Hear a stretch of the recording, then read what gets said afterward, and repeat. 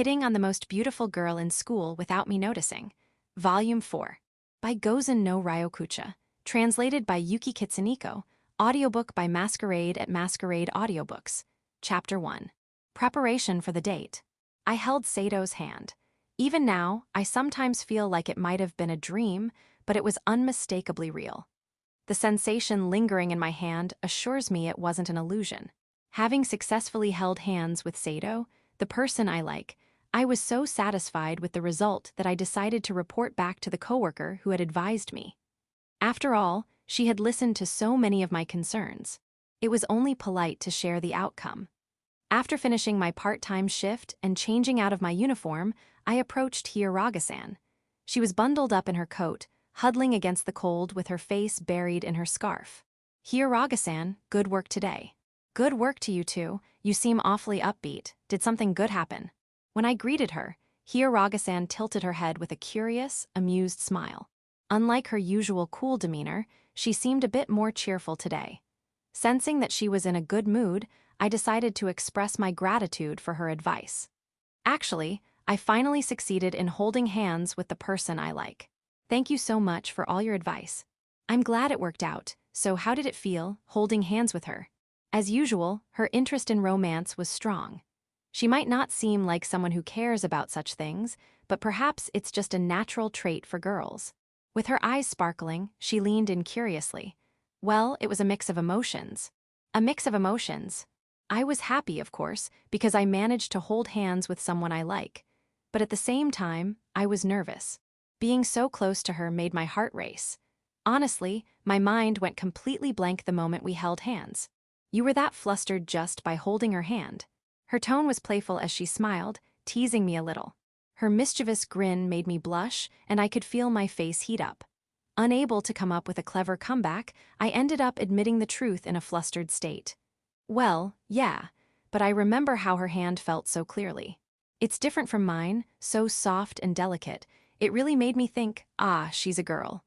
Honestly, I want to hold her hand again. I see.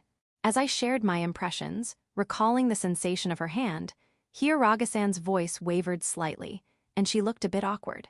She shrank into herself, fidgeting uncomfortably as if trying to make herself smaller.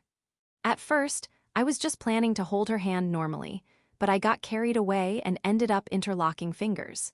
I thought I'd messed up, but she looked happy about it, so now I want to be more proactive in the future. I definitely want to hold her hand again. And more proactive. Isn't this already enough? It seemed Hiyaraga-san had assumed this was the end of the story. Normally, I wouldn't act so boldly toward someone of the opposite sex, but with her, it was different. Her reaction was unexpected, and her surprised voice grew louder. Through her glasses, her wide, round eyes looked even more expressive than usual. No, of course, I'll still be respectful. But I want her to notice me more, so I plan to be more assertive. Well, you've held hands, so what exactly are you planning to do next? She glanced up at me, peeking nervously.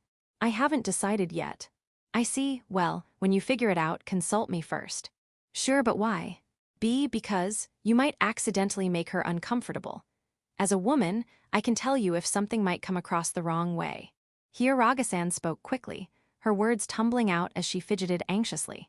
I wasn't sure why she was so flustered, but her reasoning made sense. I see. Then please help me next time. I want to make her blush and get flustered. If you have any tips for that, it'd be a big help.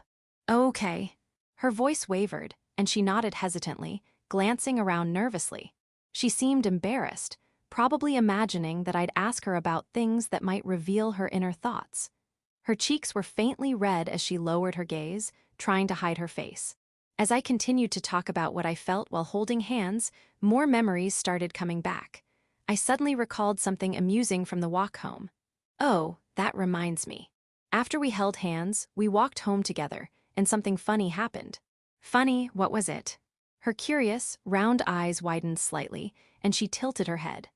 On the way home, we spotted a stray cat napping on the side of the road. Saito loves cats, so naturally she couldn't just walk past it. She hurried over, crouched in front of it, and began imitating a cat's meow to communicate. Her earnest attempt to talk to the cat was adorable. Well, on the way home, we saw a cat. She loves cats, so she rushed over. And then, she crouched down in front of it, stared right at it, and suddenly started meowing to communicate. I mean, who does that? Some people do that, probably. I laughed as I recalled the scene, and Hiyaraga-san stammered in response, almost biting her words. Her unusually fervent reaction made me wonder, maybe cat lovers really do act like that. Perhaps it wasn't just Sato. Really, is that so? Yes, mimicking cats is the best way to communicate with them. I see.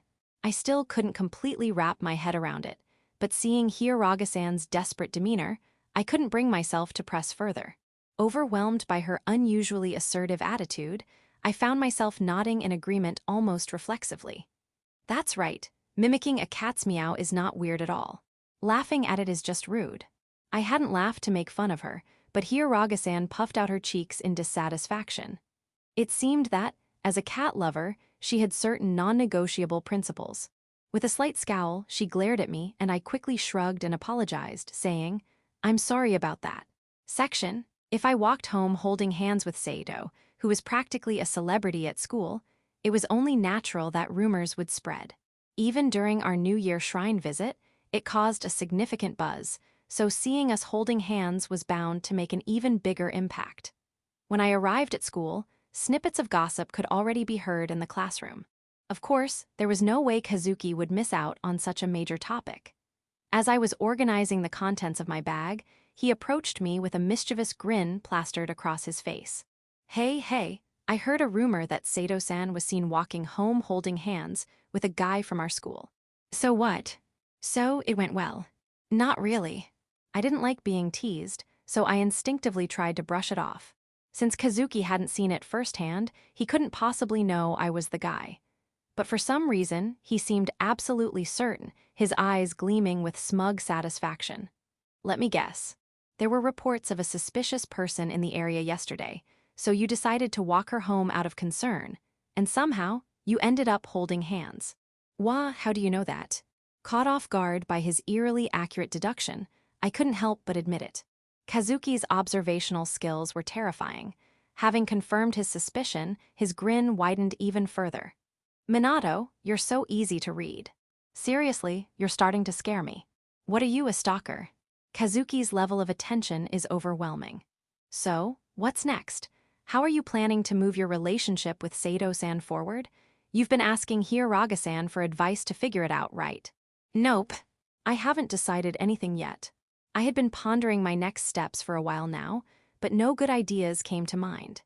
She's the first person I've ever liked, and I'm clueless about how to deepen a romantic relationship. No matter how much I thought about it, nothing clicked. As things stood, I wasn't doing anything. While I could probably continue growing closer to her just by spending time together, I wanted some kind of opportunity to move things forward. Though I considered asking Hiyaraga-san for advice, I hesitated since I'd already relied on her so much lately. At that moment, my gaze landed on Kazuki. Hey, Kazuki, you're pretty popular, aren't you? Ahem. Well, I guess I'm above average. How do you get along with girls so well? Kazuki's popularity was well known, so he had to have some good strategies. His advice might not directly translate into progress with Sato, but it was worth listening to someone who was better at interacting with girls than I was. I figured I might as well make use of his expertise. Well, I usually start by exchanging contact info, then we text and hang out a few times. Oh, I see where this is going. Kazuki nodded as if understanding something. His ability to piece things together was remarkable, and with a sly smile, he hit the nail on the head. You're wondering how to deepen your relationship with Sato-san, right? Well, I've got a suggestion for you. Oh, what is it? A date. If you want to grow closer, you've got to go out together. A date, huh? Yeah, that's a good idea. I could even get advice from Hiyaraga-san. It really was a great idea.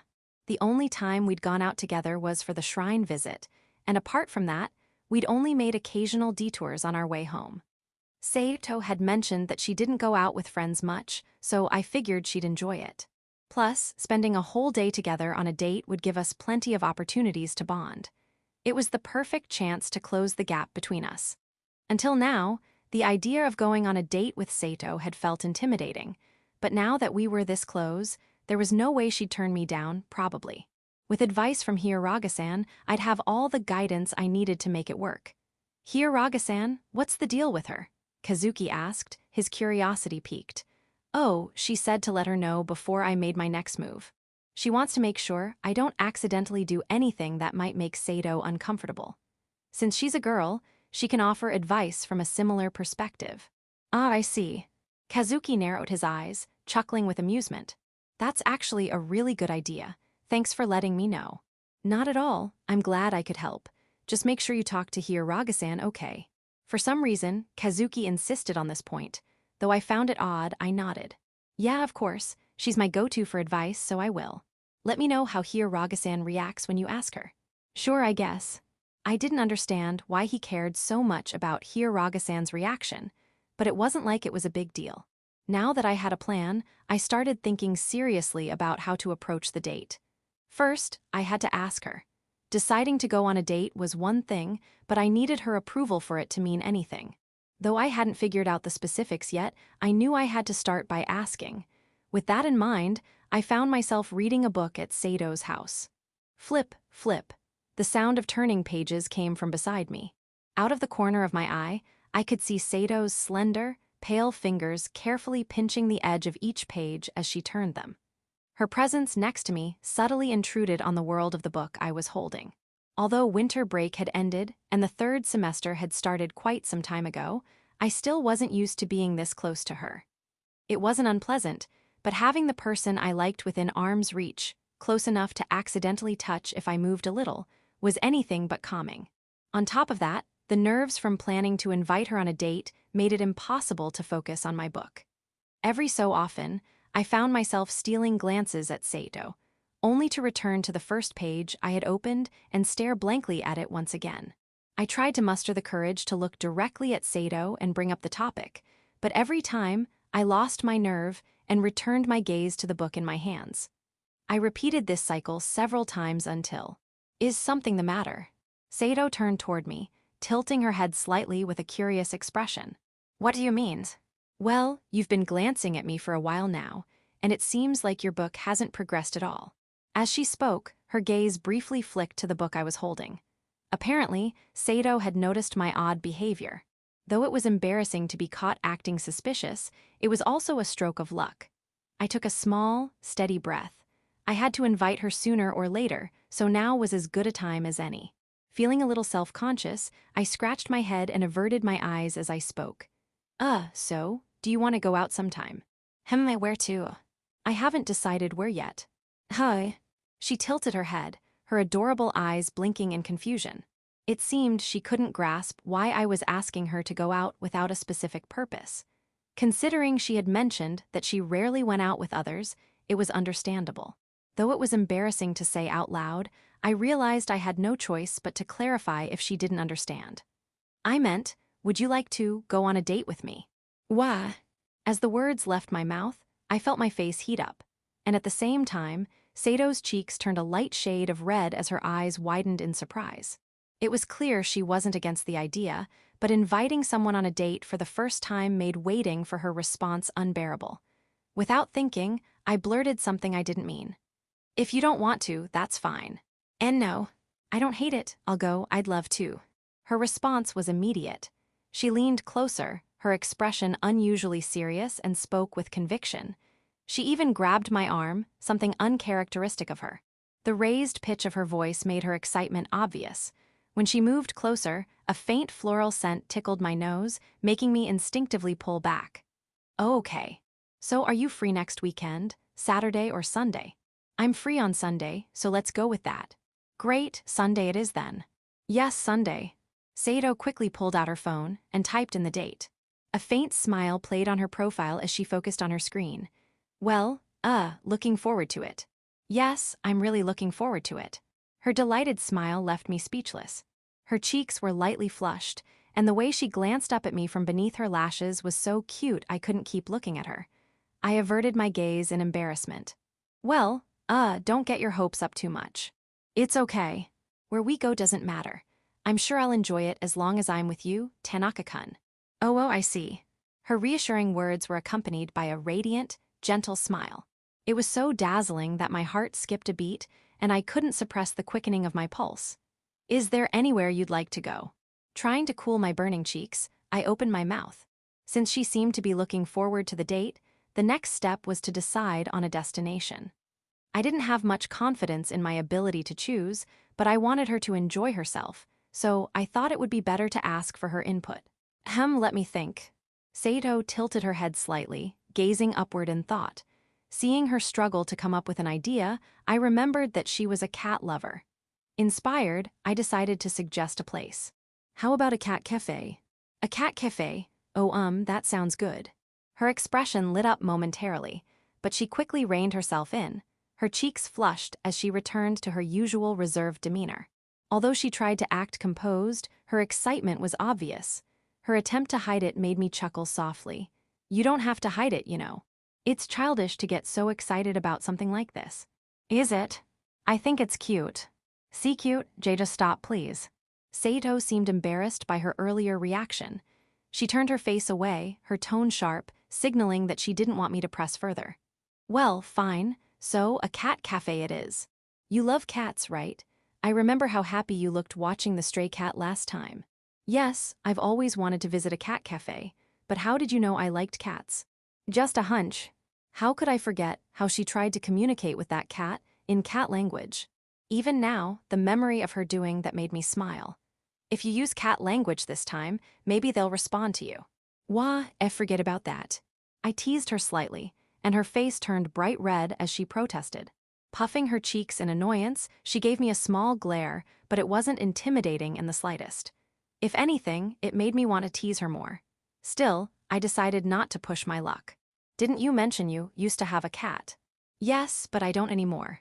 Do you have any pictures? I think there are some in my room. Do you want to see them? Yeah, that'd be great. Wait here for a moment.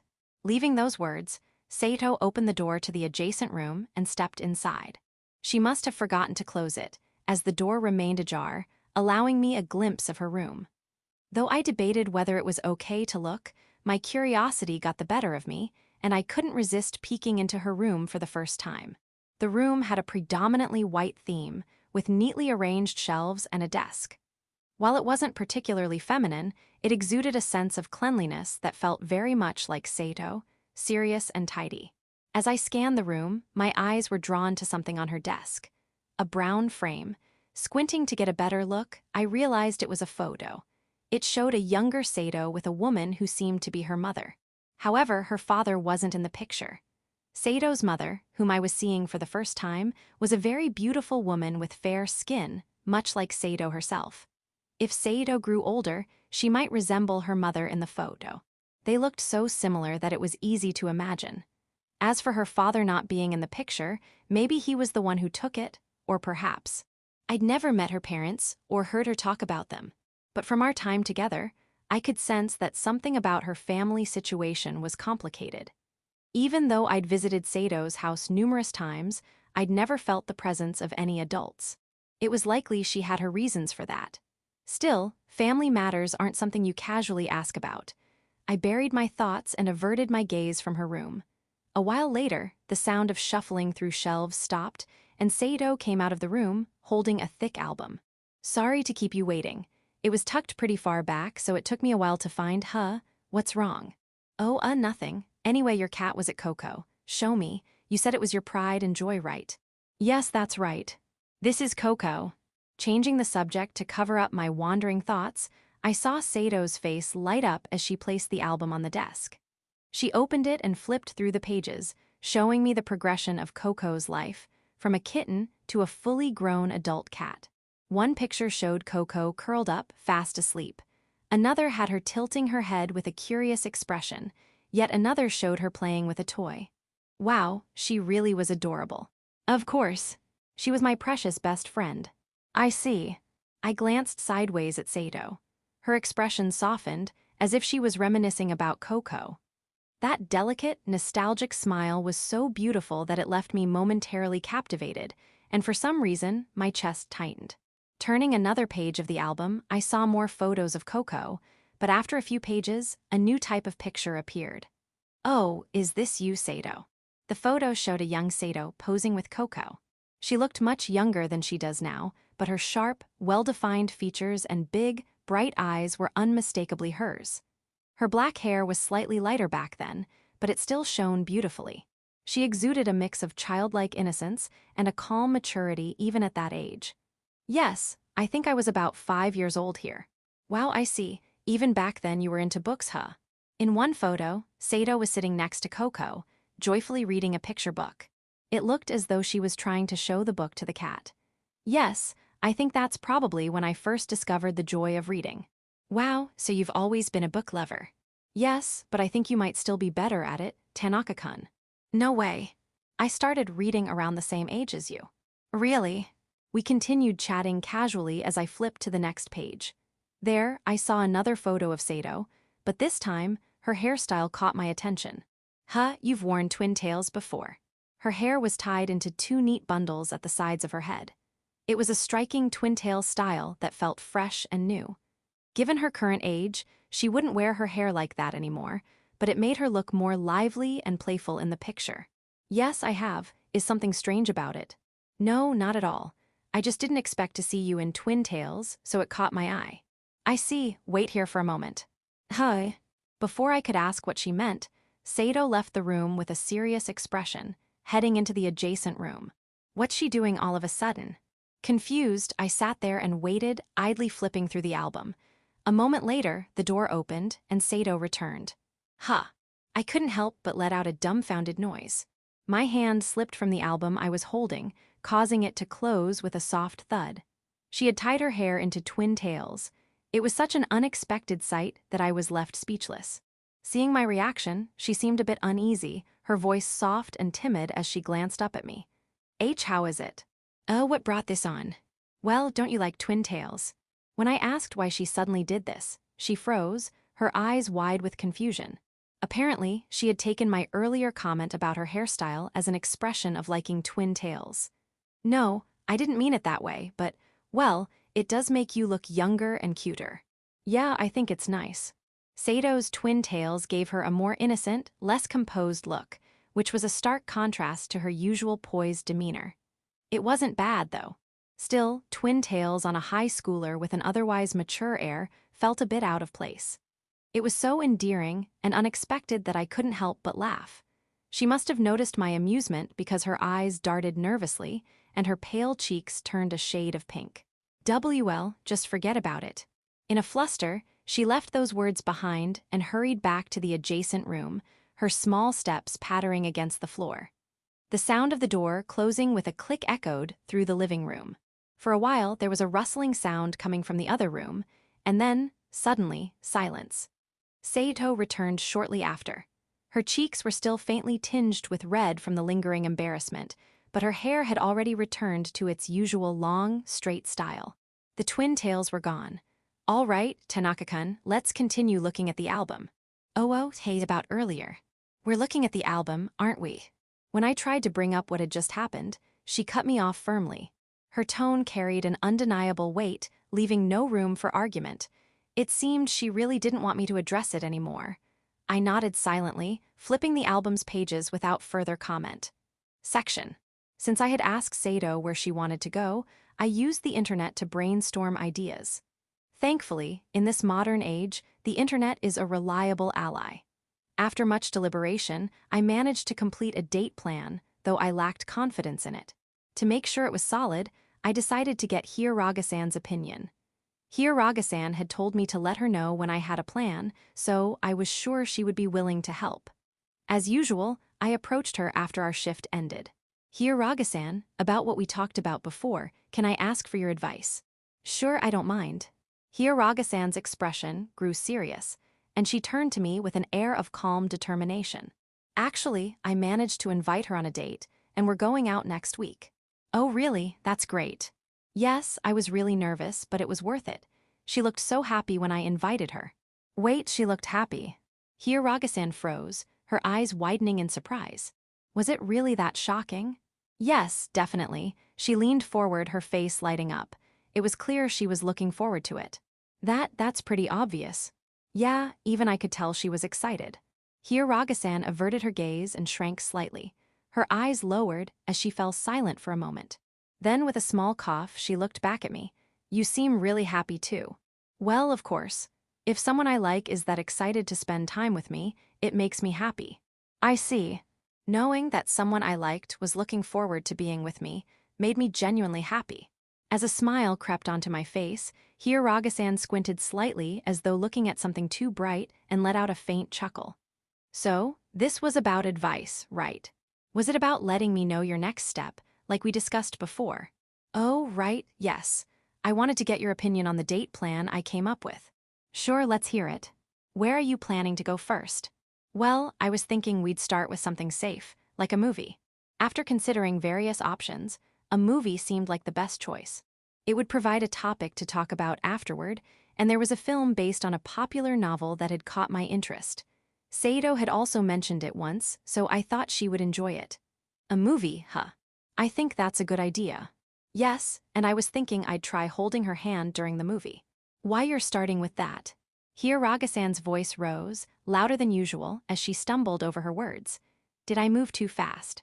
I thought it made sense to recreate the same connection we'd shared before, to build on that foundation. But her reaction made me doubt myself. Is that a bad idea? It's dark in the theater, and I was thinking of reaching for her hand near the armrest. And no, that's fine. If it's just holding hands, I think it's okay. She mumbled the last part and glanced around nervously. Suddenly, her gaze steadied and she looked up, her cheeks faintly pink. What's wrong? W8, are you planning to use the darkness to kiss her? No, that's not happening. What are you even talking about? I didn't have the courage for such a bold move, and we weren't even at that stage yet. Startled by her odd comment, I denied it outright. All right, sorry. You said you were going to be proactive, so I let my imagination run wild. And no problem.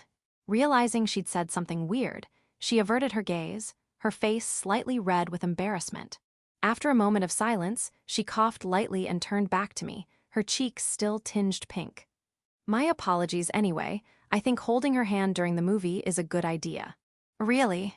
Yes, I mean, no one dislikes holding hands with someone they like. She seemed a bit hesitant as she said this, still avoiding direct eye contact. Got it, so I'll start with the movie. After that, where are you planning to go next? After the movie, it'll be around lunchtime, so I thought we could go to a cafe. It'd be a good chance to chat about the movie, so we wouldn't run out of things to talk about. That sounds good. Are you planning something there too? Yeah. Talking about holding hands wasn't too embarrassing, but anything beyond that felt a bit awkward to discuss. What exactly are you planning to do? Feeding each other. So, you're planning on doing the say-ah thing. Her gaze briefly shifted to the side, her eyes darting nervously, before she looked back at me with her cheeks faintly flushed. Yes, it's a bit embarrassing, but if it can make her flustered, I thought I'd give it a try. I think it's a good idea. Great, I'll stick with this plan then. Though she seemed slightly nervous, her voice rising a bit, it didn't seem like she had any objections. Feeling relieved that my plan was accepted, I let out a quiet sigh of relief. What about after lunch? She loves cats, so I thought we could go to a cat cafe. I want her to enjoy it purely for the experience, so I'm not planning on doing anything particular there. That'll likely be the last stop for the date. I see, that sounds like a solid plan. It seems fun. Still, Tanaka-san, are you secretly experienced with dating or something? Her words faltered slightly as she avoided my eyes, but she glanced at me with an upward gaze, looking almost curious. No way, this is my first time. Why would you think that? Well, your date plan is well thought out, and you seem pretty proactive about it. Oh, I see. Well, the date plan is just the result of scouring the internet for ideas. Without it, I wouldn't have been able to come up with anything decent. I had never been on a date before. Without the internet, I probably would have ended up suggesting a trip to the bookstore and calling it a day. I supposed having my plan mistaken for expertise was a compliment in itself. And as for being proactive, I think it's because a date is special. Special? She tilted her head slightly, her round eyes widening in curiosity. Yes. When we're just hanging out, I don't usually act in ways that would make her see me as the opposite sex or make her overly conscious of it.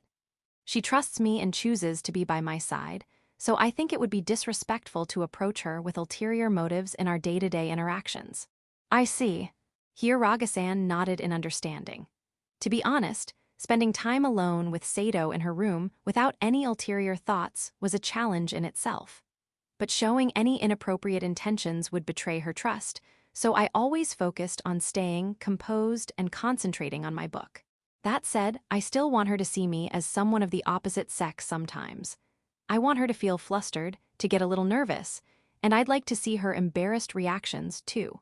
I understand. Sometimes you just want the person you like to realize you see them as more than just a friend. Oh, yeah, that's right. Hiraga-san suddenly raised her voice slightly, leaning in as she agreed enthusiastically, startling me.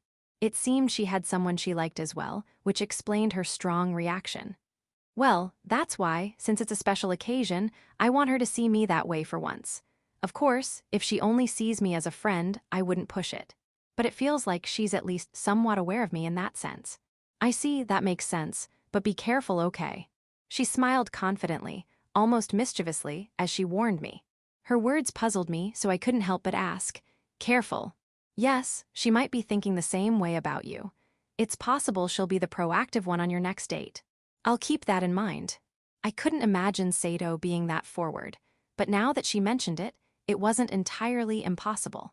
For some reason, Hiraga-san's mischievous little smile lingered in my mind, as if it had been burned into my memory. Section. The next day, as soon as I arrived at school, Kazuki came over, seemingly having sensed something. Hey, how's the date with her coming along? He looked at me with an expectant sparkle in his eyes. Well, I managed to invite her out on a date. She agreed happily. Really, that's great. So you talked to Hiraga-san about the date, right? Yeah, I got some advice and feedback from her. Oh, what did she say? She said the date plan was fine.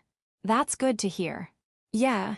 Although, when we talked about the little things I planned to do during the date, she seemed a bit uncomfortable. I couldn't help recalling how Hiraga-san had looked a little embarrassed while offering her advice. Perhaps as a girl, she had her own thoughts about those kinds of flirtatious gestures. Kazuki nodded, seemingly understanding.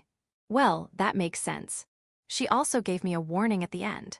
A warning? She said that, just like I'm planning to make some moves on the date, Sato might do the same, so I should be prepared. Wait, Hiraga-san said that. Kazuki widened his eyes in mild surprise. Like me, he probably couldn't imagine Sato being the proactive type. Yeah, but honestly, I can't see her being that forward. True, but if Hiraga-san says so, maybe you should be a little prepared, just in case.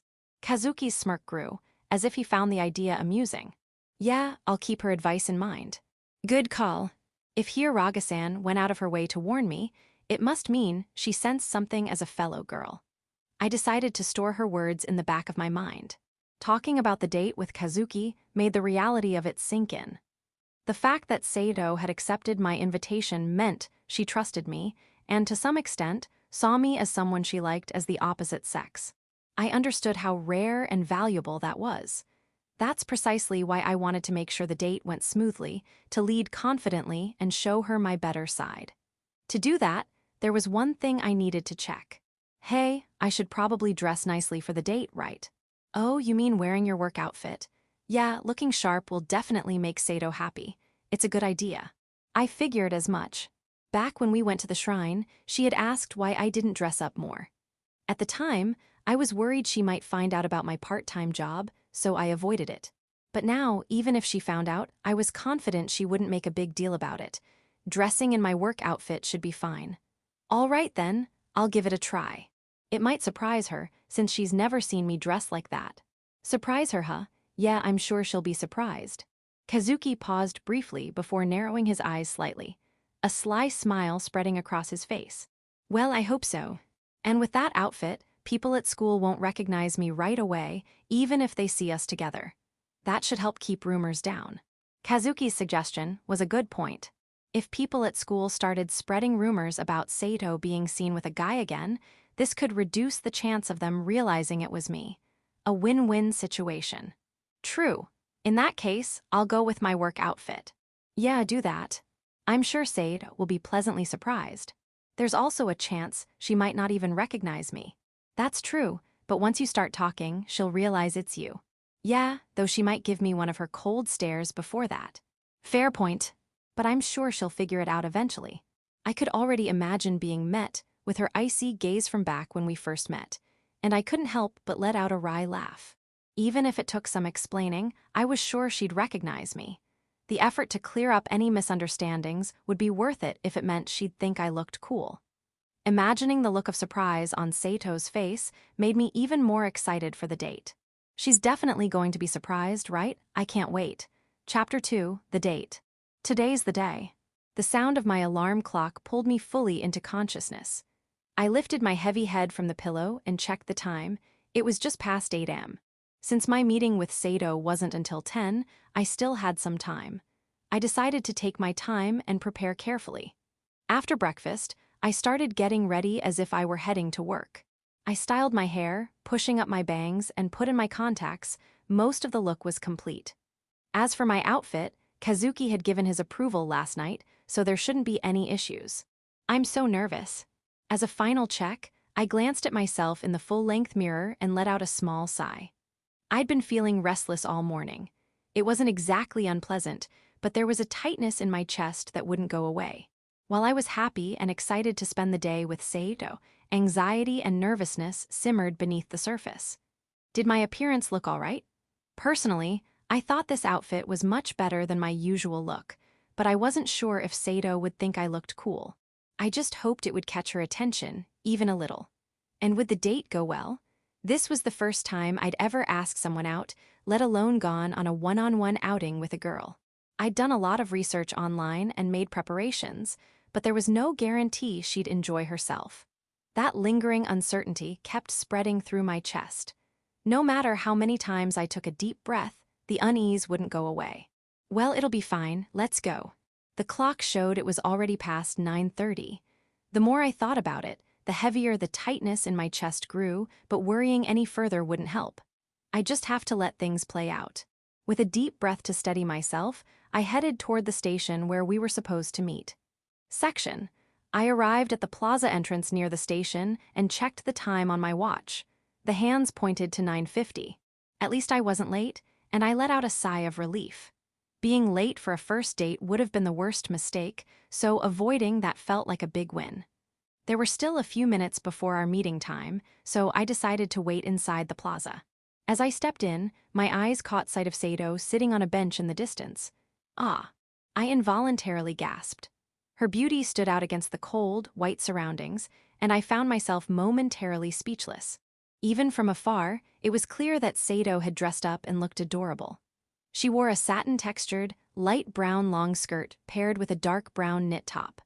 Over that, she had on a fluffy white boa jacket that complemented her perfectly, accentuating her already stunning features and making it impossible to look away. At school, she usually just lightly curled her hair, but today it was styled in a half-updo with a golden hair ornament that gleamed against her black hair.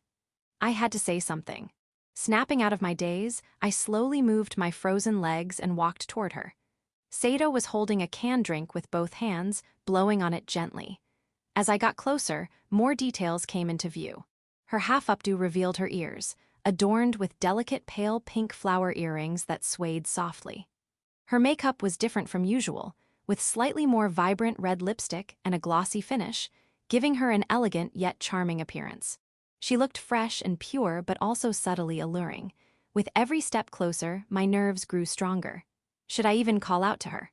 Looking around, I noticed passers-by casting glances at her. She was effortlessly attracting attention. Yet Sato didn't seem to care, calmly fiddling with her phone with an indifferent expression. Her dazzling beauty was almost intimidating, and for a moment, I hesitated to approach her. As I finally reached her, she must have heard my footsteps because she looked up. Her captivating, clear eyes met mine. Yo, Tanaka-kun. The moment our eyes met, Sato's expression softened slightly before her eyes widened in surprise. Oh wow, you recognized me right away. That was unexpected. I'd thought my disguise was perfect. Kazuki had even said she wouldn't recognize me immediately. I'd braced myself for her to act guarded. Sato glanced up at me, her expression curious. So, what's with the outfit? Well, since we're going out, I thought I'd dress up a bit. And you seemed curious about how I'd look when dressed up, back when we went to the shrine. Oh, that. You remembered.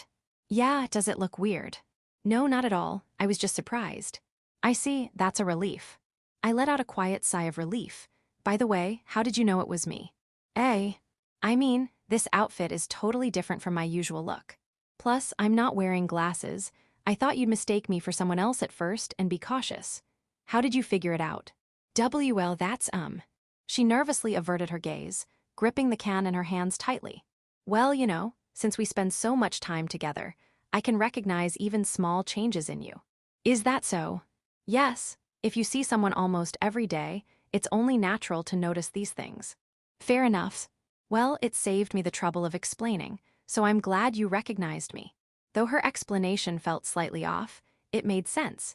Seeing someone almost every day would naturally make small changes noticeable. Plus, she already knew I'd be coming, which probably helped. While it didn't go exactly as I'd expected, her reaction made me feel like I'd managed to surprise her. A sense of satisfaction filled my chest. Sorry to keep you waiting. No, it's fine. I just got here early, so don't worry about it. Got it. I wanted to compliment her outfit. That was something I'd read online, and I figured I should put it into practice as soon as possible. But how should I bring it up? You look really stylish today. Well, it's because I'm going out with you. Does it look weird? She gazed up at me, her eyes slightly wavering with a hint of uncertainty. Not at all. I think it's cute. It really suits you. Really? The sight of her when I first arrived had captivated me, and I answered her sincerely, though my nerves made me slightly awkward. Hearing my words, Sato's cheeks turned a soft shade of red, and a small smile formed on her lips. She was already beautiful in her usual look, but with today's makeup and outfit, her cuteness felt almost dangerous. Up close, it hit even harder. The combination of youthful charm and an understated allure made her strikingly attractive, leaving me flustered. My head wasn't working properly from the tension. I quickly turned away to escape the overwhelming sight. Shall we go? I tried to move us along quickly, taking a step forward. But then I felt a small tug on my sleeve. Wait, could you lend me your ear for a moment? What is it? I lowered myself to Sato's level, bending my knees so that our eyes met. Sato cupped her hands around her mouth and leaned close to my ear. Tanaka-kun is really handsome, too. Her warm breath tickled my ear as she whispered those sweet words. A pleasant shiver ran down my spine, leaving a tingling sensation in its wake. The shock left me momentarily speechless, my face heating up instantly. Unable to endure the overwhelming sensation, I stepped back and turned to face her. Sato, wearing a faintly mature smile, placed her slender white finger lightly against her lips. Shall we go? Satisfied, she spun gracefully and began walking ahead. Watching her retreating figure, my still warm cheeks flushed even deeper. As Hiroga-san said, Sato really does seem unusually bold today. What's wrong? Noticing I was still standing there, Sato turned to look back at me. No, it's nothing. Really, your face is red. She was definitely teasing me. Her slightly narrowed eyes and mischievous tone gave her away, even though she pretended otherwise. Her delighted voice betrayed her amusement. Naturally, I couldn't possibly admit that her words had flustered me so much. I turned my face away to deflect. It's nothing, just your imagination. Foo-foo if you say so. Let's go with that. Still, Sato seemed thoroughly amused as she smiled to herself and turned forward again. So, Tanaka-kun, where are we headed first? Oh, I was thinking we'd catch a movie. Is that okay with you? Yes, by the way, what movie? Well, we might change it if something else catches our eye. But for now, I was planning on that romance film everyone's been talking about lately. Oh, I know that one. It's based on a novel that's been selling really well, isn't it? It seemed my guess was right. Sato was interested. Her eyes sparkled as she leaned in slightly. Given how prominently the book was displayed in bookstores, it was no surprise she knew about it. Yeah, that one. It might be a bit trendy, but it caught my attention. I didn't expect you to be interested in something so popular, Tanaka-kun. Her eyes widened slightly in surprise. Is it that surprising? Oh, not really. I just had this impression that you only cared about things you liked and didn't pay much attention to trends. Well, usually that's true. I'm not great with trends or gossip. But since this started as a book, I got curious. I see. You really do love books, don't you? She chuckled softly. Her tone might have sounded exasperated, but when I glanced at her sideways, she seemed fond, her expression softening. Embarrassed, I quickly turned my gaze forward. What's wrong with that? Nothing at all. I just think it's very like you. Tanaka-kun being passionate about books is adorable. Being called adorable doesn't make me happy. Geez, I was complimenting you. I wasn't thrilled about being called adorable, especially as a guy. Sato, apparently dissatisfied with my reaction, puffed her lips out slightly. So, when does the movie start? It's at 11, I think. Then we've got plenty of time. Let's take it slow. With a cheerful bounce in her step, she twirled lightly, her skirt fluttering. Her unusually high spirits were infectious, and I followed after her.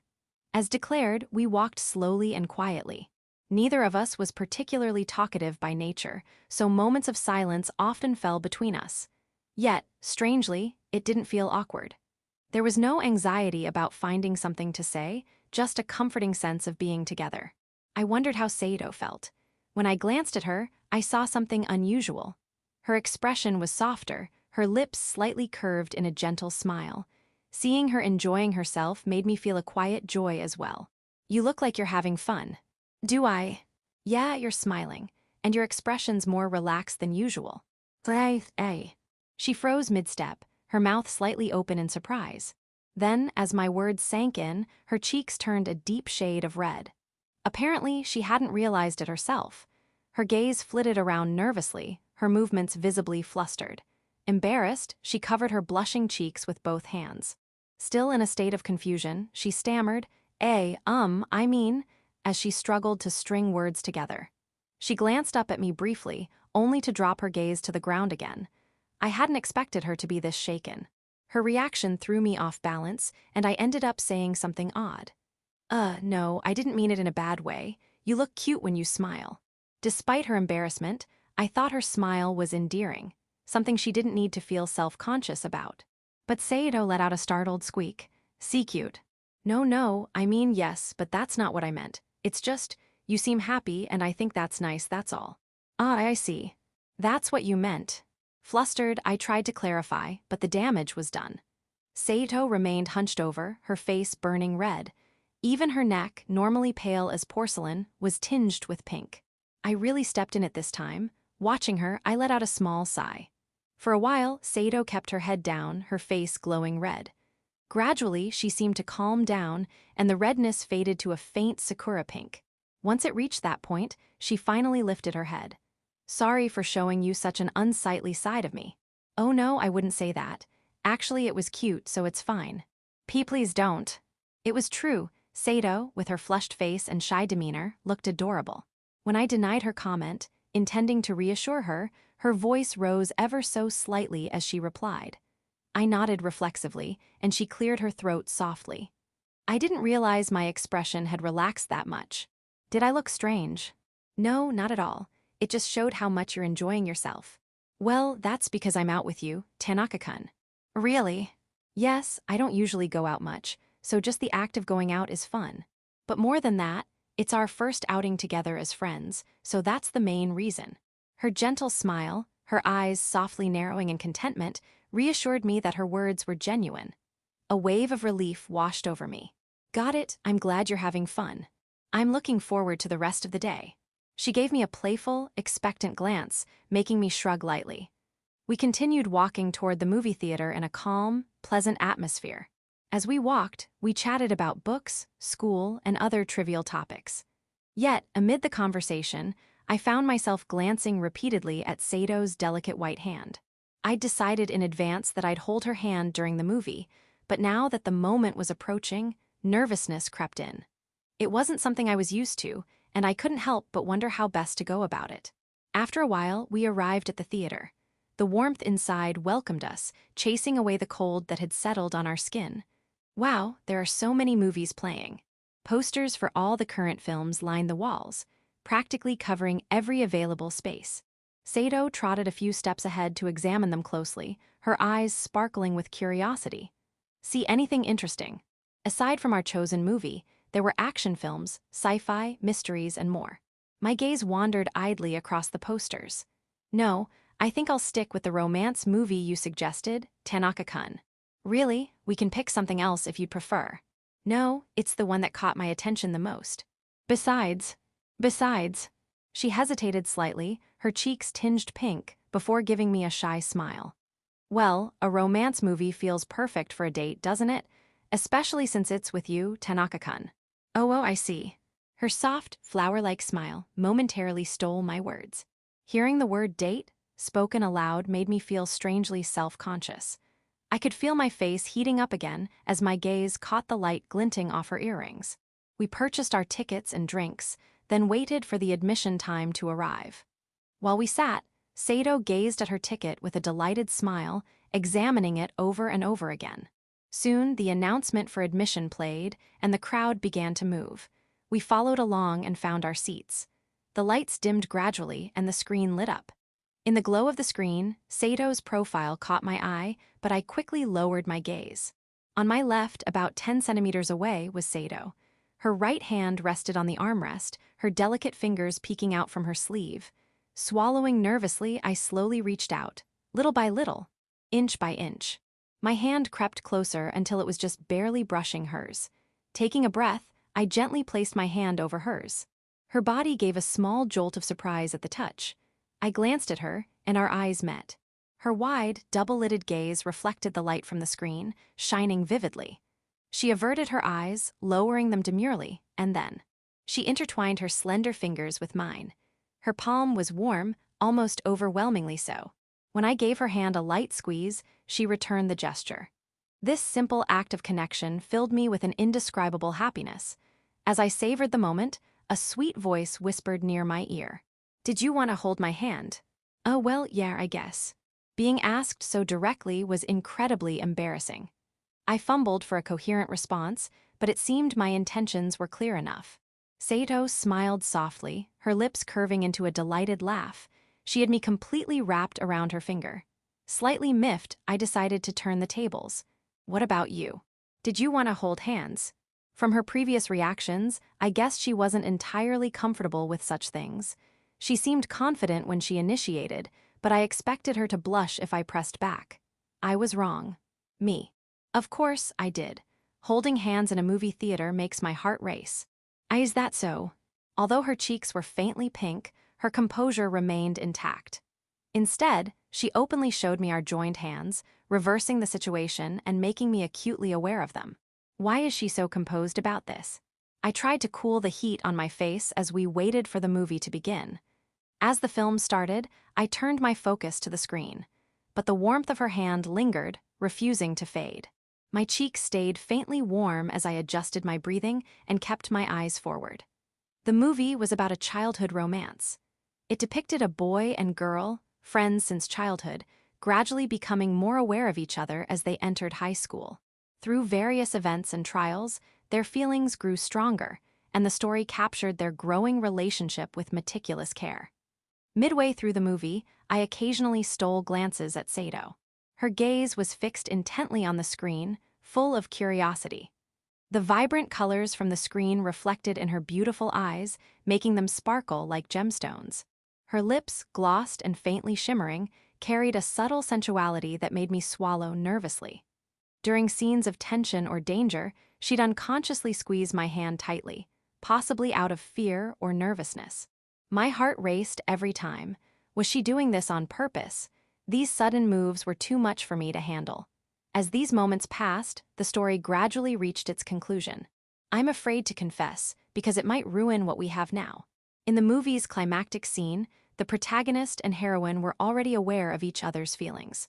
All that was left was the confession. As the heroine's inner monologue played out, those words struck me deeply. I completely understood the heroine's feelings. Taking the next step in a relationship means changing the current dynamic. Once something changes, it can never go back to the way it was, no matter how precious it was. That's why the fear of progressing, of risking what you have because of how much you care, is so overwhelming. I wasn't ready to lose the comfortable bond we currently shared. I'm in my teens, so of course, I have a desire to experience a relationship.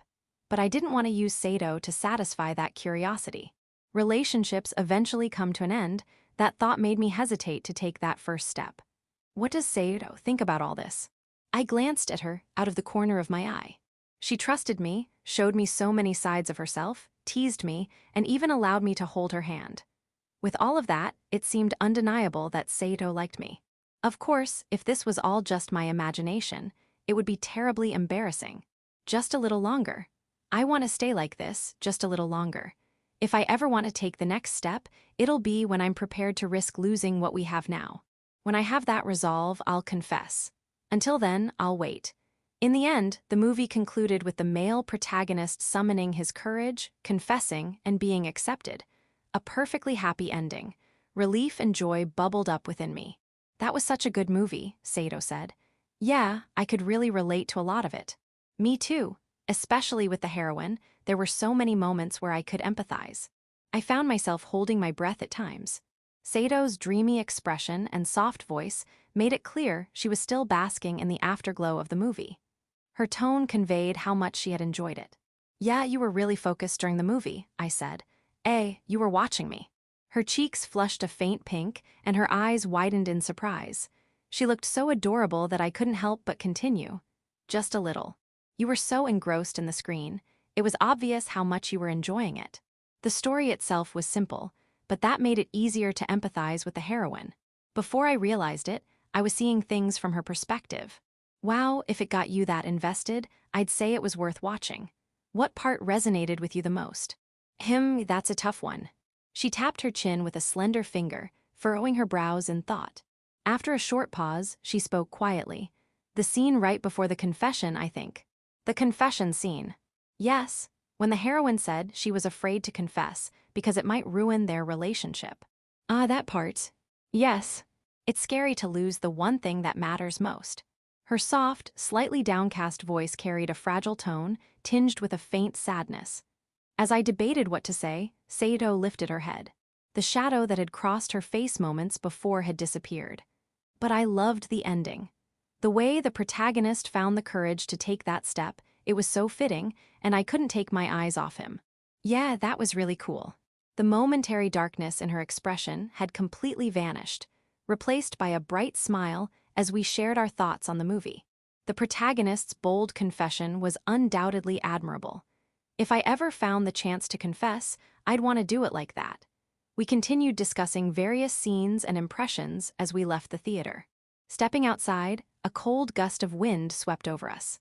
The sharp contrast to the theater's warmth made me shiver involuntarily. Beside me, Saito did the same, huddling slightly and pulling her shoulders up. Wow, it's freezing out here. Yeah, it feels even colder after being in the warm theater. Let's hurry to get something to eat. Have you decided on a place? Yeah, I made a reservation at a pancake place. It's supposed to be pretty famous. Oh, really? I'm looking forward to it. Sato's face lit up as she beamed with excitement. From the moment I saw her enjoying sweets like ice cream and cakes, I had suspected she had a sweet tooth. It seemed I'd chosen well. Her delighted reaction made me smile inwardly with satisfaction. Hope you like it. Wait, is it that pancake shop near the station? The one that opened about a year ago? Yeah, that's the one. I've been there before. It's so good, I'm excited to have it again. Fufufu, I can't wait. So, pancakes are pretty trendy these days. For me, they're just something like the hot cakes you make at home, so I wasn't sure if you'd like them. But if you're looking forward to it, that's great. What are you saying? Regular hotcakes and those pancakes are completely different. Okay. She seemed to take issue with my comment, fixing me with a serious gaze. Her transparent, beautiful eyes locked onto mine. Listen, the pancakes at this place are a dessert that has captivated women all over Japan. No, not just women, even people of all ages and genders love them. They're nothing like store-bought hotcakes. Really? I guess I'll look forward to it then. Faced with Sato's impassioned explanation, I stumbled over my words. It seemed she had a strong attachment to these pancakes. I'd never seen her so talkative about anything besides books, so they must be special to her. I quickly nodded in agreement, which made Saito smile with satisfaction. Yes, I'm sure you'll be hooked too.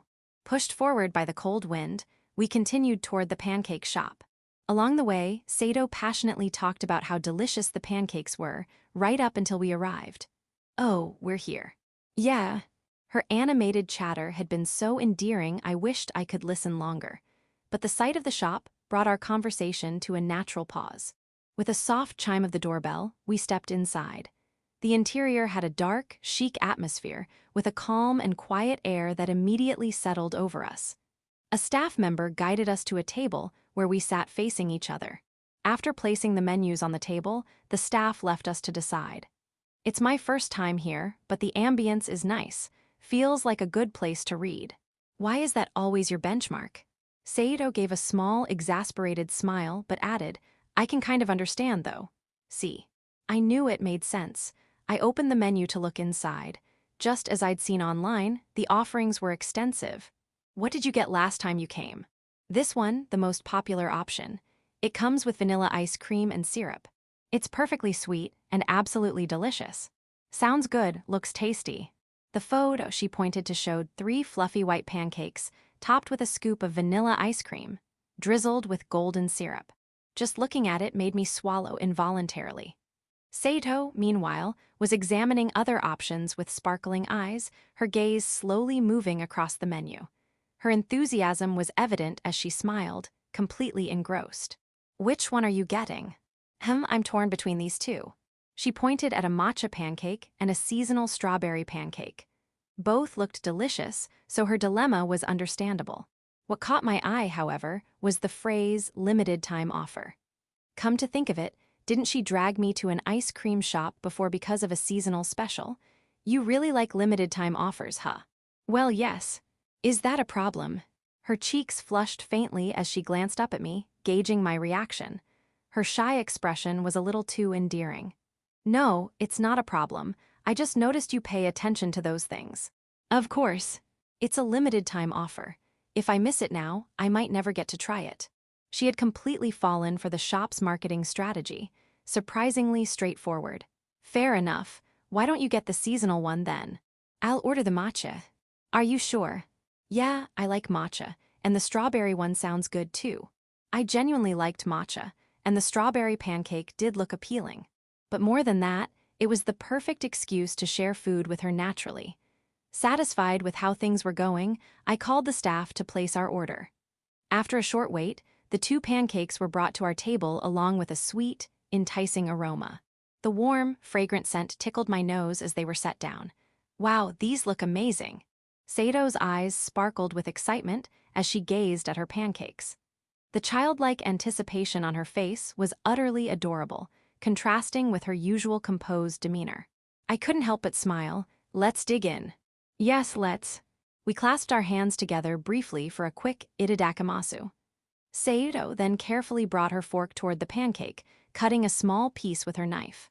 She gently speared the bite with her fork and placed it into her mouth. The moment she tasted it, her eyes widened as she let out a soft mmm. Then, her expression softened into pure bliss as she savored the flavor. Good. Yes. It's not just sweet, the strawberry's tartness balances it perfectly. It's absolutely delicious. Her bright smile was warm and radiant, a truly captivating sight. Encouraged by her reaction, I took a bite of my matcha pancake. The rich, slightly bitter sweetness of matcha spread across my mouth, perfectly complementing the delicate pancake base. Even someone like me, who wasn't a big fan of sweets, could appreciate how good it was. How is it? It's great. Saito watched me with curious eyes as I gave my verdict, relaxing into a satisfied smile at my response. But it seemed she wasn't done yet. Her gaze flicked briefly toward my plate, as if testing the waters. Right on cue, this would be the perfect chance. Wanna try? Yes, please. All right, here say ah. I cut a small piece of the pancake and brought it to Sato's mouth with my fork. Her cheeks flushed faintly red, and her eyes wavered as if hesitating. What? You're not going to eat it? I will. Despite her embarrassment, she leaned in and quickly took the bite as if worried I might take the fork away. Well, how is it? It's delicious. Her soft voice murmured the words as she shyly glanced up at me. Her expression, colored a delicate crimson, made it clear she was flustered. It was obvious my plan had worked perfectly. Feeling satisfied with my successful strategy, I noticed Sato cutting a piece of her strawberry pancake. Then, without warning, she brought it to my mouth. Sato. This is payback. Here, have some. Her tone carried a faint hint of annoyance, but her teasing gaze told a different story.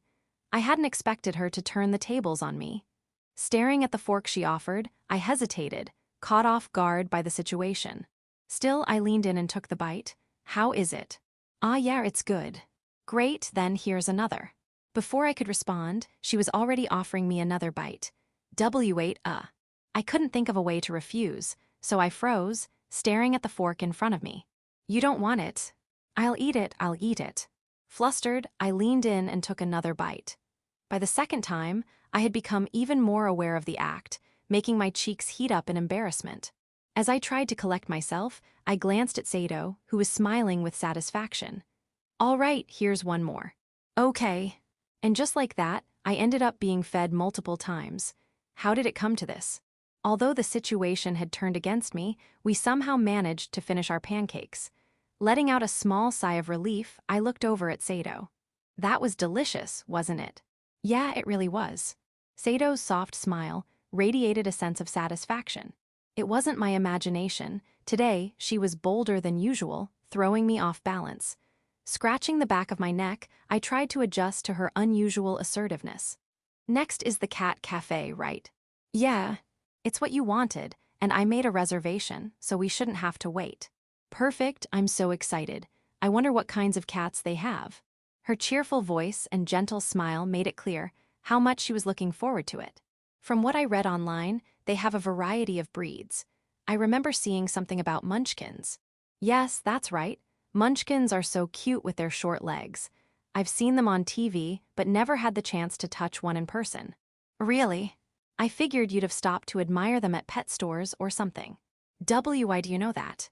Her wide eyes and slightly raised voice betrayed her surprise. I had only guessed, imagining her staring at cats through the glass at a pet store. Apparently, I'd hit the mark. You're passionate about the things you like. It just seemed fitting. I am not that obsessive. I'm perfectly normal.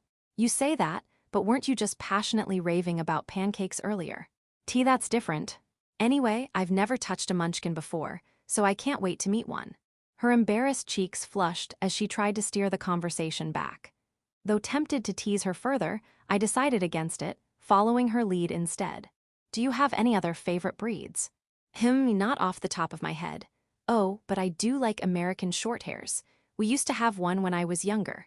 Oh, so the cat we saw on the way home the other day was one of those. They're what most people imagine when they think of cats. Yes, exactly. But that's what makes them great. Honestly, though, I think all cats are adorable. Their tsundere nature and the way they suddenly get affectionate, Tanaka-kun, I bet you'll be completely charmed by them too. You'd better prepare yourself. All right, I'll look forward to it.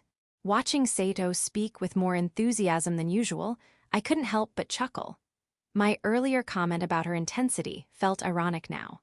We left the pancake shop and soon arrived at the cat cafe. As we stepped inside, the sight of cats lounging and strolling in the background greeted us. Welcome. Do you have a reservation? Yes, under Tanaka. Understood. Please sign in here. The staff member led us to a counter, and I wrote my name on the form. As I was filling it out, I felt a light tug on my sleeve. Tanaka-kun, Tanaka-kun, look, it's amazing there are so many cats, they're walking around. Oh, that one's yawning, so cute, it's way too cute. Sato's voice brimmed with excitement, far more animated than I'd imagined. Her sparkling eyes stayed fixed on the cats in the back of the room, darting between them with fascination. I get it, just wait a little longer, okay? Her usual calm demeanor was nowhere to be found. The composed and quiet Sato had been replaced with someone tugging at my arm, silently urging me to hurry. Trying to calm her, I quickly finished the check-in process. So, 1 hour correct. Yes. When your time is almost up, we'll let you know. Please enjoy your visit. Having completed the registration, I let out a small sigh of relief and turned to face Sato. All done. Great, then let's go right now. Okay.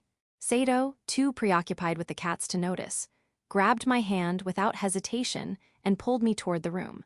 Her sudden, unintentional boldness made my heart race as we stepped inside. Wow, there are so many cats, Tanaka-kun. What should I do? Which one should I approach first? The moment we entered, Sato's gaze bounced around the room, scanning the various cats. Her excitement was almost childlike, her wide-eyed wonder completely endearing.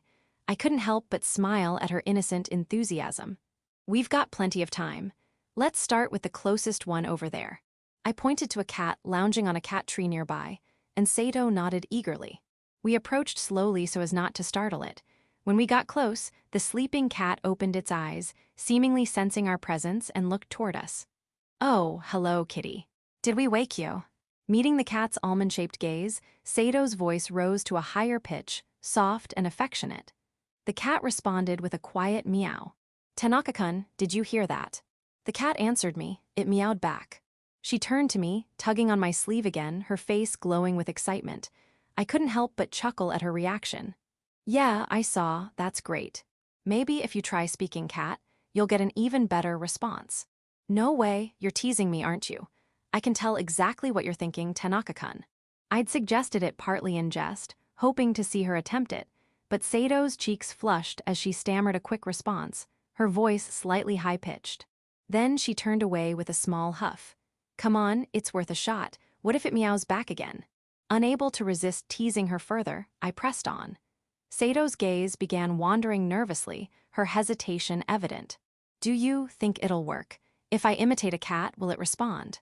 Her tentative question came with a hint of curiosity, her eyes peeking up at me uncertainly. "Who knows? It's worth a try, though." "All right, I'll try." Encouraged, she nodded, her cheeks faintly pink. Turning back to the cat, she crouched slightly and took a deep breath. "Naya, Naya." She meowed softly, glancing briefly in my direction before refocusing on the cat. With her voice still tinged with embarrassment, she meowed again, repeating the sound several times. The cat, seemingly intrigued, tilted its head slightly before letting out a single meow in response. The moment the sound reached her, Sato's face lit up with joy. Her expression softened into a triumphant smile as she turned to me. "Tanaka-kun, did you see that?" The cat answered me. "Yeah, I saw. Why don't you try again?" "Yes. I'll keep going." Her earlier shyness gone, Sato happily meowed at the cat again and again. Watching her interact so earnestly, her smile bright and carefree, I felt an overwhelming urge to protect her. Something about her innocence tugged at my heart. I etched the image of Sato playing with the cat into my memory as she continued her meowing.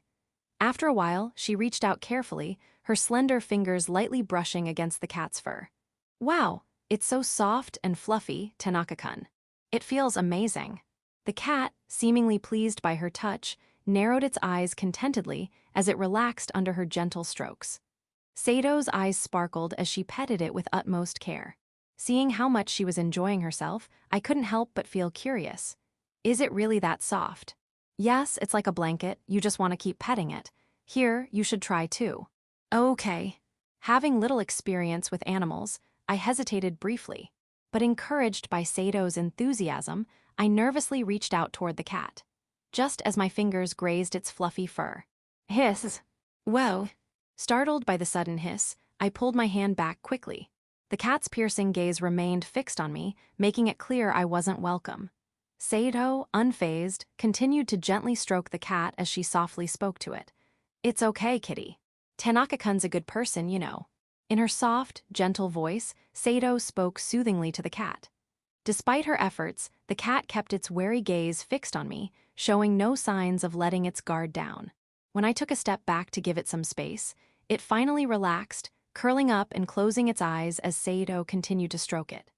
Sato glanced back and forth between me and the cat, her brows furrowing slightly as she murmured with a hint of uncertainty. "What should I do?" "Don't worry about me. Just give it some extra pets for me, too." "All right." She opened her mouth as if to say something, but closed it again without speaking. Instead, she gave a small nod of understanding. It seemed she accepted that nothing could be done. It was just the nature of animals.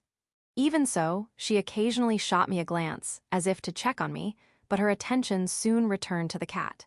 Her expression softened as she focused on petting it, clearly enjoying herself. Watching her from the side, I decided to approach a different cat. Sure, I'd been rejected earlier, but that didn't mean all cats would react the same way. And honestly, seeing how much Sato was enjoying herself piqued my interest. I spotted another cat napping a short distance away and slowly moved toward it. As I approached, it noticed my footsteps, its eyes snapping open. For a brief moment, we made eye contact, before it promptly turned away and walked off in the opposite direction. "Why is this happening?" For some inexplicable reason, the cats seemed to dislike me. Unlike Sato, who had no trouble stroking them, I couldn't even get close enough to touch one. I tried approaching several more cats, but every single one evaded me. With a sigh, I gave up and slumped my shoulders in defeat, trudging back to where Sato was. As I walked back, the scene in front of me made me pause. You're really popular. Apparently so. They just started gathering on their own. Sato sat surrounded by a crowd of cats, the image of calm as she gently stroked one while the others lounged around her. It was an enviable sight. When I commented, she looked around at the cats encircling her, a slightly bemused smile on her face. Were you able to pet any of the cats, Tanaka-kun? Nope, not a single one. They all ran away as soon as I got close. Well, it's fine though. I tried to brush it off with a wry smile, feigning indifference, but deep down, I felt a twinge of disappointment. With so many cats here, you'd think at least one would let me pet it. But reality, it seemed, had other plans. Resigning myself to my lack of success with the cats, I decided to be content with watching Sato enjoy herself. Just as I was thinking that, meow, I felt a soft nudge against my leg. Looking down, I saw a pure white cat rubbing against my pant leg. Wow, what a beautiful cat. Yeah, it really is. While all the cats in the room had lovely fur, this one's coat was especially stunning, shimmering under the light as though it reflected every ray. Its big, round eyes were adorable, and there was a friendliness in its demeanor that set it apart. Look, Tanaka-kun, here's your chance. You can pet this one. All right. I was a bit taken aback by the cat's sudden approach, but with Sato's encouragement, I crouched down and slowly extended my hand. Worried it might react aggressively like the others, I hesitated, but to my relief, it let me pet it without any issue. Wow. The first touch of the cat's fur was incredibly soft. Beneath the fluff, I could feel the faint warmth of its skin against my fingers. As I stroked its fur, the smooth texture became even more apparent. For the first time, I understood why Sato was so captivated. After a few moments of petting, I tried mimicking Sato's earlier move, gently scratching under the cat's chin. The cat closed its eyes, clearly enjoying the attention, and let out a low, contented purr. It's so cute. See, Tanaka-kun, you finally realized how amazing cats are. Try holding it, you'll fall in love even more. Holding it? Yes, go on, try it. I don't know how to hold a cat. Really? Yeah. Sato tilted her head slightly, surprised. After a moment, her face lit up with an idea. All right, I'll teach you. Once you've held it, you'll be completely charmed. Her playful smile suggested that she was both excited to share her knowledge and eager to see me become a cat convert. Though I suspected her intentions, I was grateful for the offer. I genuinely didn't know how to hold a cat. When I nodded, Sato's eyes sparkled with determination. So, how do I start? First, watch me. I'll show you how it's done. Sato reached out to the cat she had been petting. She slipped her hands under its front legs, gently lifted it, and supported its hindquarters with her other hand. See, that's how you do it. Got it. First, place your hands under the cat's front legs and lift it up. Then, as you lift, slide one hand under its waist to support it. That's it. She explained it so smoothly, but just watching and hearing, it didn't make me any better at executing it. So first, I tried imitating her movements but struggled to lift the cat properly. Seeing my clumsy attempts, Sato made a new suggestion. It's tricky, isn't it? Okay, I'll guide your hands. Let's try together. Okay. Before I could fully process what she meant, Sato moved behind me. All right, put your hands under the cat's front legs. Apparently, she was going to guide me from behind. Following her instructions, I reached out toward the cat. Suddenly, I felt Sato's hands gently resting on mine. Sato. Startled, my voice wavered. Her serious response came without hesitation. What's wrong? Focus on the cat, okay. You need to do this properly before the cat gets restless. Oh, right. It seemed Sato was too focused on the cat to notice our current position. Trying to ignore the warmth of her hands over mine, I concentrated on lifting the cat as instructed. Yes, that's perfect. Now, just as she guided my movements, I felt a soft pressure against my back. W8 Sato. What is it? Stay focused. If you don't hold the cat correctly, it might get upset. Completely unaware of the situation, Sato continued moving my arms to adjust the cat's position. Her calm, focused voice left me unable to find the words to address the other issue. Finally, we managed to secure the cat in a proper hold. Done. Great job, Tanaka-kun, you're holding it perfectly now. Still in the same position, with Sato pressed against my back, her satisfied voice reached me. While it was great that I had successfully held the cat, I couldn't exactly celebrate. The soft sensation against my back and the closeness of our position made my heart race uncontrollably. Sato, could you move away? You're, kind of touching me. Huh. Her puzzled voice betrayed her confusion. Then, as the meaning of my words sank in, her voice rose an octave. W8, Her warmth withdrew abruptly as she scrambled back, putting distance between us. The faint pressure on my back disappeared, and I exhaled in relief. Turning to look at her, I saw Sato standing stiffly, her arms crossed over her chest as if to shield herself. Her face was bright red, and when our eyes met, she muttered in a tiny voice. Tanaka-kun, you pervert.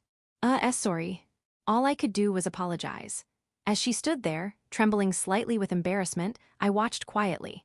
Eventually, she seemed to calm down, letting out an exaggerated cough before meeting my gaze. That was an accident. Forget it ever happened, okay? Why yeah, got it. Sato's cheeks had regained some composure, now only a faint pink. I nodded at her reassurance. Even though it wasn't something I could forget so easily, it was clear we both agreed not to bring it up.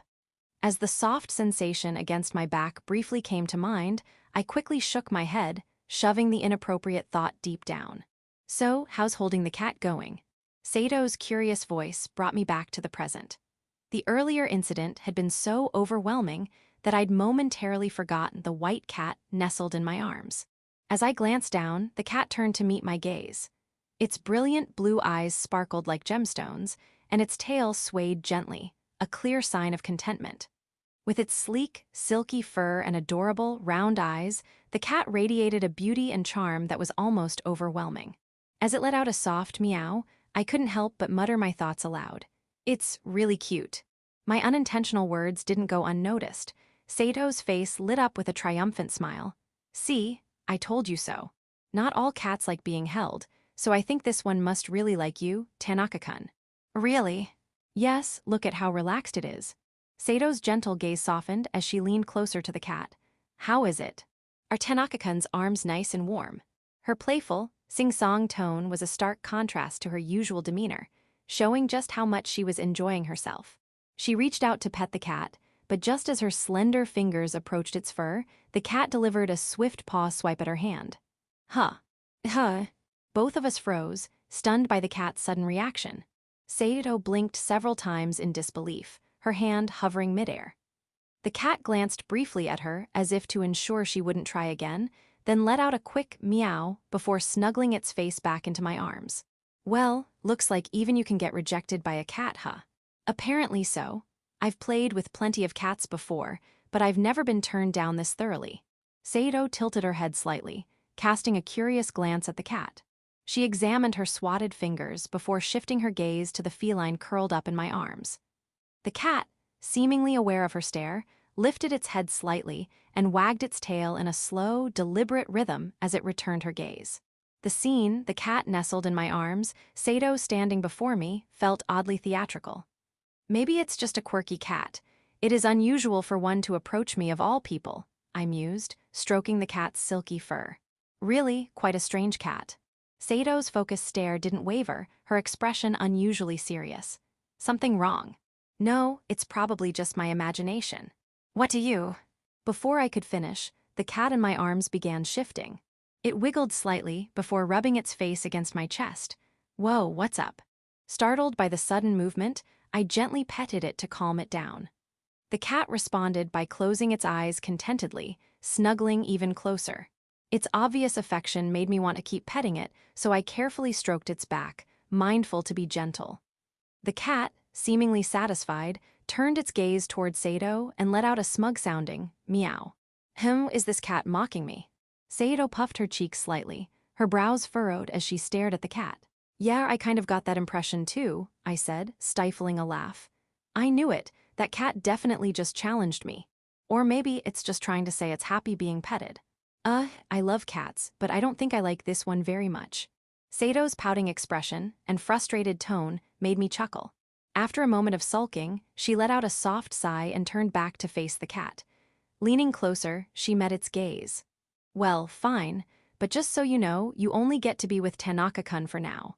I'm lending him to you. With a slightly smug grin, she said her piece and turned away, moving toward the other cats. I watched her retreating figure while continuing to pet the white cat nestled in my arms.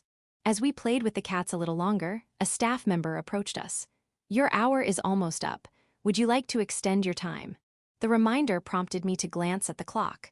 Sure enough, we were nearly at the end of our session. Oh, it's already been that long. Could you give us a moment to decide? After speaking to the staff member, I called out to Sato. Sade, it's almost been an hour. Do you want to extend? Huh, already. I wouldn't mind staying longer, but I think I've enjoyed myself enough. All right, I'll let them know. Though she gave the cats a longing glance, Sato seemed satisfied. After informing the staff that we were done, we spent the remaining minutes savoring our last moments with the cats. Thank you very much. We look forward to your next visit. The staff gave us a polite bow as we left the cat cafe. The cold air brushed against my skin the moment we stepped outside. With today's date plan complete, all that was left was to walk Sato home. I wanted her to think about me a little more before the day ended, so I decided to hold her hand. Here, I offered my hand as casually as I could manage. Sato's cheeks faintly blushed a soft peach as she gently took it. Her hand, slightly cooler than mine, slowly warmed against my palm. Phew, today was so much fun, she said, smiling radiantly as we began our walk home. Her expression, softened by the lingering joy of the cafe visit, was even gentler than usual. You looked like you were having a blast in there. I'm glad you enjoyed it. Yes, there were so many cats. It was like a dream come true. Her eyes sparkled as she spoke with unrestrained excitement, her voice bubbling with happiness. Seeing her like this, I couldn't help but smile. You were surrounded by so many cats that even the staff were surprised. Really? Yeah, one of them came up to me and said, your friend is incredibly popular with the cats. I've never seen anyone surrounded like that before. I didn't even notice that conversation. You were too focused on the cats, I said with a wry smile. With how engrossed she'd been, it was no surprise she hadn't noticed what was going on around her. She probably even forgot about my presence for a while. I'll have you know I did not forget about you, Tanaka-kun. It's just that the cats were so cute I couldn't help but focus on them. Don't worry about it. Watching you having fun like that was a refreshing change. It was nice. Really, was I that different? She stopped walking and tilted her head, her expression puzzled. When I turned to face her, her round, expressive eyes were wide with curiosity. For a moment, I hesitated. If I told her how carefree and childlike she looked while playing with the cats, she'd probably get embarrassed and start acting more self-conscious. I didn't want to lose that side of her. Smiling faintly, I decided to brush it off. Well, if you didn't notice, then it's fine. What's that supposed to mean? Did I look weird? Hey, tell me. Her sharp questioning made me quicken my pace slightly, as if escaping. We continued our playful back and forth until we finally arrived at Sato's house. Here we are, your place. HMPH, I'll let it slide this time, even if it's just an obvious diversion. She puffed out her cheeks slightly before exhaling softly, her expression relaxing. A gentle breeze passed by, catching her hair and making it shimmer. Thanks for today. No, thank you. Everything felt so new and exciting. It was really fun. Yeah, I had a great time too. It's been a while since I've gone to the movies, and having someone to share thoughts with afterward made it a fresh experience. I feel the same. It was my first movie outing in a long time, but I really enjoyed it. I'd love to go again sometime. Her words reminded me of an article I'd read online about dates. It said that ending the day by planning the next date was a good move. This was the perfect opportunity. Yeah, let's do it again. Not just movies, let's go somewhere else together too. Yes, absolutely. She froze for a moment, then quickly grasped my meaning. Her face lit up, and she nodded enthusiastically. Her response made me exhale in relief. All right, we'll figure out where to go next time. Let's decide together. Yeah. With our plans set, a brief silence settled between us. It was a calm, peaceful moment, but the thought of parting after spending so much time together felt a little bittersweet. Still, we couldn't just stand there forever. I finally mustered the courage to speak. Well then, see you tomorrow. As I gently let go of her hand, the cool evening air filled the space where her warmth had been. Sato's gaze faltered slightly, her brow knitting in a faintly wistful expression. She softly whispered, her voice tinged with lingering emotion. Yes, today was really wonderful. Truly, it was such a happy day. Her words were sincere, and I believed she meant them. But there was something about her expression. Was it just my imagination, or did she look a little lonely? Unable to leave her like that, I reached out without thinking. Tanaka-kun. Her startled voice rose in surprise as I ignored her protests and gently patted her head. Her hair, tied in a half-up style, swayed slightly with each stroke. Under the dim moonlight, it glimmered like a cascade of jewels. What are you doing all of a sudden? She stayed still, letting me pat her head, her upturned eyes meeting mine. Her wide, double-lidded gaze carried a mix of confusion and unease. You just looked a little sad, so I couldn't help it. I wasn't sad. Really, then my bad. As I moved to withdraw my hand, Sato suddenly pressed her own over mine, holding it in place. I'm not lonely or anything, but could you keep patting me for a little longer? She averted her gaze, her cheeks tinged with a rosy blush as she made her quiet request. It seemed she had been putting on a brave face after all. Suppressing a chuckle at her endearing honesty, I nodded lightly. As you wish, I said, continuing to gently stroke her head. All right, that's enough now. You sure? Yes. When I finally lifted my hand, Sato slowly raised her head. Her gaze remained slightly downward, likely out of embarrassment after letting me pat her for so long. Well then, for real this time, see you tomorrow. Yes, see you tomorrow. We exchanged a wave, bidding each other goodbye. I turned on my heel and started heading home. If my impression wasn't mistaken, Sato had a satisfied smile on her face as we parted ways. Section.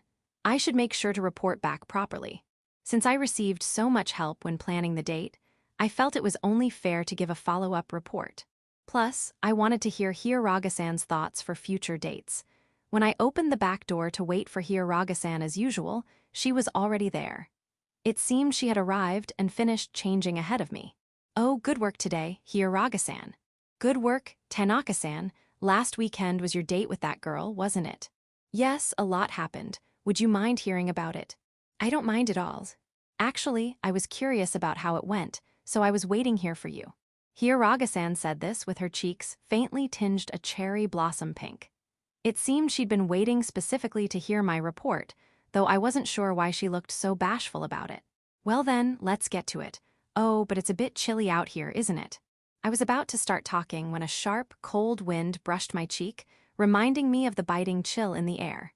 Today was unusually cold. The weather forecast had mentioned it was the first severe cold wave in a decade, and I could feel it. Standing here to talk seemed unreasonable. There's a cafe nearby. Why don't we head there to chat? Hiyaraga-san hesitated, her eyes darting nervously to the side. Oh, right, I'd almost forgotten. Despite how easily she's been offering advice lately, she still has a hard time with the opposite sex.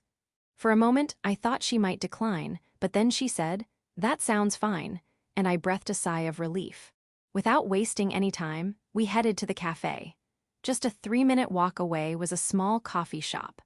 Unlike the place where I work part-time, this shop specialized in coffee and desserts, and they didn't serve meals, so there was no competition between the two. The lower price point of this cafe was likely another reason they coexisted well. The shop stayed open late, so it was still operating. Stepping inside, we were greeted by a comforting warmth that enveloped us, soothing our chilled bodies. I let myself relax a little. Welcome. With no line at the register, we walked straight up to it and scanned the menu to decide on our drinks. What will you have, Hiyaraga-san? I'll take a cappuccino, medium size. Cappuccino it is. I placed the order for both of us. When the drinks were ready, I carried them to a nearby table and sat down. About the cost. It's fine.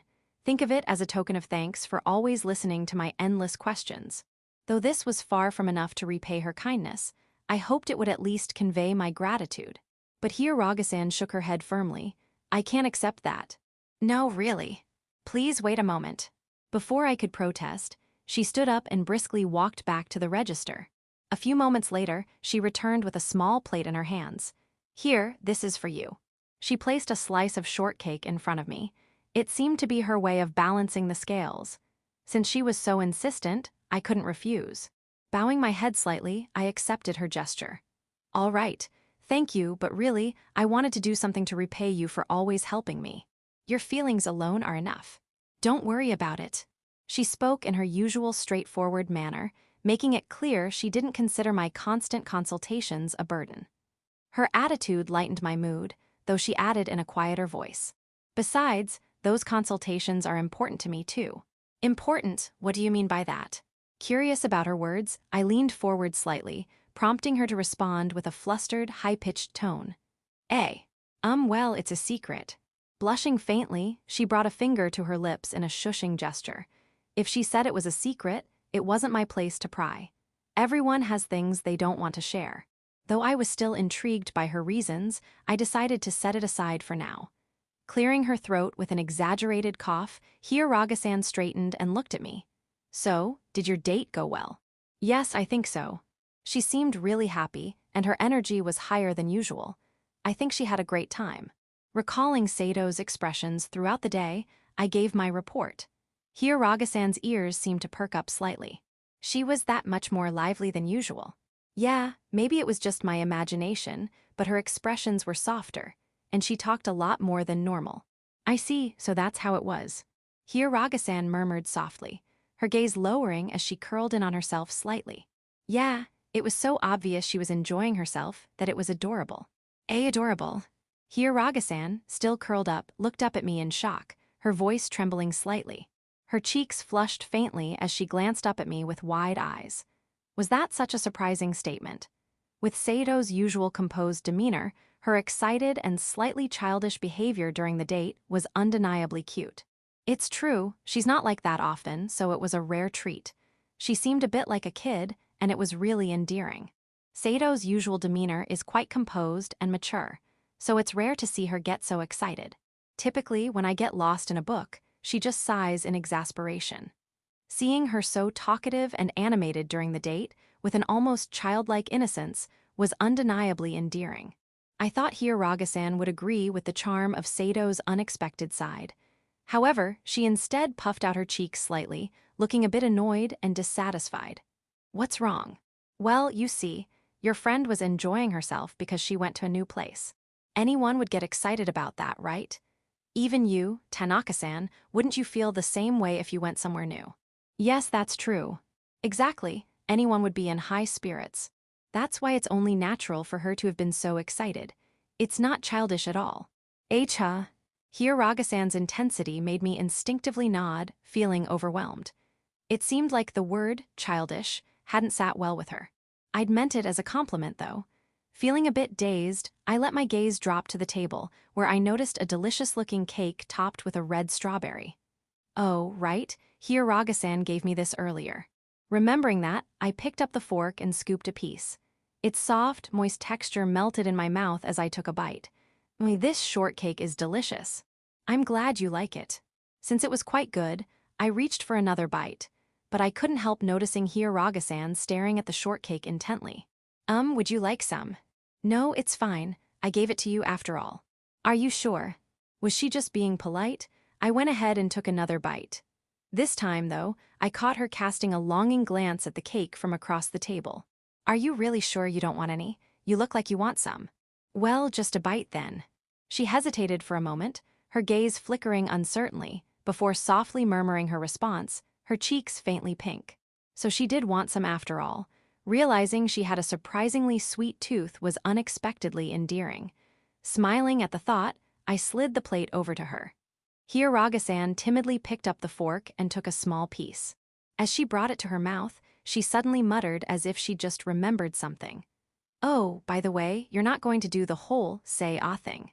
Of course not, that's way too embarrassing to do casually. That's only for my girlfriend. Fufu, I see, that's a good mindset. Looking satisfied, Hiiraga-san popped the cake into her mouth and smiled. It's delicious. Watching her savor the cake and beam with delight, her expression softened, and a faint warmth radiated from her usual composed demeanor. Like Sato, it seemed most girls had a weakness for sweets. Once she finished her cake, I resumed the conversation. Well, I'm glad she enjoyed the date, but honestly, my plan to get her to notice me more kind of backfired. Oh, really? Yes. Just like you said, she ended up being far more proactive than I expected.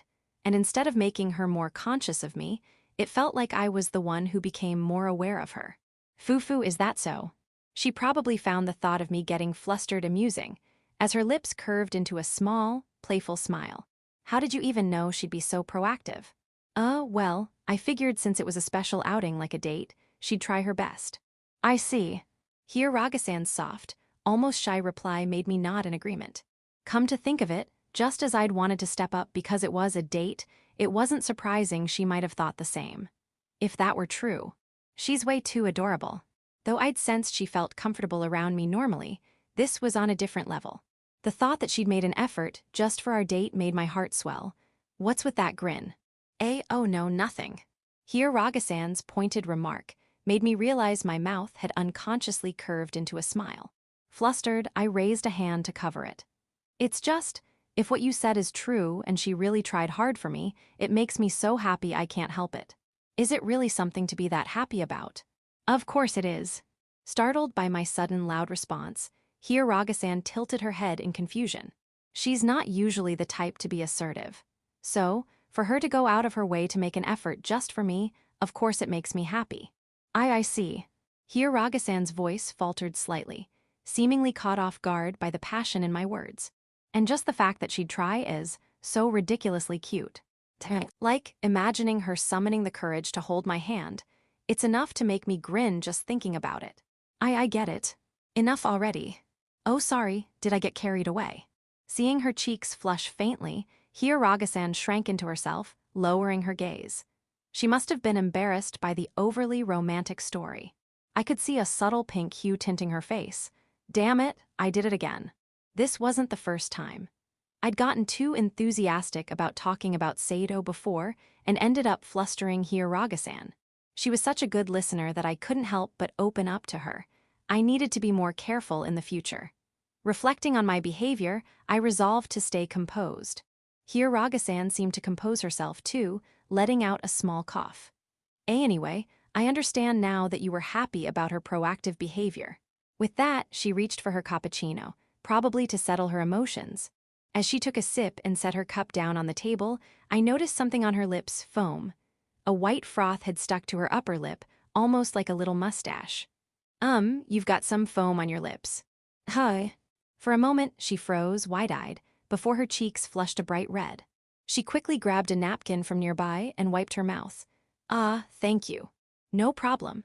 I didn't realize here Ragasan has such absent-minded moments too. This was just a coincidence. It's your fault, Tanaka-san, for getting so passionate about your friend. My bad. Seriously, anyone would be shaken after hearing such an intense love story. Her cheeks were still faintly tinged with pink, and she let out a small sigh. I'm sorry for rambling on about my relationship. So, since your plan didn't work out this time, what are you planning to do next? Well, I still want to keep going with the plan. I really want to make her more aware of me. Giving up wasn't an option just because I failed once. In fact, I decided I'd incorporate both Hiragasan's advice and Kazuki's insights for my next attempt. By getting opinions from both male and female perspectives on how to approach this, my chances of success would definitely improve. Next time for sure, I steeled myself with resolve and met Hiragasan's gaze. She responded with a sly, almost mischievous smile. I see. That sounds like a good idea. But don't forget, your girlfriend might come on strong again, so make sure you're not the one left flustered, okay? She glanced up at me with a teasing expression, her smile almost devilishly playful. Thank you for your help today. I'll count on you again when planning my next date. You're welcome. I enjoyed listening to your story. Well then, see you next time. Yes, see you. After parting ways with Hiragasan, I walked along my way home. The surroundings had already grown dark, and the cold evening wind brushed against my cheeks. As I glanced up at the sky, I was greeted by a breathtaking view of stars scattered across a clear, pristine night sky. Perhaps it was because the air was so crisp and clean. Sato's perspective. Honestly, no matter how many times it happens, I can't get used to it. I've helped Tanaka-kun with his issues countless times before, but it still makes me blush. And who wouldn't? Having someone talk to you so earnestly like that, it'd be weird not to feel flustered. Seriously, Tanaka-kun can be such a handful. The fact that she tries so hard just for me, it makes me so happy, of course. As I replayed his words in my mind, my face grew hot again. Good grief, sure, I wanted him to notice me, so I did try to be more proactive, but still, seeing him grinning like that, looking so genuinely happy, the image of his delighted face came unbidden to my mind. It was so different from his usual calm and somewhat reserved expression, so soft and full of emotion. He tried to play it cool, but there was no hiding the way his mouth kept twitching into a smile. Reaching out to hold his hand was nerve-wracking enough. It made my heart pound, and keeping a composed facade was no easy feat. But seeing how overjoyed he was made all the effort worth it. I didn't expect him to call me cute, so much though. Sigh, I exhaled softly, covering my flushed cheeks with both hands. Despite the cold outside, the heat in my cheeks refused to subside. My chilled palms felt oddly soothing. Even though I ended up flustered again from helping him with his problems, I was glad I got to hear his thoughts. Knowing that he enjoyed the date as much as I did was reassuring. I might have gotten a bit carried away and lost myself in the fun during the date, but knowing he felt the same way was a relief. Still, did I really come across as that childish? Tanaka-kun seemed to mean it as a compliment, but childish isn't exactly a flattering term. Calling a 17-year-old high school girl childish is just plain rude. Besides, I wasn't that excited probably. If anything, it was probably the cat cafe. At that point, I'd almost completely forgotten about Tanaka-kun and got absorbed in playing with the cats. So, yeah, maybe that's what he meant. But honestly, who wouldn't get excited being surrounded by that many adorable cats? Cats are amazing. Despite everything, the date was truly fun. I was so nervous beforehand, just thinking about being alone with him, but once it started, it was nothing but joy. It was such a happy time, I couldn't help but hope that this relationship could continue like this forever. With my heart warmed, I headed home, barely noticing the chill in the air. The happiness from our date lingered, keeping me cozy all the way back. Chapter 3, A Major Incident at Work. Sato's house. In the tranquil atmosphere, the only sound reaching my ears was the turning of pages. The soft rustle of paper felt oddly comforting. Recently, I'd spent a lot of time thinking about dates, so this moment of being able to focus solely on a book felt strangely nostalgic. Having finished reading the book Sato recommended, I slowly returned to reality. I glanced sideways at Sato, sitting quietly next to me. Her long eyelashes, jewel-like eyes, and translucent pale skin. And then her plump, ripe, red lips. Her stunning profile, with its serene beauty, was focused intently on her book. We've come a long way, haven't we? As I gazed at her profile, the thought crossed my mind. From the library to her home. From sitting across from each other to now sitting side by side. At first, I was so conscious of it that I couldn't focus on reading, but humans adapt. Sato sitting next to me now feels completely natural. I never imagined when we first met that it would become like this. As I continued watching her profile, Sato raised her head from her book. Her round eyes reflected my image, and the tense seriousness on her face softened into a gentle smile. Is something the matter, Tanaka-kun? No, it's nothing. Really? Sato tilted her head slightly, her gaze falling to my hands. Have you already finished reading? You're as fast as ever. Yeah, it was interesting this time too. That's good to hear. I'm glad my recommendation paid off. Everything you recommend is always interesting. Some of the books you suggest aren't ones I'd pick myself, so I really appreciate it. You're welcome. I already have the next book ready for you. Oh, really? Then I'll get started right away. Sato handed me the book she had prepared, and I couldn't help but feel excited. After all, there's something thrilling about a new story waiting to unfold. And with Sato's stamp of approval, it had to be a good one. What are you reading now, Sato? Me? I'm reading a romance novel at the moment. Huh, you read those too? Sato had never lent me a book in that genre before, so I was surprised. Yes, I recently became interested and decided to give it a try. Surprisingly, it's quite enjoyable. Really, what's it about? Since Saito found it interesting, it must be something exceptional. I couldn't help but be curious. Well, I've only just started reading it, so I don't know all the details yet. Is that okay? Yeah, just tell me what you've read so far. Basically, it's about a man and a woman who, after discovering each other's secrets, form a cooperative relationship and start working together. Over time, they gradually become attracted to each other. That sounds pretty classic but interesting. Yes, and where I'm currently reading, there's this boy who has always been close to the main male character. As the boy listens to his romantic woes and gives him advice, they slowly start falling for each other. Saito suddenly stopped mid-sentence. She froze, her eyes wide. What's wrong? Wait, could it be Ikenos is the enemy? Hi. A sudden mention of Ikenos. Sato's voice, louder than usual, caught me off guard. Tanaka-kun, you've been close with Ikenos-san for a while, right? Could it be that he's been hitting on you? Wait, Kazuki. Thrown by her sudden shift in demeanor, my mind struggled to catch up. Why would Kazukai's name come up now? I figured Ikenos-san might fit the description of someone you've been close to for a long time. Regrettably, that's true. As much as I hate to admit it, if someone were to ask who I talked to most at school, the answer would unfortunately have to be Kazuki. I really hate it though. So, what's the deal? You two talk a lot, has he been hitting on you? Why did the conversation suddenly veer away from romance novels? Sato leaned in, her face close, her urgency palpable. Her intensity was so overwhelming that any doubts I had were pushed to the back of my mind. I considered her question. At school, I mostly spend my time reading and rarely talk to anyone on my own. Usually, it's Kazuki who comes to me. Yeah, like you said, Kazuki is the one who usually starts the conversations. I knew it. Sato's eyes widened in surprise as she exclaimed, "What's going on?" Sato's behavior was odd. She seemed unusually flustered and surprised. Ever since the conversation shifted from books to me, her intensity had noticeably increased. Why the sudden change? I only answered her question about Kazuki honestly. There shouldn't have been anything surprising about it. Sato already knew I'd been close to Kazuki for a long time, and her question earlier seemed more like confirmation.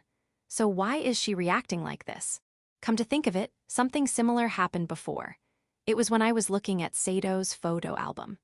After hearing something I murmured, she suddenly went into another room and came back with her hair tied in twin tails. She completely shifted her actions back then too. In the end, that was due to a misunderstanding on Sato's part. She thought I was interested in twin tails and decided to show me the look. Recalling that, something caught my attention for a moment. A misunderstanding. Sato tends to lose sight of her surroundings when she gets focused. That might play a role, but there are times when she completely misunderstands things and rushes off. The twin tails incident is a prime example. Thinking back, there was no reason to assume from such an offhand remark that I had a thing for twin tails. Yet, for some reason, when it involves me, Sato seems prone to peculiar misunderstandings. If that's the case, then her sudden flustered behavior and surprise earlier might also be the result of some kind of odd misunderstanding.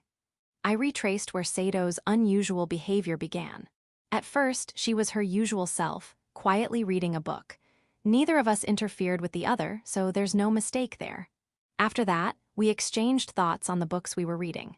That's when Sato mentioned she was reading a romance novel, which was unusual, and I asked her about its content. Right, it was then. While explaining the story, Sato abruptly shifted the topic. Besides the two who are starting to develop feelings for each other, there's a boy who's always been close to the male lead.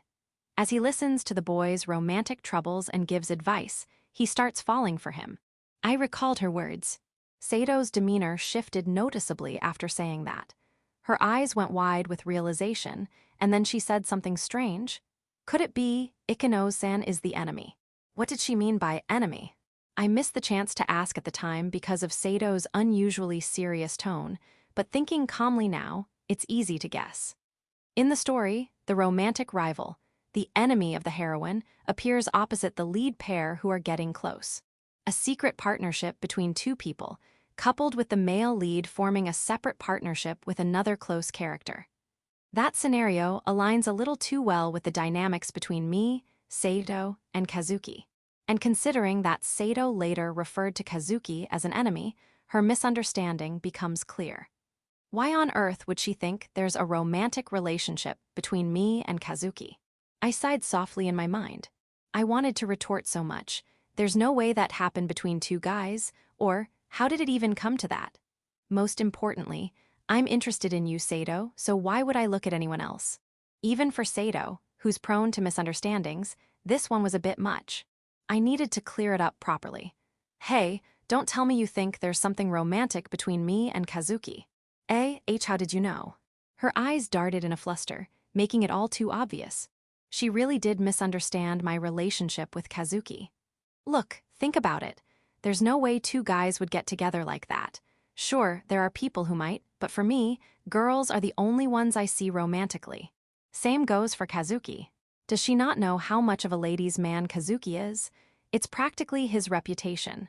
As I spoke firmly, Sato's face turned bright red and she shrank a little. Why, you're right. What was I even thinking? She muttered softly, covering her crimson cheeks with her hands. Realizing her own ridiculous misunderstanding seemed to have embarrassed her. I'm glad we cleared that up. Why, yes. It seems I misunderstood a lot of things. With her head lowered, Sato's ears were now flushed as well. She looked so embarrassed that I decided not to push it any further. This should settle it for now. I never imagined being suspected of a romantic relationship with another guy, but it's not worth dwelling on. Even though Sato tends to lose control sometimes, thinking I'd fall for another guy is absurd. Just because we have a cooperative relationship doesn't mean such a wild assumption makes sense. Speaking of cooperative relationships, if there's anything similar to the novel Sato's reading, it would be. As I mulled it over, Sato murmured quietly, so I turned my ear toward her. Just because they're close doesn't mean two boys would get together. What on earth was I thinking? Exactly. At least make sure it's someone I'm in a consulting relationship with, and, a girl. As I said that, one name came to mind. There was indeed someone who fit that condition, Hiraga-san. Of course, I only see her as a consulting partner, and I'm sure she feels the same. But if we're talking about conditions, she fits. Just as I thought that, Sato let out another gasp. A girl in a consulting relationship. Wait, could it be? Her eyes and mouth opened wide as she raised a hand to cover her lips. What's got you so surprised? That's... It's nothing. There's no way it's nothing. You were clearly shocked. No, it's a secret. It's something I need to work through myself. It's my problem. All right. With her lips firmly sealed, I decided not to press further. Forcing her to talk felt wrong.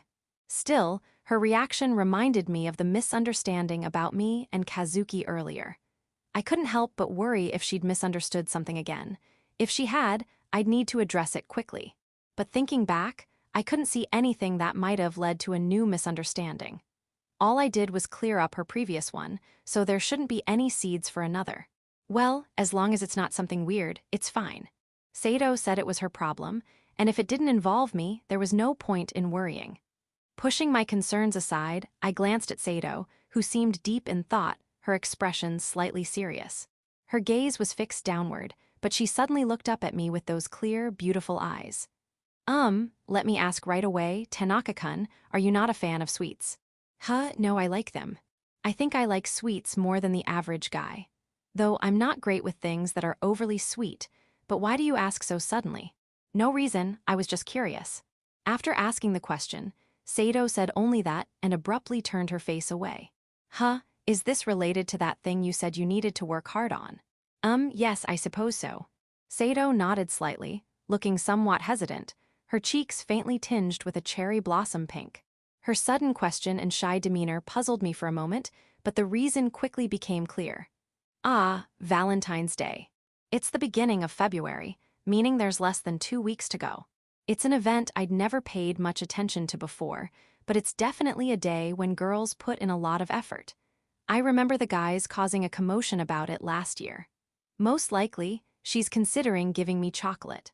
I never understood why people get so worked up over Valentine's Day, but now I can kind of feel it. It really does get to you. Are there any sweets you don't like? No, not really. What about fruit jams or dried fruits?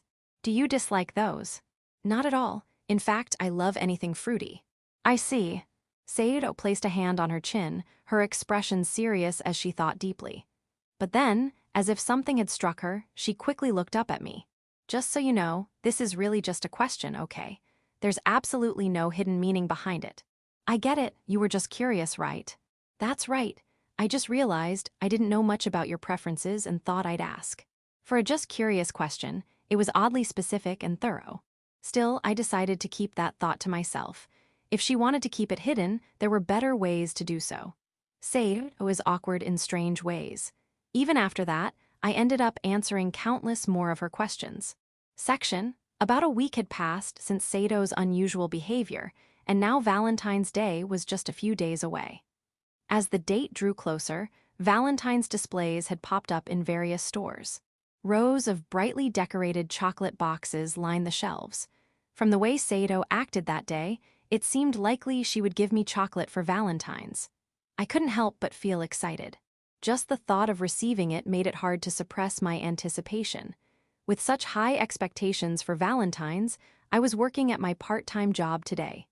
Things have finally settled down. Yeah, the rush came a bit earlier than usual, but I'm glad we made it through without any issues. As the flow of customers eased, I exchanged a few words with Hiraga-san. It's been almost 6 months since I started this part-time job, and I've grown used to it. Even when a lot of customers come in, I can handle it without trouble, and I rarely need guidance from Hiraga-san anymore. Realizing how much time had passed, I felt a little nostalgic. By the way, Tanaka-san, maybe it's just me, but you seem especially cheerful today. Did something good happen? Hi. Oh well, Valentine's Day is coming up soon, right? Actually, I think that special someone might give me chocolate, so I'm looking forward to it. I hadn't realized my excitement was so obvious that Hiraga-san noticed.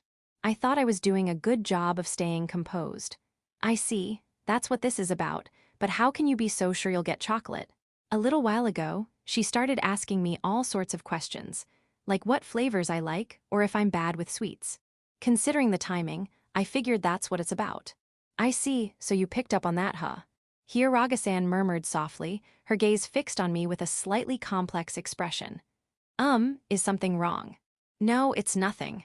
Are you sure? Anyway, because of those questions, I think she'll give me chocolate. Though it'd be embarrassing if I didn't get any after all this. If I didn't get any after all this anticipation, I'd be mortified. But I doubted that would happen. Now that I think about it, when she asked those questions, it felt kind of sudden, like it interrupted the flow of the conversation. That abruptness made me realize it was probably about Valentine's Day. But why do you think she asked so suddenly? Well, maybe she panicked. Panicked? She might have thought someone else might beat her to it and couldn't stay calm anymore. Hiraga-san's tone was softer than usual, her gaze lowering slightly as she spoke hesitantly. But there's no one else like that, though. Well, whatever. The point is, I think I'll get chocolate from her, and that makes me happy. Seido's reaction that day was still a bit of a mystery, but for now, I was more excited about the chocolate. Just knowing she's putting in so much effort to make it for me was enough to make me happy.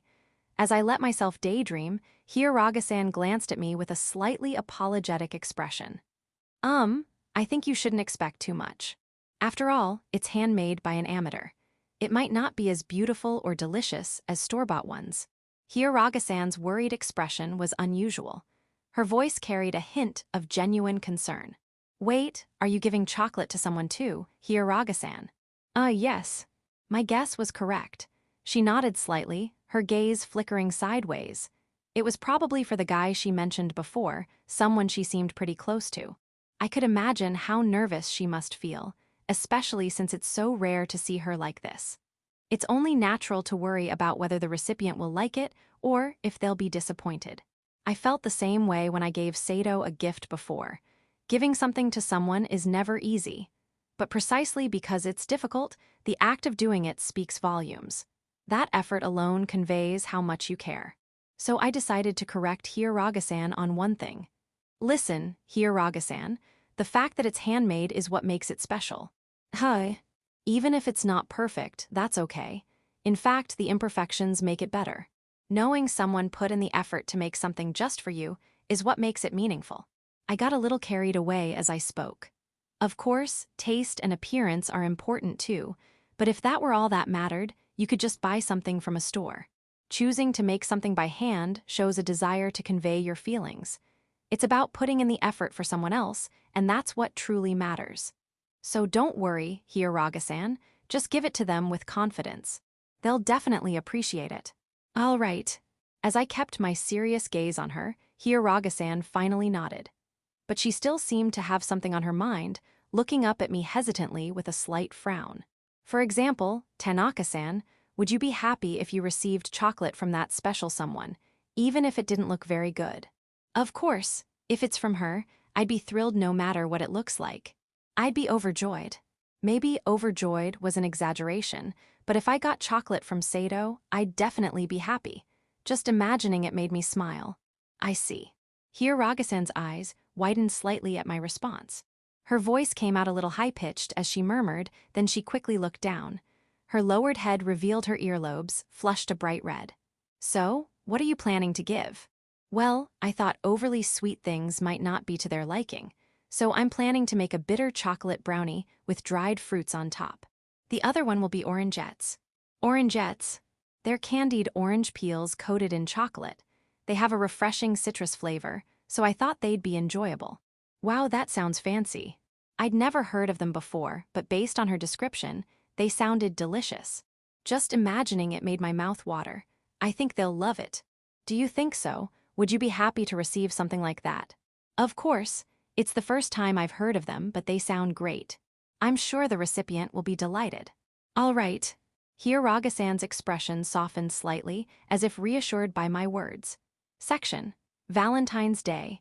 The atmosphere in the school was unusually restless. This time of year always brought about a similar mood. People subtly observing one another, trying to gauge reactions. Some eagerly opened their shoe lockers with hearts full of hope, while others, pretending not to care, peeked into their desks. These scenes played out in various corners of the school. Until last year, I thought, is chocolate really that important? But now, I understood the sentiment. Valentine's chocolates carry a unique allure.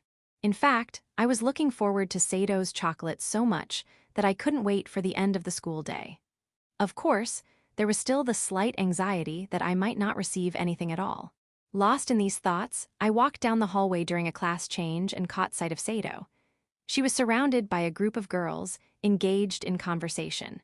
Her polite smile, perfectly composed, was as flawless as ever, so beautiful it seemed almost artificial. I could hear Sato's gentle voice and the girls' chatter. By the way, today's Valentine's Day, isn't it? Some of the boys in our class looked like they were hoping for chocolates. No way I'd give any to them. But if you have a boyfriend, you'll give him chocolates, right? Well, that's a given, isn't it? Ooh, I like that. Speaking of which, Rena, are you giving chocolates to anyone? We're curious. It seemed their conversation revolved around Valentine's Day, precisely what had been on my mind. Without meaning to, I found myself eavesdropping. No, I don't plan to give chocolates to anyone. Ah, that's such a waste. The boys in class were all saying, maybe we'll get chocolates from Sato-san, and getting so excited. No, I'm not good with boys. Well, that's true. You're always avoiding them. But you know, that makes it easier to be around you. Yeah, I get that. Rena's so pretty that you'd worry she'd steal the guy you like, but because she's like that, it's reassuring to hang out with her. Plus, guys naturally flock to her, so she's never short on chances to meet someone. You're being too blunt. Their high-pitched laughter and teasing words grated on me. I glanced at Sato, who maintained her unshaken smile. Damn it! A wave of frustration bubbled up inside me. I'd always sensed that Sato had difficulties because of her appearance, and I understood that on an intellectual level. But hearing their carefree remarks only irritated me further. As I clenched my fists tightly, someone tapped me on the shoulder. Yo, Minato. Kazuki. What's up? You were making a pretty grim face there. It's nothing. I was just thinking about how popular Sato is, as usual. There was no point in watching the scene any longer, so I reluctantly shifted my gaze away. Ah, I see. Yeah, Sato-san's popularity is something else. Even the boys in class were talking about her. Talking about what? They were saying that while it's lucky none of them will get chocolates from her, if someone did, they'd be insanely jealous. That's what they were discussing. Well, considering Sato's popularity, it made sense, but it was still frustrating how they only saw the surface. And, how about you? Think you're getting chocolates from her? Who knows? I just overheard Sato talking to the girls and saying she wasn't planning to give chocolates to anyone. I shrugged off Kazukai's probing gaze, but he let out an exaggerated sigh. Of course she'd say that. If people knew she had someone to give chocolates to, it'd cause an uproar. You know that, right? Yeah, I get it.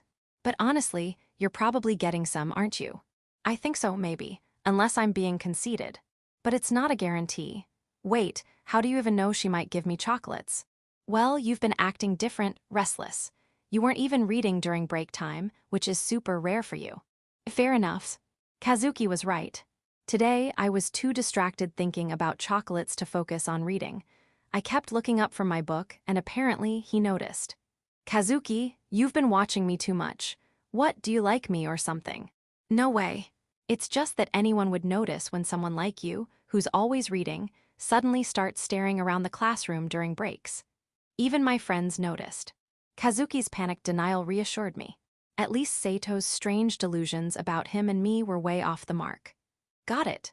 Although, now that I think about it, Raga-san at work said something similar recently. Maybe I'm easier to read than I thought. Oh, what did she say? Kazuki grinned slyly and leaned in with curiosity. He seemed unusually excited whenever the topic of Raga-san came up. She asked, "You seem happy today. Did something good happen?" So I told her I was looking forward to Valentine's Day. I see. She also mentioned she was planning to give chocolates to someone she owes a lot to. She seemed worried about whether her handmade chocolates would turn out well. So I gave her a little pep talk about the charm of handmade gifts. Wow, you went all out. Well, I guess that's fine. Yep. Kazuki let out a surprised laugh, then smirked and nodded to himself. I had no idea what he found so amusing, but he seemed to enjoy teasing me. Cut it out with that smirk. Liking handmade gifts isn't weird or anything. Of course. Anyway, don't worry. You'll definitely get chocolates from Sato-san. I wasn't sure how he could be so certain. While I thought she probably would give me some, it wasn't guaranteed. With Kazuki grinning confidently, I gave up pursuing the matter and sighed. Afternoon finally arrived, and with it came the moment I'd been waiting for all day. Yet, now that it was here, I couldn't help but feel nervous about whether I'd actually receive chocolates. After all, Sato had said she didn't plan to give any.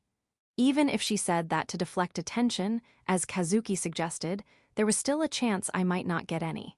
The more I thought about it, the deeper I sank into doubt. Feeling uncertain, I visited Sato's house after school, as usual, but intentionally a little later than our usual time. Despite being used to it by now, ringing the doorbell felt oddly nerve-wracking today. Taking a small breath to steady myself, I pressed the button. Yes, coming. Excuse me for intruding. The door clicked open, and Sato appeared, still in her school uniform. Her black hair swayed slightly as she guided me inside. As usual, there didn't seem to be anything out of the ordinary. She showed no signs of being aware of Valentine's Day and appeared as composed as ever. Maintaining her usual calm demeanor, Sato sat in her regular spot on the sofa. She picked up a book she had been reading from the table and immediately immersed herself in it. Everything felt completely ordinary, too ordinary. The unchanged routine left me feeling a little deflated as I sat down beside her. Taking a book I'd been reading out of my backpack, I stole a glance at her profile.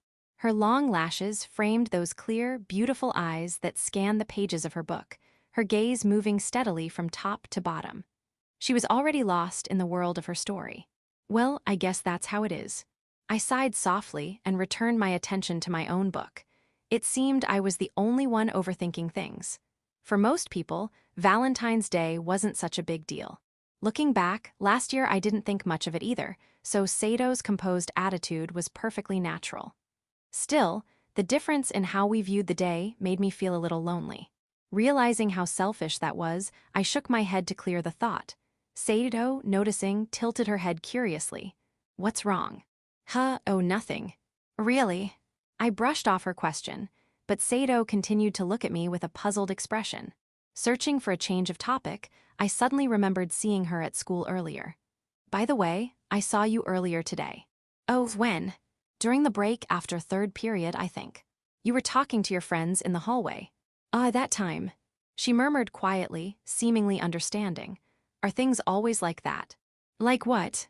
Well, I don't want to sound rude, but your friends seemed a bit impolite. Especially with how they talked about your appearance.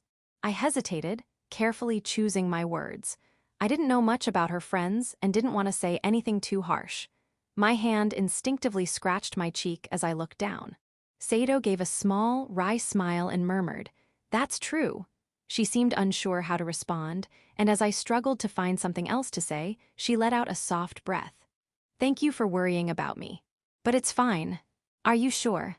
"Yes, they're not bad people, and for girls, being part of a group avoids a lot of unnecessary trouble. I've learned to compartmentalize." "If you say so." If Sato said she was fine, then I wouldn't push it. But the image of her polite, detached smile from earlier lingered in my mind, and I couldn't help but worry. Just because she was used to it didn't mean it didn't hurt. I wanted to say something to cheer her up, but no words came to mind. As I stared at her, she gave me a soft, reassuring smile as if to dispel my concerns. "It's really okay, Tanaka-kun. Because you always see me for who I am, it doesn't bother me." Her clear, gentle voice resonated in my ears. The way her eyes narrowed slightly with kindness made her smile dazzling. Trust and dependability. That's what I felt from her. Embarrassed by the intensity of the moment, I could only stammer. "Oh, I see. Good griefs." I exhaled quietly to cool my flushed cheeks.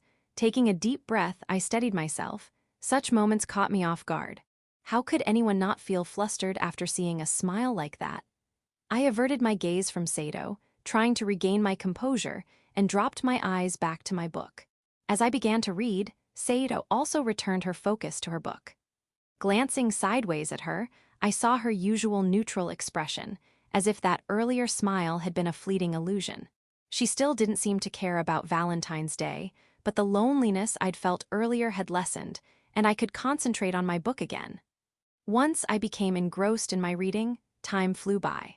The ticking of the clock, the occasional sound of pages turning, and the tactile feel of the paper under my fingers created a peaceful background. It was a serene, comforting rhythm. When I reached a natural stopping point in the story, I let out a small breath, stretching to loosen my stiff shoulders. Hearing the crackling of my back, I glanced to my side and met Sato's eyes. However, she quickly averted her gaze. "What's that about?" I tilted my head slightly in confusion. It felt like she had been looking at me. Why? Sato wasn't the type to pay much attention to others once she was focused on something. What was going on? As I watched her for a moment, wondering if she had something to say, she glanced at me again. But once our eyes met, she once again returned her focus to her book. If it happened twice, there had to be something on her mind. "What's wrong?" "Eh?" Sato's reaction was blatantly flustered, her voice trembling slightly. She murmured, while her cheeks turned a faint cherry blossom pink and her eyes wavered uncertainly. I noticed her grip on her book tighten. "Ah, so that's what it is." Sato's flustered reaction made her intentions clear. Given the significance of today, she must have been waiting for the right moment to give me chocolate. At least, that's what I wanted to believe. I couldn't help but feel happy knowing I wasn't the only one who saw Valentine's Day as special. Sato's shy expression, her cheeks visibly flushed, was so endearing that I almost let out a foolish grin. I quickly composed myself, narrowly avoiding embarrassing myself by smiling like an idiot. When would she give it to me? It would be rude to rush her, so I resolved to wait patiently, ready for whenever she decided to. I continued reading my book, stealing occasional glances at Sato. I noticed her sneaking glances at me, too, her eyes flicking toward me now and then. I should probably head home soon. After some time, I closed my book with a soft snap. Sato's slightly reddened cheeks and the way she occasionally looked at me were undeniably adorable, and I wanted to linger a little longer. But when I checked the clock, it was already past 8 p.m. I couldn't stay at her house any longer. I had dinner to make at home. I packed my book into my backpack. "It's past 8, so I should get going." "Huh, it's already that late." Sato, seemingly unaware of the time, glanced at the clock in a hurry. Watching her reaction, I slung my backpack over my shoulders and stood up. "Well then." "Ah, wait, I'll see you out." Hurriedly, Sato followed me to the entrance. After slipping on my shoes, I turned to face her. I opened my mouth to ask about the chocolate, but the words caught in my throat. What if it was all in my head? What if Sato had no intention of giving me anything? Imagining that misunderstanding and the embarrassment it would cause, I lost the courage to ask. What is it? It's nothing, see you tomorrow. Yes, see you tomorrow. My steps felt heavy with reluctance as I left Sato's house. Even as I walked away, I felt the pull to look back but resisted. The sound of the door closing behind me echoed in my ears. Sigh. Descending from Sato's second-floor apartment to the building's entrance, I stepped out onto the street. The cold wind bit at my skin, sharp and painful. My breath came out in visible white puffs as I exhaled. It seemed the temperature had dropped significantly. As I walked, something brushed against my nose. Looking up, I saw snowflakes drifting from the darkened sky, fluttering like delicate petals. No chocolate for me, huh? The streets were lightly dusted with white as I trudged along, letting out yet another sigh. I should have asked her. If I had, I wouldn't feel this restless. Or I should have been more direct about how much I wanted her chocolate. With every step, regret piled up. Normally, I wouldn't feel this dejected, but my heightened expectations made the disappointment hit harder. Had I been too full of myself? Assuming she'd give me chocolate. But then, what about her shy, flustered behavior earlier? The more I thought about it, the more pathetic I felt for not having the courage to ask. Sigh, I really wanted chocolate. Tanaka-kun. Hi. A voice called out from behind, and I spun around in surprise. There stood Sato, still in her school uniform, without a coat. Sato. The unexpected sight left my mind blank. Was this real? As I stood there, dumbfounded, Sato held out a small paper bag with both hands, her movements timid. See, could you take this? Her voice trembled, and her dark eyes, shimmering with uncertainty, glanced up at me. Her brows furrowed slightly, and her lips were pressed into a tight line, betraying her nervousness. This was exactly what I had been hoping for, yet now that it was happening, I felt paralyzed with nervousness. It was all too sudden. What should I do? What should I say? Somehow, I managed to force out, "Why yeah," and accepted the bag. As I took it, Sato let out a small sigh of relief, her expression softening slightly.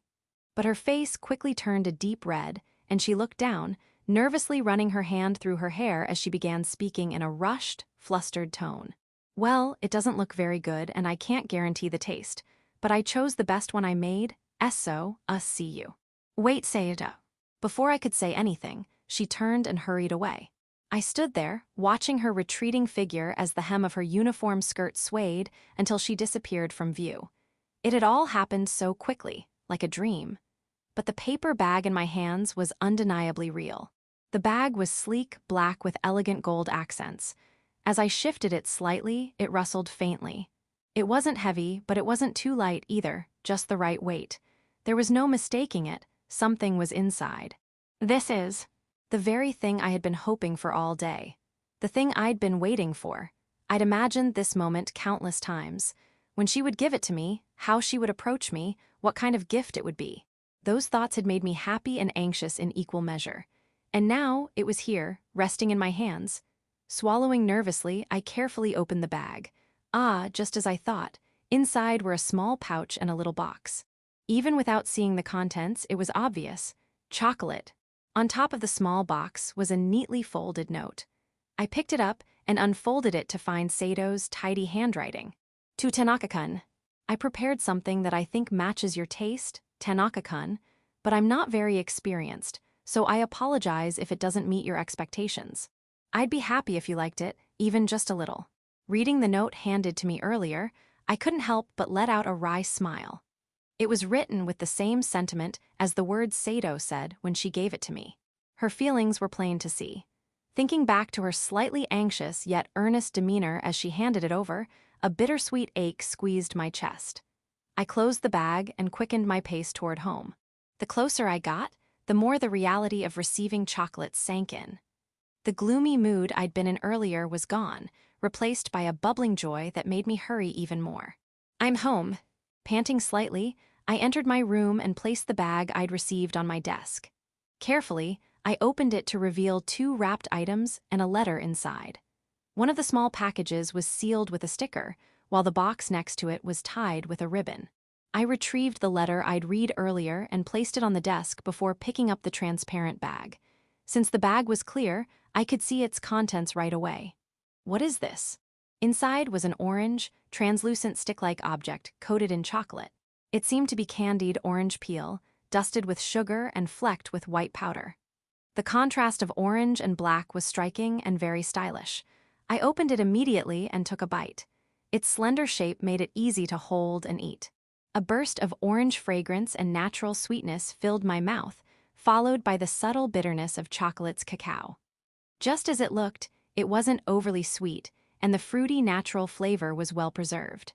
It was so delicious that I reached for a second stick. After savoring the contents of the bag, I turned my attention to the box. Undoing the ribbon and opening, it revealed a chocolate brownie. But it wasn't just any brownie. It was topped with dried fruits, nuts, and pistachios, beautifully arranged like a jeweled mosaic. It was breathtakingly beautiful. For a moment, I froze, captivated by its appearance. Regaining composure, I moved to cut the brownie, but it was already pre-sliced into bite-sized pieces, showing Sato's meticulous attention to detail. I popped one piece into my mouth.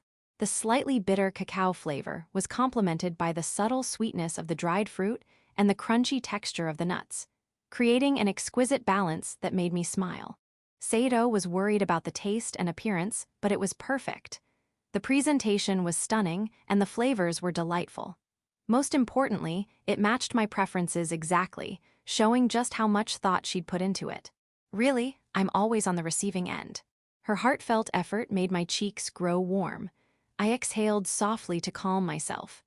Satisfied with the chocolates, I began placing them back into the paper bag when I noticed another letter inside, hidden beneath the box.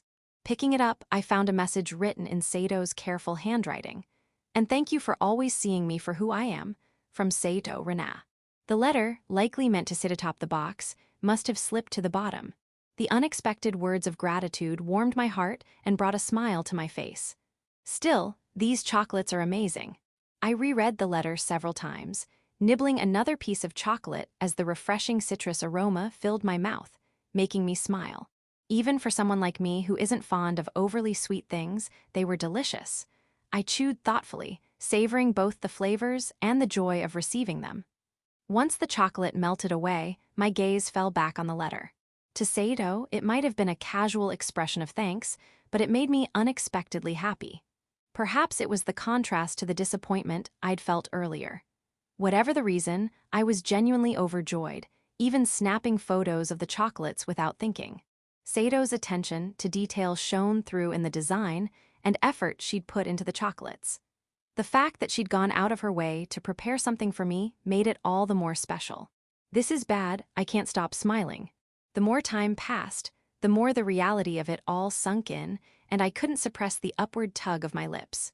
Normally, I'd brush it off as trivial, but knowing it was so unlike me only made me smile more. That's right, I should thank her.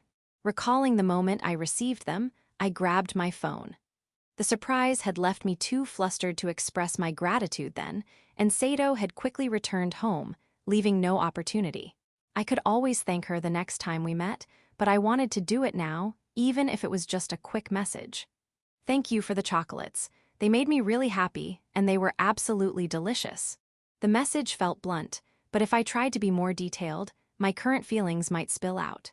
I didn't want to reveal just how much joy they'd brought me. It might come across as too much. Hitting send, I saw the read receipt almost instantly. "I'm glad they suited your taste. They don't keep long, so please eat them quickly." Her reply was succinct and straightforward, very much like Sato. Her composed tone, even through the screen, made me chuckle wryly. The chocolates were genuinely delicious, but I wasn't sure if that sentiment had been conveyed. For now, I'd leave it at this. I could share my true feelings the next time we met. Looking at the photos I'd taken of the chocolates, I reached for another piece. I really loved them. They were as gorgeous as jewels. Examining the candied orange chocolate in hand, a question came to mind. I searched orange chocolate. Ah, I knew it. From what I found, this elegant chocolate treat was called Orangette. Remembering Hiraga's earlier explanation, it all clicked. Such a chic and stylish gift made perfect sense. It was rare for Sato and Hiragi to choose the same kind of chocolate. Could it be a trend? As I pondered, a strange thought struck me. Wait, hold on. Replaying my conversation with Hiyaragi in my mind, I recalled her saying she'd give orangettes and a chocolate brownie to someone she liked. My eyes darted to the desk, landing on the other treat I'd received from Sato, the brownie topped with dried fruits. What? The items Hiyaragi planned to give and what Sato gave me were identical. Was it really possible for both to overlap like this? It could be a coincidence. In fact, there was no other explanation. It wasn't possible, yet the sense of incongruity lingered. Had I missed something? What exactly is going on? I rested my fingers on my chin in thought. If it wasn't just a coincidence, then maybe Sato and Hiyaragi-san know each other and discussed what to give me. Or perhaps, like I had considered earlier, both gifts are simply this year's trend? That being said, I've never heard of this being particularly popular. If there's another possibility. My thoughts trailed off as my eyes landed on the letter I received from Sato. Hiyaragi-san hadn't mentioned anything about including a letter, so I couldn't be sure if they were the same in that regard. But if she had included one, I'm certain whoever received it would be thrilled. After all, I was this happy about mine. I read through the letter again, all the way to the signature at the bottom. Say, Renaa, wait, Renaa. I rarely ever call her by her first name, so I'd never paid much attention to it. Of course, I knew her first name was Renaa, but since I had no reason to use it, it slipped my mind. Calling a girl by her first name feels like an insurmountable hurdle for me. In what situation would I even do that? No, that's not the issue here. Come to think of it, wasn't Hiyaragi-san's first name Renaa too? At work, we usually address each other by our last names, and our name tags only display our surnames. Because of that, I don't know many people's first names. There are exceptions, like Mai-san, who shares the same last name as someone else, so she gets called by her first name instead. But for most, it's just last names. Hiyaragi-san, however, was my first training supervisor when I started my part-time job. More importantly, during her initial self-introduction, I vaguely remember thinking her name was the same as Sato's. It's not an uncommon name, but since it matched someone I knew, it left a faint impression on me. Sato and Hiyaragi-san have the same first name, and now both gave me the same gift. Could this really be a coincidence? Considering Sato's family situation, it's not impossible that they'd have different last names. The fragments of memory began to connect. Looking back, there were moments when Hiyaragi-san seemed oddly flustered when I mentioned Sato. I'd chalked it up to her being the type to get embarrassed about other people's love stories. But maybe. And when I mentioned Hiyaragi-san to Sato, she listened surprisingly well. Even Kazuki had acted strangely amused when I talked about consulting Hiyaragi-san. No way, seriously. The more I recalled, the more it pointed to one conclusion. I didn't want to believe it. If this was true, then I'd essentially been bragging about my feelings to the person herself. Talking about how I loved her smile, how her aloof demeanor was adorable, and everything else. I'd said all of that to her. The idea that all the honest thoughts I kept hidden around Sato had been exposed was mortifying. Saying she was cute, that I liked her, I'd let myself speak freely, thinking she'd never know. If she had though, it's basically the same as confessing outright. This can't be real. I'm going to die of embarrassment. I can't accept this. Not yet. I need to confirm it tomorrow. Still, with this much evidence, it's hard to imagine I'm mistaken. No way. You've got to be kidding. I buried my face in my hands. It seems I was hitting on the most beautiful girl in school without me noticing all along. Chapter 4. The intersection of 3 lives. The shrill electronic beeping of my alarm clock echoed through the room. Forcing my heavy eyelids open, I reached out to silence it. Sunlight already streamed in through the gap in the curtains, but I was far too groggy to escape the cocoon of my futon. Yesterday's shocking realization made me want to die of embarrassment. Because of that, I barely got any sleep until dawn. Honestly, I'd like nothing more than to sleep in, but I have work this afternoon. Besides, I need to confirm if Hiyaragi-san's true identity is really Sato. Ugh. Though I had somewhat calmed down overnight, I still couldn't bring myself to believe it. I wanted this to be a misunderstanding. Hugging my futon tightly, I buried my face into it and let out a muffled scream. There was no other way to deal with it. What was I thinking back then? Any normal person would have figured it out immediately. How did my complete lack of interest in others end up biting me like this? Not noticing all this time, am I an idiot? Honestly, I wish I had stayed oblivious forever. If I hadn't noticed, I could have lived in blissful ignorance. After a silent roar of frustration, I finally raised my head. Sigh, I want to die. Maybe this was all just a dream. If I went back to sleep now, would I wake up? Surely this couldn't be reality. I had to be dreaming. Yes, that must be it. Even as I tried to convince myself, nothing about the reality around me changed. In the dim room, I reluctantly got up and opened the curtains. The sunlight flooding in was blinding for someone as sleep-deprived as I was. I began preparing to head out. It was almost noon, and if I didn't hurry, I'd be late. Popping a slice of bread into the toaster, I leaned against the back of the sofa, listening to the toaster's slow ticking. I needed to figure out how to confirm this at work. Should I confront her directly, or try to probe subtly? More importantly, why hadn't Sato told me her true identity sooner? If she had just come clean earlier, I wouldn't have to endure this unbearable embarrassment. Then again, thinking about it logically, there probably wasn't a good opportunity to tell me. When we first met, we were practically strangers, so there was no reason to bring it up. By the time we became closer, I'd already started bragging about her. It must have been hard for her to say anything at that point. Honestly, if I were in her position, I'd do the same. Sure, I disguised myself too, but I used my real name. Sato must have recognized me all along. I had a lot of questions, but for now, I decided to head out. Entering through the back door of the store, I changed into my uniform. The shop seemed quiet today, no noisy chatter drifted in from the dining area. It was calm and relaxed, which was perfect for my sleep-deprived state. As I walked into the break room, I found Hiragasan eating lunch. I gulped. I hadn't expected to run into her so soon. I knew she was on today's shift, but this was way too sudden. Hiragasan glanced up at me while scooping rice from her small bento box.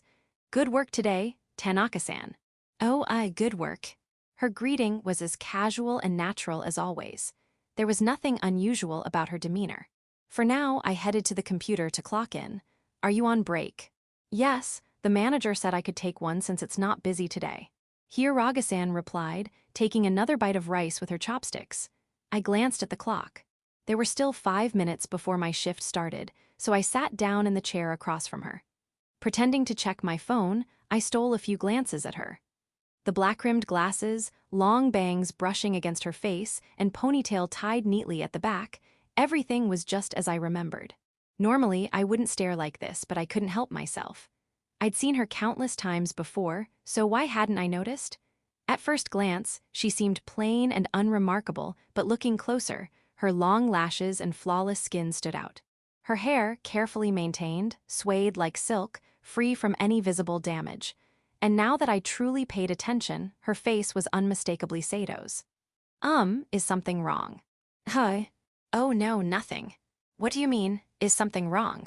Hiragasan tilted her head slightly, her puzzled gaze piercing through me. Damn it. Those curious, innocent eyes were undeniably hers. Should I ask her now? There's no way this is a mistake. I was certain of it. I had to confront her and let her know that I'd figured it out. Wait, hold on.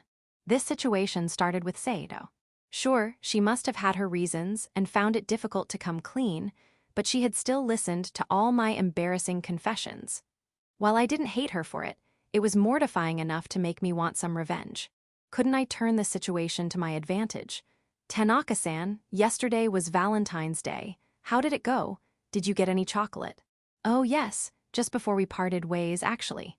I was starting to think I wouldn't get any, so it was a nice surprise. What did you get? Orange chocolates and brownies. Those are the same as what I gave. Yes, they are. I nodded at Hiragasan's comment. Of course they're the same, you're the same person. So, was that it? Just a coincidence? Yes, it's a funny coincidence, isn't it? I suppose stylish gifts tend to overlap sometimes. Feigning ignorance, I responded casually. Her reaction confirmed my suspicion. Sato's plan had been to reveal her identity through her Valentine's chocolate. It made sense. There was no way someone pretending to be someone else would accidentally give the same gift unless it was intentional. Her plan had worked, I'd realized the truth. Normally, I'd acknowledge it here and everything would be resolved. That must have been her intention, but I wasn't going to make it that easy for her. If I wanted a little payback, pretending I hadn't noticed would work to my advantage. Hiiraga-san blinked rapidly and murmured softly, "I suppose so." She pressed her lips together tightly before closing her mouth. Did the chocolate you received taste good?" Her gaze, cast upward, tentatively sought my response. Yes, absolutely. The chocolate brownie had dried fruits as an accent, and it was delicious. As for the orangettes, it was my first time trying them, and the balance of sweetness and tartness was perfect. I liked them so much that I ate everything last night. I see. Hiiraga-san's previously serious expression softened ever so slightly, a small smile forming on her lips. It was painfully obvious how pleased she was. I already knew she was trying to gauge my reaction, but I was glad to have expressed my thoughts properly. She had seemed so anxious when handing me the chocolates yesterday, so hopefully this reassured her. Honestly, they were so well made that I couldn't think of a single flaw, so my compliments weren't just flattery. You like them that much, huh? Then I'm sure the person you like must be very happy. Do you think so? Yes, absolutely. If someone you like is thrilled with your handmade chocolates, it's only natural to feel happy about it. Oh wow, I quickly looked away. The way Hiiraga-san narrowed her eyes in a gentle smile was dazzling. Don't suddenly smile at me like that. Could she be doing this on purpose, knowing how much I love Sato's smile? It's enough to make me blush. Sato has become more straightforward lately, but hearing such direct honesty still feels overwhelming. It's not easy on my heart. While I'd succeeded in uncovering Sato's true feelings, I hadn't expected her to lay it out so plainly. Getting to hear the genuine thoughts of someone you like isn't a common occurrence, after all. Thinking back, it makes sense why Sato often asked me about my feelings. Well, now it's my turn to do the asking. Did you manage to give your chocolate away, Hiiraga-san? Yes, somehow. I was nervous, but I mustered up the courage to do it. Even you get nervous, huh? Yes, even when you know the recipient will likely be happy to accept it, the worry doesn't go away. Hiiraga-san cast her gaze downward, speaking softly. While I had a hunch based on how she acted when she gave me the chocolate, hearing it directly was entirely different. Knowing she had thought so deeply about me was endearing. No, it was downright adorable. This is bad. I think I'm falling for her even more. Did you hesitate to give it to them? Maybe that's why it was a bit delayed. Yes, how did you know? Just a feeling. I couldn't figure out the right timing, and since I'd never given chocolate to a boy my age before, I had no idea how to go about it. It was such a struggle. Hiiraga-san let out a noticeable sigh, revealing how much effort she'd put in. So that's why she ended up handing it to me as we were parting ways. Thinking back to that day, Sato had been acting a bit odd, glancing at me repeatedly. I never would have guessed that's what was on her mind. I originally planned to give it to him in a more casual, effortless way. But in the end, I ended up practically shoving it at him. I can't help but wonder how he felt about that. I'm sure it's fine. Hi. She stared at me in surprise, her eyes wide. Whoops, I spoke too bluntly. I rarely see her so worried, and knowing I was the cause made me feel the need to reassure her. Besides, seeing Sato this dejected was a rare sight, and while I felt guilty, I also found it a little endearing. It doesn't matter how you gave it. What's important is that you went through all that effort to give it to them. That sentiment surely came across. You think so? Her searching gaze landed on me, her uncertain eyes wavering slightly. It made me want to reassure her even more. It's fine. Since she thinks I haven't realized her identity, saying something a little unusual shouldn't be a problem. I took a slow breath, ensuring my composure. When she gave it to me as we were parting ways, she looked so adorable. I was too surprised at the time to fully appreciate her expression, but thinking back, I realize how nervous she must have been. Knowing how much effort and care she put into it, it's incredibly heartwarming. I see. That's why I don't think she needs to be worried about it at all. I understand. She nodded fervently, her face flushed red. Now that I looked closer, even her ears were tinted pink. My own face felt a bit warm, but fortunately, Hiiraga-san seemed too flustered to notice. Unlike before, when I unknowingly revealed my feelings, I'd said this on purpose. Seeing her react so bashfully was almost too much.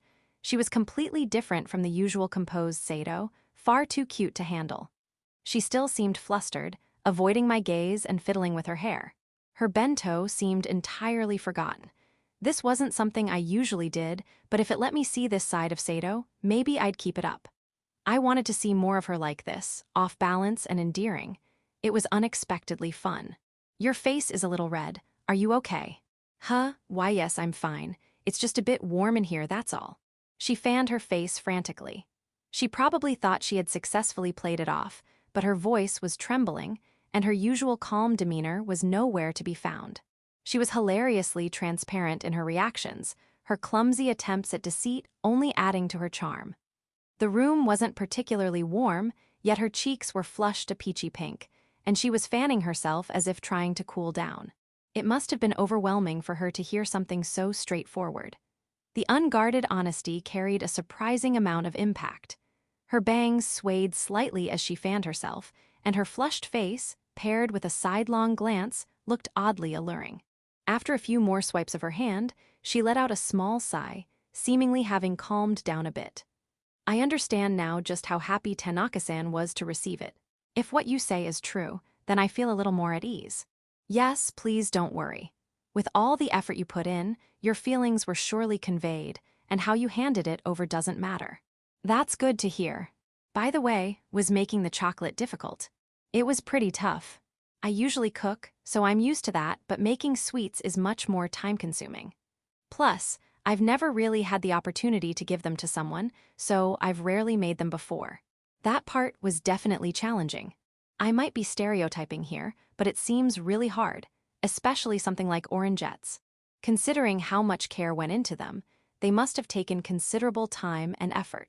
On top of that, achieving such a professional level of presentation, despite her lack of experience, was even more impressive. Oh, no, it's not difficult. You just have to follow the recipe. That's the kind of thing only someone skilled would say, Hiyaraga-san. She said it so casually, but plenty of people, including me, struggle to do even that. I can only burn things with confidence. The key is to measure everything precisely according to the recipe. As long as the amounts and ingredients are correct, you won't fail. I see. For this batch, I redid it a few times to make sure they looked perfect. So you're really particular about that, huh? Of course. You want to give the person you like the best-looking ones to make them happy, don't you? Why, yeah, you're right. Oh, wow, my face stiffened involuntarily. Could she not hit me with that out of nowhere? I almost reacted outright. That kind of comment is unfair. Switching to being sweet so suddenly isn't good for my heart. While it was fun learning about Sato's inner thoughts, I didn't expect it to come with this kind of side effect. Hiyaraga-san didn't seem to notice anything, though, and kept talking enthusiastically. Wait, what? While making them, I kept wondering how the other person would react, and before I knew it, I'd remade them several times. Like, would they be surprised? Would they be happy? I imagined all sorts of things. In the end, I was too nervous to focus on their reaction when I gave them away, but afterward I got a message saying, "Thank you, they were delicious." Just that one message made it all worth it. Hey, please have mercy. I'm on the verge of writhing here. I'm barely holding back a reaction, but I'm at my limit. The way she spoke with such a soft smile, her entire demeanor blooming like a flower, was too much. Where did her usual aloofness go? Bring back her tsundere side, please. I abruptly stood up from my seat. It's about time. I'll head out first. Huh? Oh, it's already time. I'll join you shortly, so please go on ahead. Why, yeah. Okay, then. I quickly left the break room, making sure she didn't see my face. Once the door closed behind me, I leaned against the wall and finally exhaled.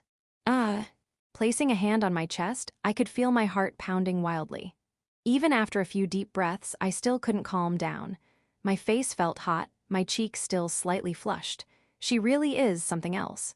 I slapped both cheeks lightly to snap myself out of it. The sting brought me back to my senses, and I headed off to start work. Sato sighed.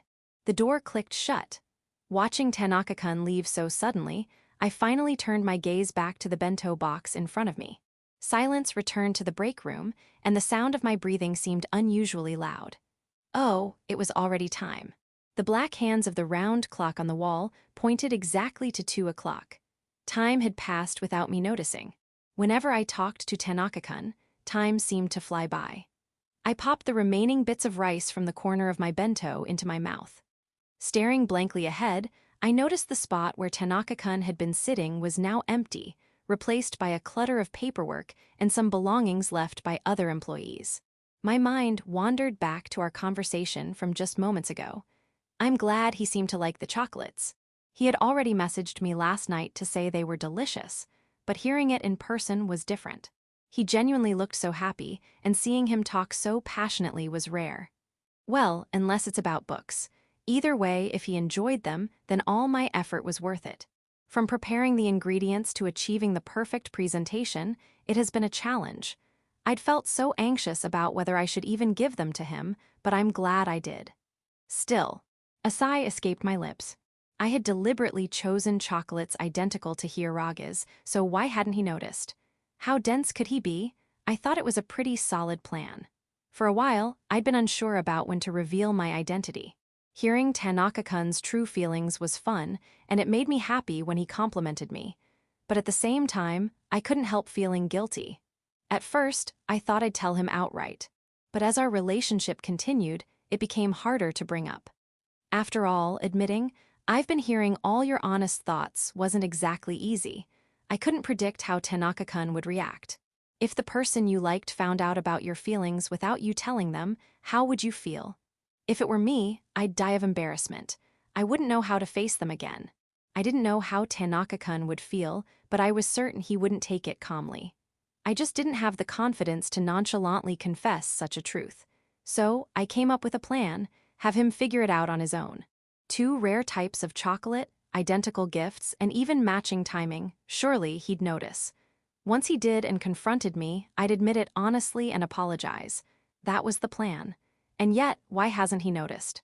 I've thought this before, but Tanaka-kun is way too oblivious. Even today, I brought up my Valentine's Day situation on purpose, and he didn't even suspect anything. It was a little embarrassing to talk about, you know. Couldn't he doubt me just a little? How uninterested in others can he possibly be? Sigh. Another sigh escaped before I could stop it. I'm not the type to sigh often, but this time I couldn't hold it back. I'd been so nervous about going to work today, and this was the result. This is just like Tanaka-kun, but I wish I could get back the resolve it took me to prepare for this. Maybe I should just reveal my identity already. I rested my index finger on my chin, thinking. Honestly, I hadn't expected Tanaka-kun to be this dense. I was convinced he'd figure it out this time, but judging by his behavior, he hasn't realized anything. He's still bragging about his feelings for me like it's nothing, and no matter how many times I hear it, I can't get used to it. Please, give me a break. Recalling Tanaka-kun's words from earlier made my face heat up again. Anyway, if he hasn't noticed by now, maybe I should make things even more obvious. I could drop more blatant hints by overlapping my stories as Hiragi with those as Saito. Telling him directly would be mortifying, so that'll be my last resort. For now, I'll make it even clearer. Honestly, I kind of want to see how much it'll take for him to realize. Oblivious Tanaka-kun, I'll definitely make you notice next time. With that resolve in mind, I closed the lid of my bento. Section, Audiobook by Masquerade at Masquerade Audiobooks. Chapter 5. Sleepover. Monday, the day after the weekend. When I arrived at school, Kazuki was happily chatting and laughing with his friends. The scene itself was the usual. However, half out of frustration, I couldn't help but feel a little irritated. Judging from his previous reactions, it was clear Kazuki had realized Hiragasan's true identity long ago. Knowing that, and keeping quiet about it, I couldn't let that slide. Got a minute. I seized the moment when their conversation paused to call out to him. "Oh, Minato, morning, what's up?" Kazuki turned around, slightly widening his eyes in surprise. "Morning, I need to talk to you for a bit. Is now okay?" "Whoa, what is it? A confession, hold on." He casually told his friends he'd be stepping away and moved over to my desk. "So, what is it? Don't tell me it's really a confession. Don't joke around." Sure, his looks weren't bad, but I couldn't understand how anyone could fall for him knowing his personality. Honestly, he was already annoying me. It's about Saito. I figured. How'd Valentine's go? Yeah, I managed to get her chocolate without any issues, but the problem is what happened after. After, Kazuki tilted his head slightly, waiting for me to continue.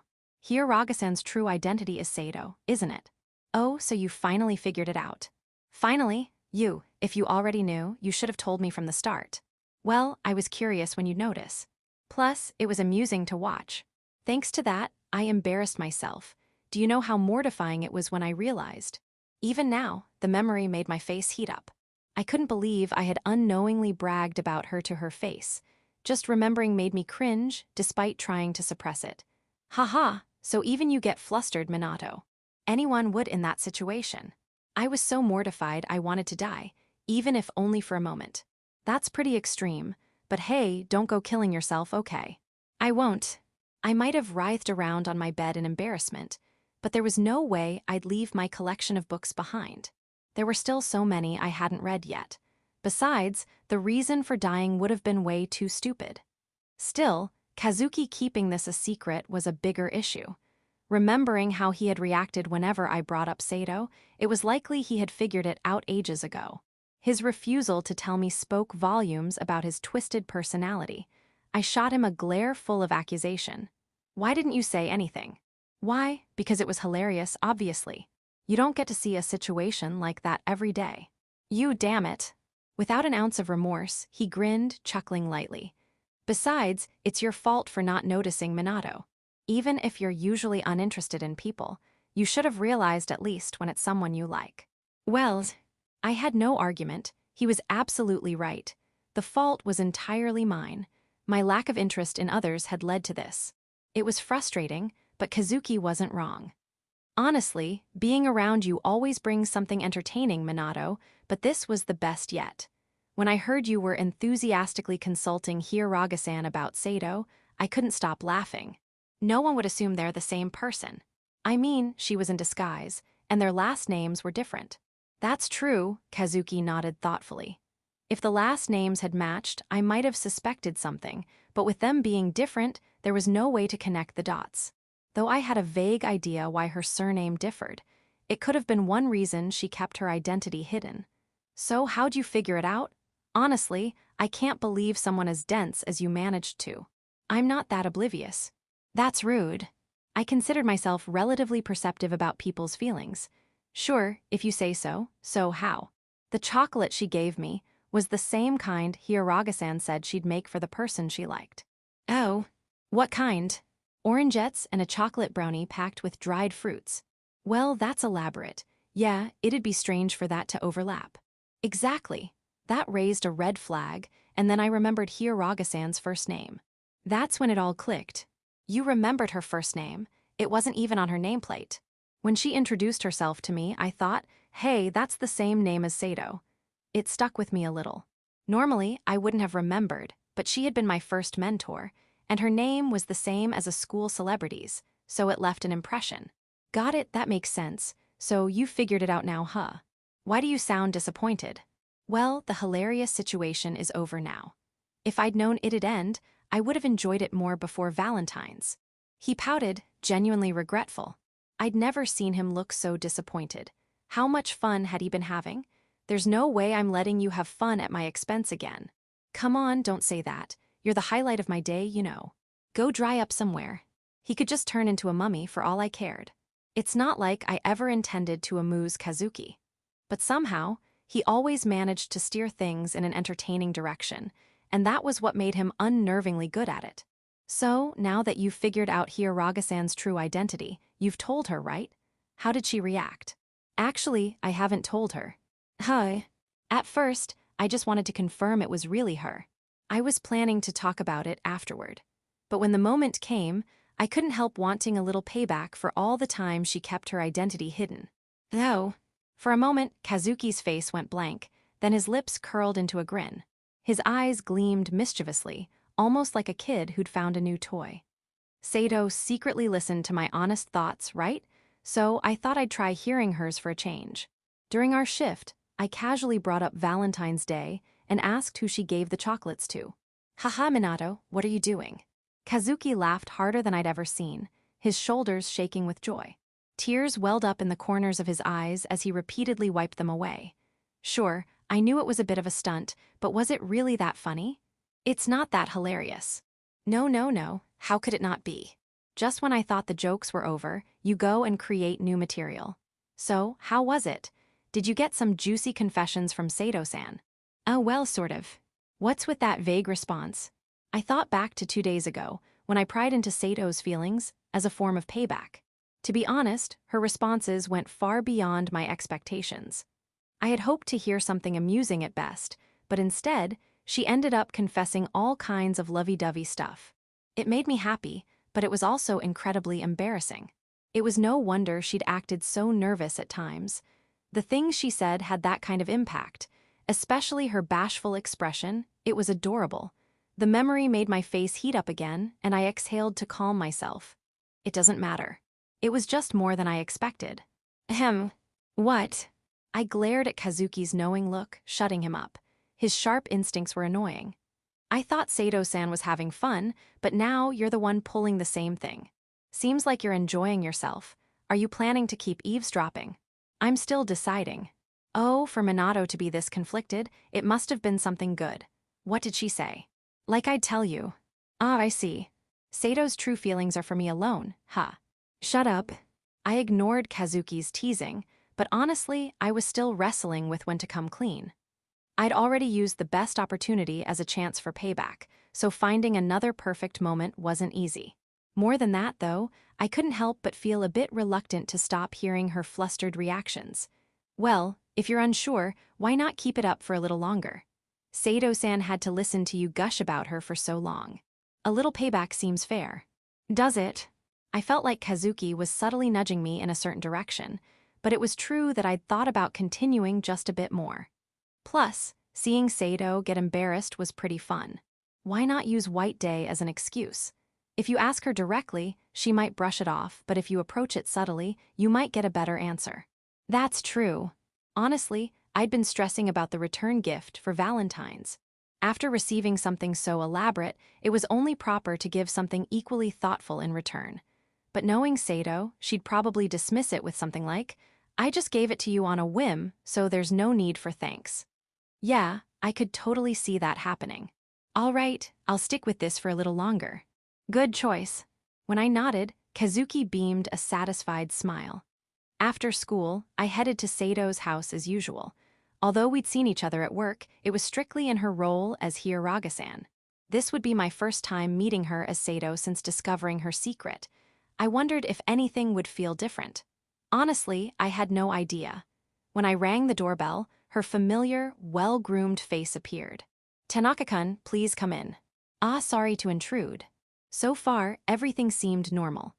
I followed her as she led the way, watching the gentle sway of her tied-back hair. Once we were in her room, I sat on the usual sofa while she prepared tea. Then, she joined me, placing the tea on the table. Here you go. Thanks. I thanked her while looking down at the tea. It seemed like Sato had no intention of acting any differently. For now, that was a relief. Thanks again for the chocolate the other day. I sent you a message about it, but it was really delicious. I was sure I'd already mentioned how good it was, but only to Hiyuraga-san. I hadn't said it directly to Sato yet, so it was something I needed to do.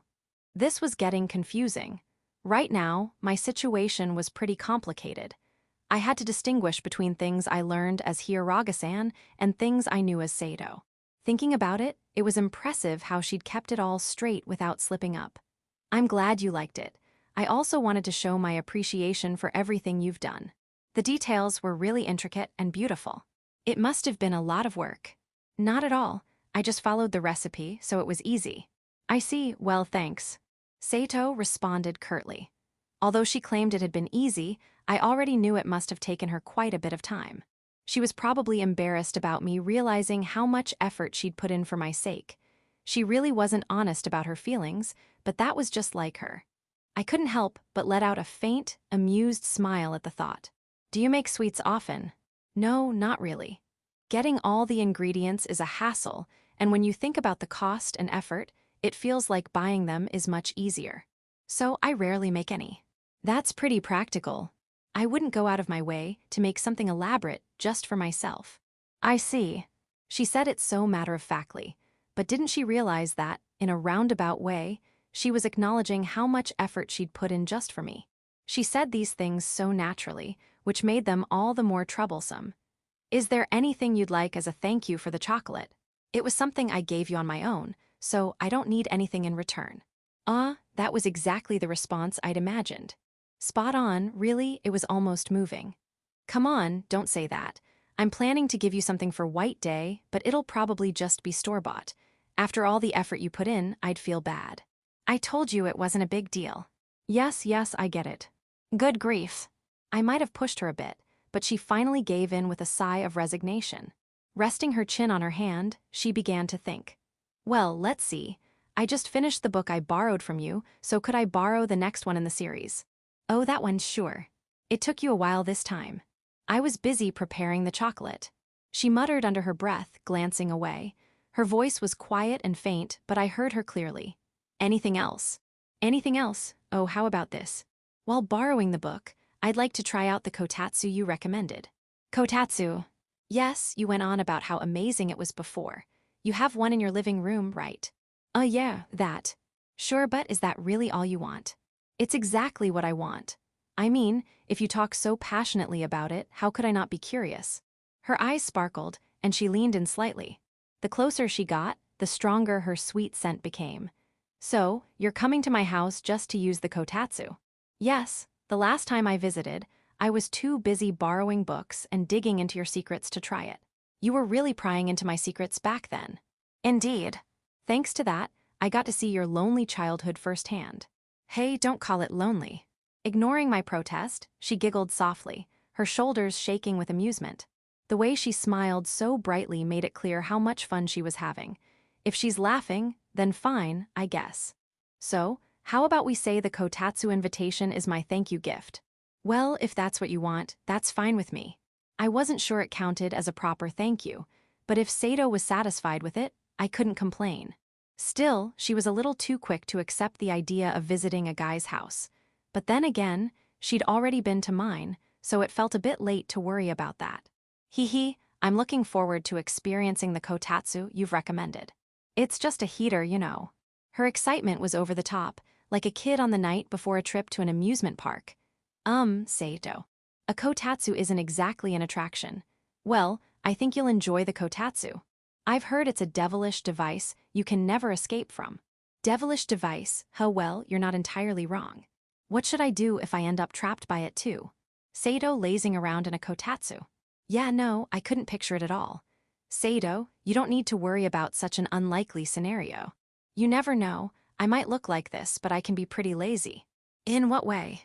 I tilted my head without thinking. If Sato counted as lazy, most people would be downright sloths. I find washing dishes a hassle, so I do the morning and evening dishes together at night. That's normal for someone living alone. I often prepare meals in advance. That's efficient, not lazy. I only clean my place once a week. You're way more hygienic than I am. Other than that. She furrowed her brow, racking her brain for more examples. Honestly, starting with dishwashing already felt off. After a while, she let out a groan, seemingly out of ideas. Just give it up already. If you're lazy, what does that make me? You're right. Sato's eyes widened, as if she'd just realized something. Hey, don't agree with that. It's kind of insulting. Even though I said it myself, hearing someone else confirm it felt weirdly frustrating. I cleared my throat conspicuously to change the subject. Anyway, I get that you want to use the kotatsu. When do you want to come? I'd like to read the next book soon, so as early as possible. Tomorrow then. Yes, tomorrow, got it. I'm looking forward to both the book and the kotatsu. And so, it was decided that Sato would visit my house again. The next day. For the first time in a while, I was vacuuming the living room of my house. The machine's sound echoed loudly as it sucked up dust. Normally, I wouldn't care, but as I paid attention today, I noticed a thin layer of dust had built up in the corners. I made sure to clean it thoroughly. Apparently, Sato was stopping by her place to drop off her things before coming over. The living room wasn't cluttered, but it still needed cleaning, so the delay worked out perfectly. Once I was done tidying up the visible areas, I let out a breath.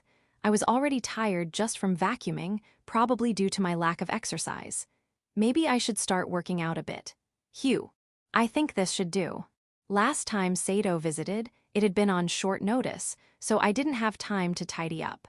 But when someone's coming over, It's only proper to keep the place clean. Just as I put the vacuum away, the doorbell rang.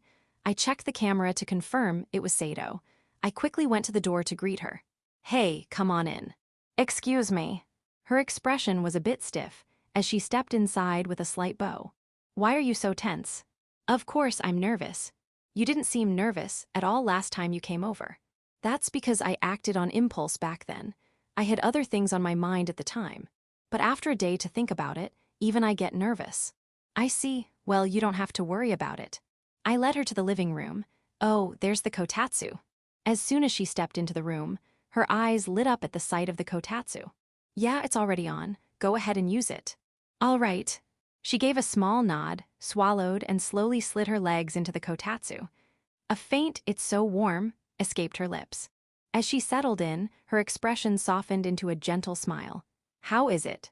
"It's wonderful, so cozy and warm." Her pale cheeks, cold from the outside air, gradually turned a light shade of pink. Her relaxed, slightly droopy eyes gave her an adorable look, and even her voice had taken on a languid tone. "Looks like you like it." "Yes, I can see why people call it a devilish device," she murmured as she rested her chin on the table. It was rare to see her this relaxed. "Oh, these are the ones I promised you, the next volume and the one after that." She seemed so taken by the kotatsu that she had only just noticed the books on the table. Pulling her hands from the warmth of the kotatsu, she picked up the books and her eyes sparkled with excitement. "Thank you. Let me know when you're done with them. I'll give you the next ones any time." "Are you sure?" "I'll probably finish these quickly since they're so interesting. I used to borrow them daily, so it's nothing new." "That's true, thank you then." Sato bowed her head politely, then immediately began reading the books she'd borrowed. As she flipped through the first few pages, her attention was entirely absorbed. Sitting across from her, I watched as she became engrossed in the book. For a while, we both read in silence. Eventually, my legs started to go numb. As I adjusted my position, moving my feet back from stretching them out, my toes lightly bumped into something. "Eep." A sharp yelp escaped. "Huh, Sato." When I called out to her, she quickly covered her mouth with her hand, as though realizing she'd slipped up. "You startled me by touching me out of nowhere." Sorry." Sato glared at me, her cheeks tinged with a faint blush. "It was an accident, but I bowed my head apologetically anyway." She seemed to pull her legs back under the table. I was so focused on the book that I didn't even realize my legs had gone numb. Yeah, sitting like that in a kotatsu can do that. Considering she probably hadn't moved her legs at all while reading, it must have been pretty bad. She pouted slightly and mumbled, "You should have warned me sooner," as she rubbed her legs under the table. My bad. I didn't think you'd be that absorbed in the book." Could it be that making my legs go numb and making me let out a weird sound was part of your plan? "You're the worst." "What? That's a huge misunderstanding." "What kind of plan would that even be? There's no way I'd do something so bizarre." Of course, she didn't mean it seriously. She quickly followed up with, "Just kidding," and finally stopped rubbing her legs. "Ah, it's finally better." "Good to hear." Sato stretched her legs back out and slid them into the kotatsu again. "By the way, want something to drink?" The tea we'd started with was nearly gone, so it seemed like a good time to replace it. "We've got green tea, roasted tea, coffee, and cocoa." "I'll take cocoa." "Got it." I'd guessed as much, knowing her preference for sweet things. I stepped out of the kotatsu and headed to the kitchen. When I returned with a warm mug of cocoa, Sato looked up from her book. "Thank you. I made it lukewarm, so you can drink it right away." "You really know me well. I know you've got a sensitive tongue. How many times have we had tea together now?" Of course, I'd notice. I'd even pointed it out to her once before, though she hadn't admitted it outright at the time. Sato accepted the mug and took a small sip. "Ah, this is wonderful. Cocoa in a kotatsu is the best." "That good, huh?" "Yes, it warms me up completely." Her face lit up as she drank, her smile radiating pure happiness. Seeing her like that made me smile too. If cocoa and a kotatsu could bring out that kind of joy, it was well worth it. "It's getting pretty late. Are you sure you're okay staying?" Just a little longer." Sato curled up further into the kotatsu, clearly unwilling to leave. She must have really taken a liking to it. The clock was nearing 8 p.m., so it did feel like she should head home soon, but if she wanted to stay a bit longer, I wouldn't argue. "All right, 1 more hour." "Okay."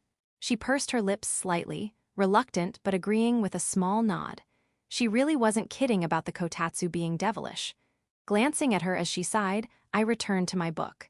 While reading, I sipped my own cocoa. A few pages in, I realized how warm and relaxed I felt, probably thanks to the cocoa and kotatsu. My body was cozy from the inside out. It was just as Sato had said, comforting and pleasant. I could understand why she seemed so at ease. I'm starting to feel sleepy. The cozy, drowsy atmosphere made my eyelids grow heavy. I hadn't slept well the previous night, feeling nervous about Sato coming over, which only added to my drowsiness now. A short nap wouldn't hurt, right? Before I knew it, my eyes closed. When I opened my eyes, I was greeted by the glare of fluorescent lights. I squinted against the brightness, realizing I'd fallen asleep leaning on the table. A book lay open in my hands, exactly where I'd left off. This wasn't the first time I'd nodded off like this. As I sluggishly lifted my head, my gaze landed on something that jolted me wide awake. Sate. Right in front of me, Sato was asleep, her arm serving as a pillow. Her beautiful face was relaxed, her breathing soft and steady, her shoulders gently rising and falling with each breath. Panicking, I reached out to wake her, but my hand froze midair. What time was it? Glancing at the clock, I saw it was past 1 a.m. You've got to be kidding me. What should I do now? Waking her up and sending her home this late didn't feel right. I could offer to walk her back, but disturbing her peaceful sleep felt wrong. Letting her stay until morning might be the better option at this point. But having Sato stay overnight at my house meant I couldn't possibly stay calm. Having the person you like sleep over, what kind of event is this? If only I'd stayed asleep until morning myself. Even though I knew wishing for that was pointless, I couldn't help but wish. Seriously, what am I supposed to do about this? I let out a sigh quietly, careful not to wake Sato. How can she sleep so soundly? Watching her peacefully snooze made me feel envious. Here I was, overthinking everything. Resting my chin in my hand, I gazed at her sleeping face. The usual tense and composed expression she wore was gone, replaced by a serene, relaxed look. With her soft breathing, she looked a bit more innocent and youthful. I'd seen her face countless times before, but seeing her sleeping like this was a fresh experience. It wasn't something I could see often, so I couldn't help but study it. She's really beautiful. Her flawless, fair skin, long eyelashes, and lips that looked as fresh as fruit. It was almost unfair how stunning she was, even in sleep. Seeing her looking so happy and at peace, I hesitated to wake her. Deciding to grab a blanket so she wouldn't catch a chill, I stood up. Moving as quietly as possible, I went upstairs and came back with a blanket. Sato was still fast asleep, unchanged. When I draped the blanket over her shoulders, her lips curled slightly into a soft smile, and she shifted her body slightly. A strand of her black hair fell across her face. Seriously, sleeping so peacefully like that? I gently brushed her hair away from her face. As I did, she unconsciously rubbed her cheek against my finger. I held my breath, startled. Don't move like that out of nowhere. It's bad for my heart. I could clearly feel my heart pounding in my chest. Frozen in place, I stayed still as she rubbed her cheek against my finger a few more times before stopping. My finger was still touching her soft skin. Acting on impulse, I pressed my finger against her cheek. So soft. The texture was unexpectedly soft, like a plush mochi. Without thinking, I poked her cheek again and again. Each time, she wriggled slightly as if it tickled, which I found amusing. I stopped myself when I thought she might wake up. Fortunately, she showed no sign of waking. If anything, she seemed to have fallen into an even deeper sleep. How could someone be so defenseless? Now, what should I do? I could go sleep in my room upstairs, but I wasn't confident I'd be able to sleep knowing she was here. Not that I was planning to do anything inappropriate. I sighed and decided to pass the time by reading. Reading was the perfect distraction, and it would keep me occupied. After everything she put me through tonight, I planned to enjoy her reaction when she woke up. I was curious to see how she'd respond. Changing into my pajamas, I settled into the kotatsu with a book. The quiet room was peaceful, save for the sound of pages turning. Normally, I'd be completely immersed in the book's world, but tonight was different. Every few pages, I found myself glancing at Sato to check on her. Not that I expected anything to change, but I couldn't help it. Couples apparently spend nights together all the time. From my current perspective, that seemed utterly unbelievable. Are they insane? I wondered if I'd ever get used to situations like this. Sato shifted slightly, the rustling of fabric catching my attention. My reaction was immediate. At this rate, it seemed unlikely I'd be getting used to this anytime soon. Thinking about it, the only difference was that Sato was asleep. Otherwise, this wasn't too different from the times we spent together at her house. I was used to being alone with her. And yet, just the word sleepover made me nervous. There was something undeniably special, almost forbidden about it. Please calm down, heart. In the end, I couldn't fully concentrate, and the night dragged on. By the time the clock's hands made several laps, the room began to brighten faintly. Dawn's light peeked through the gap in the curtains, chasing away the night's darkness. Finally, morning. I let out a deep breath. Somehow, I'd made it through the night. Though I dozed off briefly, staying up from midnight onward had left me exhausted. It was still a little past 6, so there was some time before school. Maybe I could nap a bit before leaving. I wondered if Sato would wake up soon. Closing the book I hadn't made much progress in, I glanced at Sato. She hadn't woken up once during the night. Her sleep was incredibly deep. Where had her usual alertness gone? It was about time to wake her. Before that, though, I reached out and lightly poked her cheek again. Soft. She still didn't wake. Emboldened, I pinched her cheek gently. The indescribable softness was almost addictive.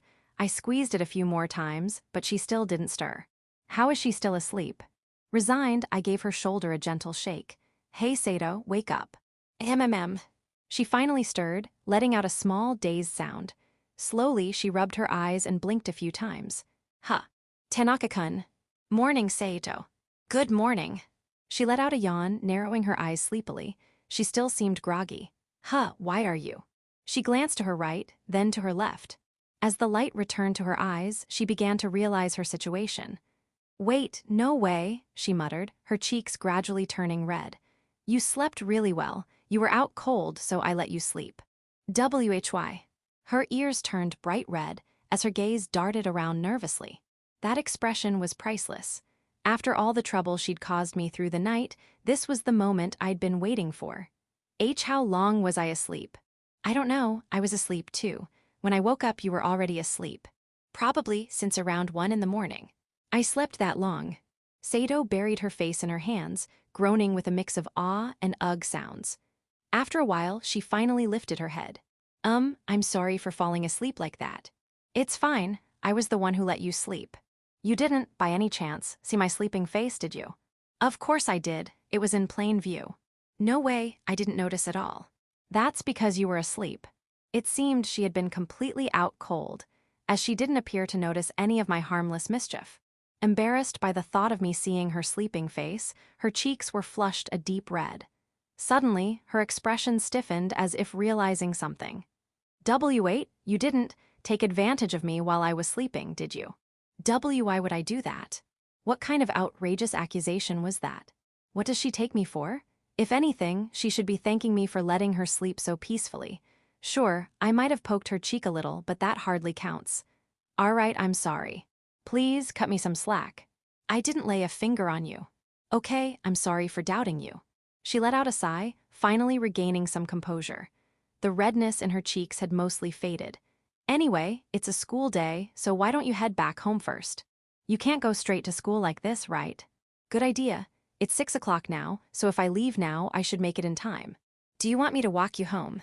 No, it's already quite bright outside, and you need to get ready too, don't you? Well, yeah, I guess. Then I'll be fine. Besides, I want a little time to myself. Okay. She seemed calm on the surface, but it looked like her mind was still swirling with emotions.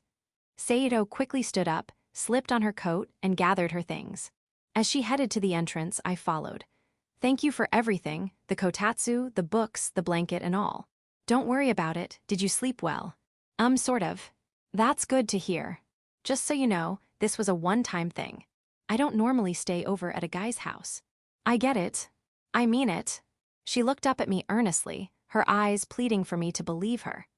I didn't doubt her for a second. Her usual behavior left no room for suspicion. Besides, it wasn't like Sato had many opportunities to stay at a guy's house in the first place. I get it, really. Do you know how much time we've spent together? Okay, as long as you understand.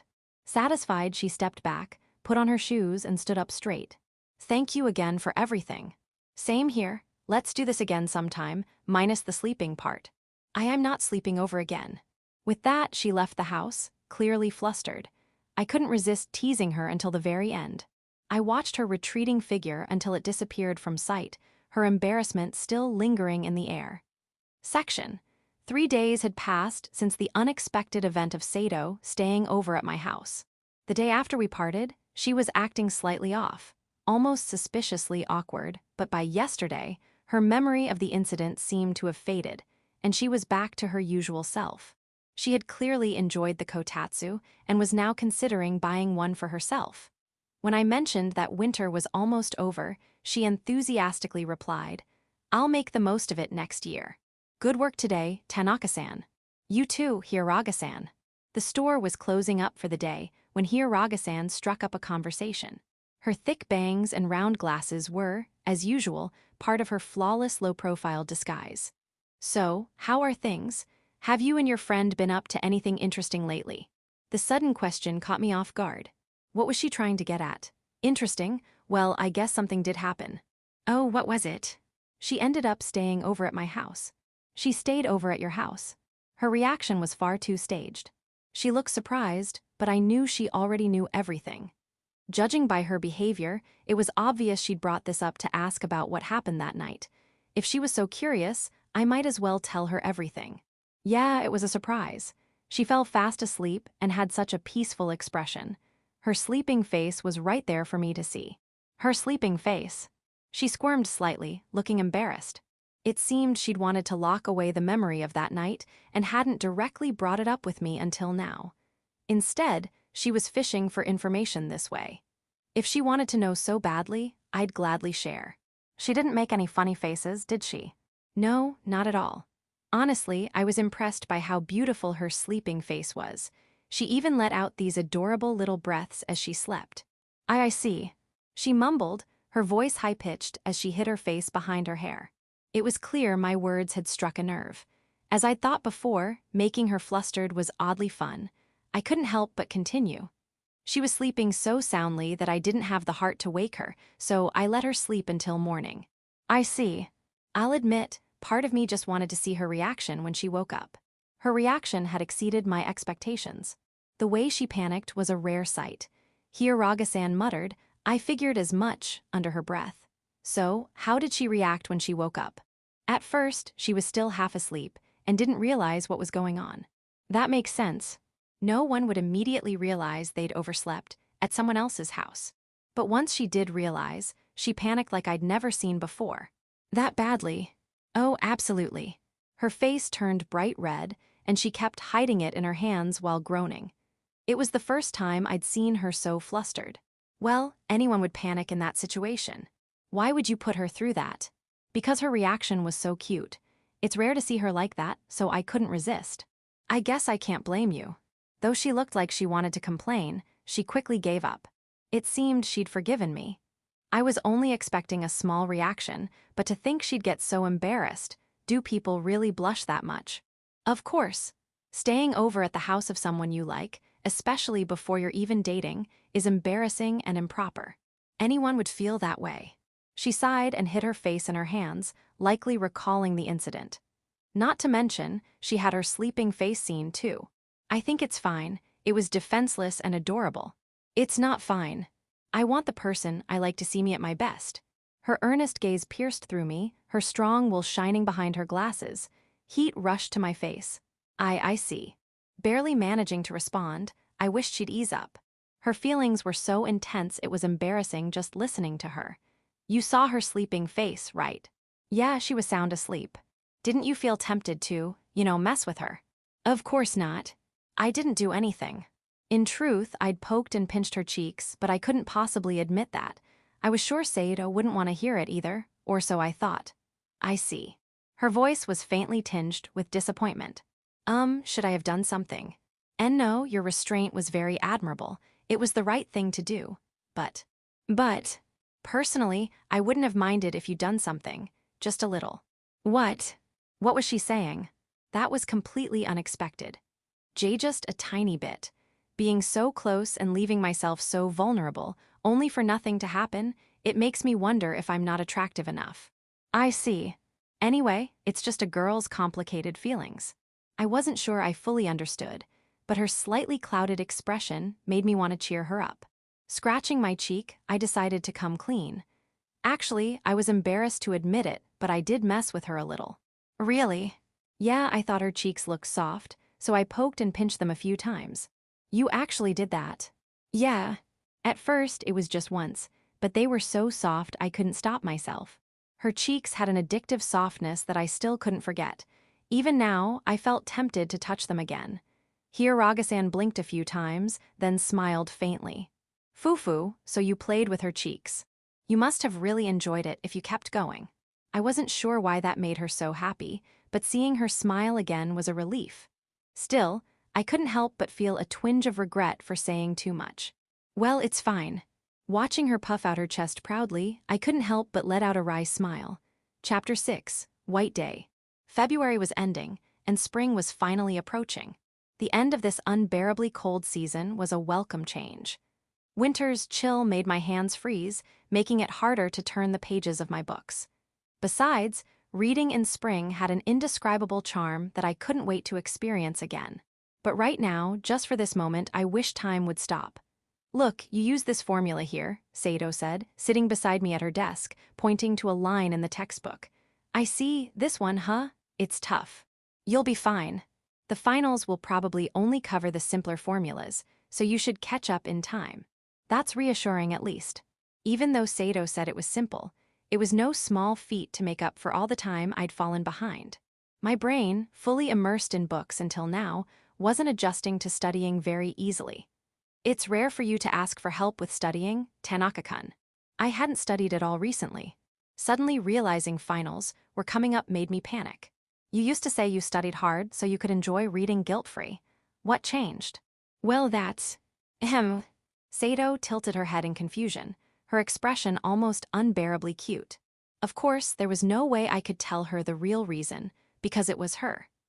Recently, we'd been going out together, and with me discovering her identity as Hiragasan, there had been a lot on my mind. I'd been so preoccupied that I hadn't found the time to study, though I'd still managed to read plenty of books. I got too caught up in reading. Honestly, you need to plan better. I've learned my lesson. Normally, I'd be enjoying my books while watching my classmates panic about exams.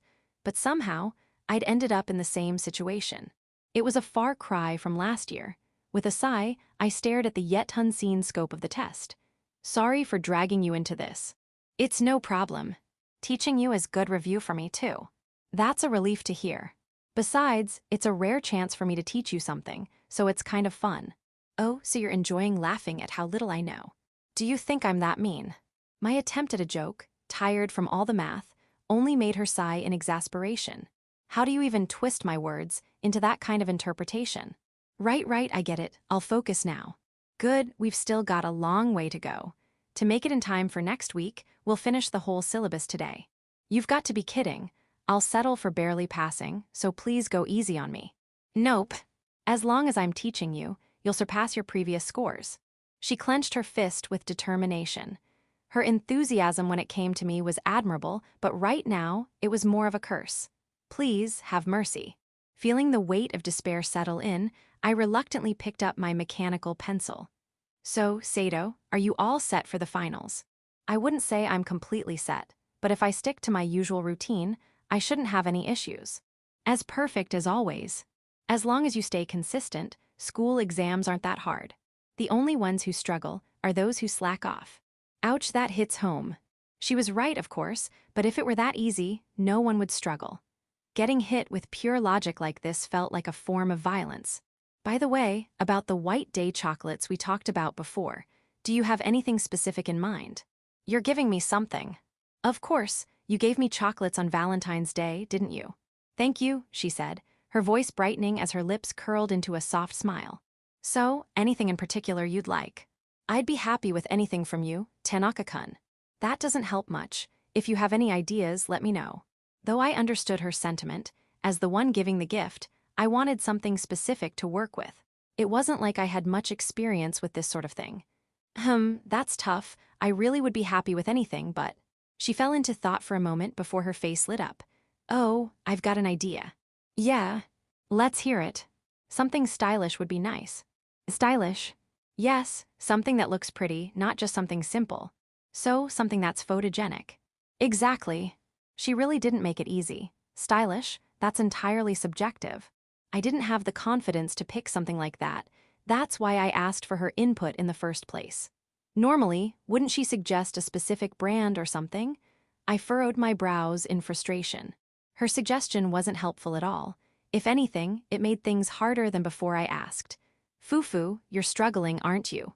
Of course I am. Stylish is such a vague request. I don't have the confidence to pick something like that. That's exactly what I was aiming for. Hi.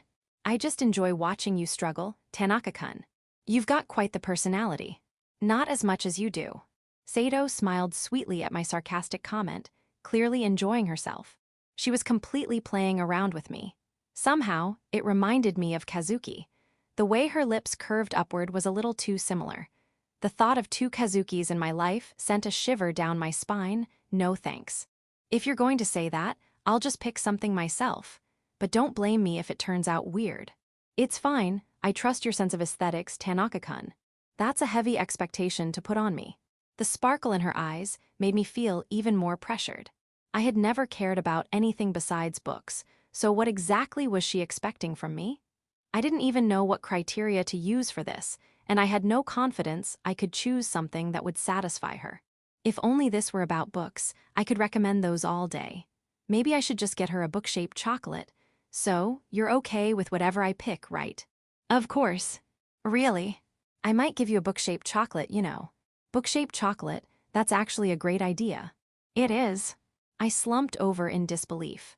I'd meant it as a joke to mess with her, but I hadn't expected her to actually approve of the idea. Even I knew something like that wasn't exactly stylish.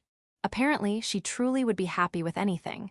Her reassurances eased my worries just a little. Fine, I'll pick something and give it to you. I'm looking forward to it. Don't expect too much, though. With White Day made more complicated than ever, I couldn't focus on my studies at all. With finals looming the next day, I was in the classroom during lunch, frantically working through practice problems, when a casual voice called out from above me. Wow, look at you. Studying hard, huh?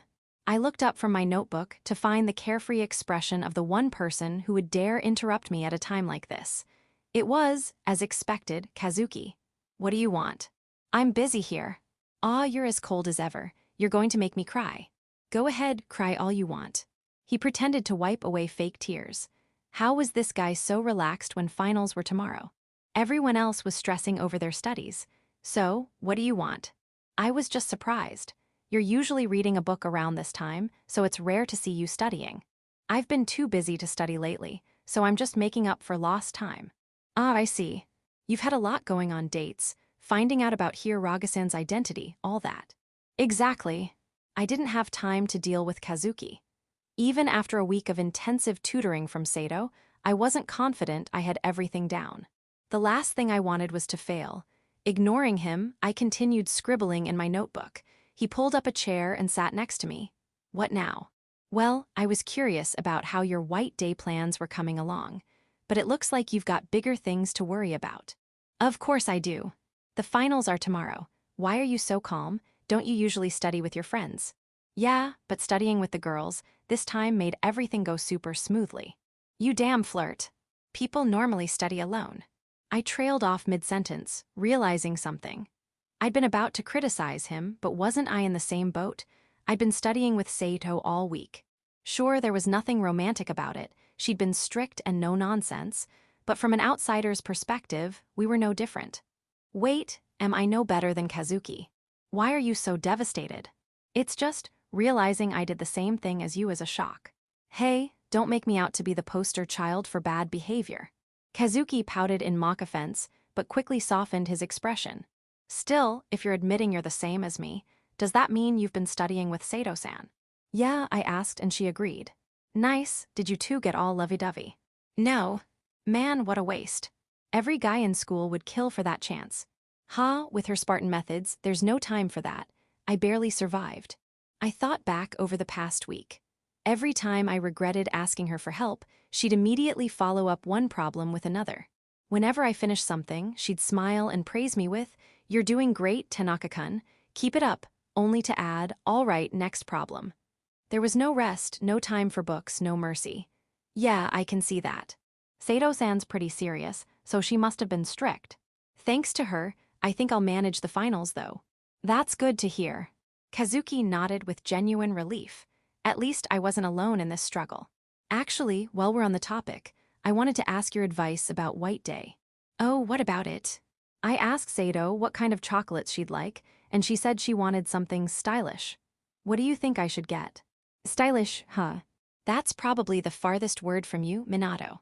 Kazuki let out a wry laugh. I already knew that much. To me, all the chocolates sold in stores looked equally flashy and stylish. I get it, so do you have any suggestions? You're giving out chocolates to your lady friends again this year, right? Of course, I plan to. But isn't Sato-san hoping you'll pick something out yourself?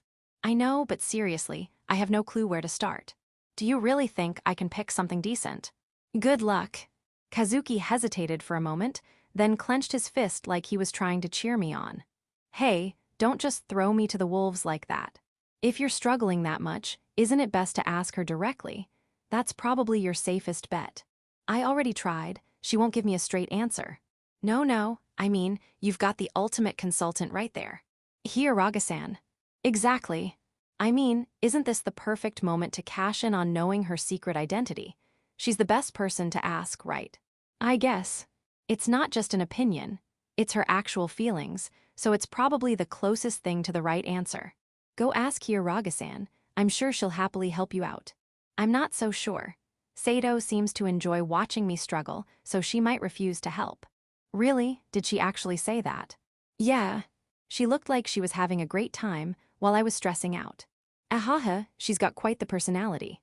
Kazuki shook with laughter, clearly amused. He seemed to like the idea of Sato finding entertainment in my misery. Wow, I never thought Sato-san would say something like that. Has she finally discovered the joy of messing with you? You didn't put her up to this, did you? Me? Nah, she figured it out all on her own.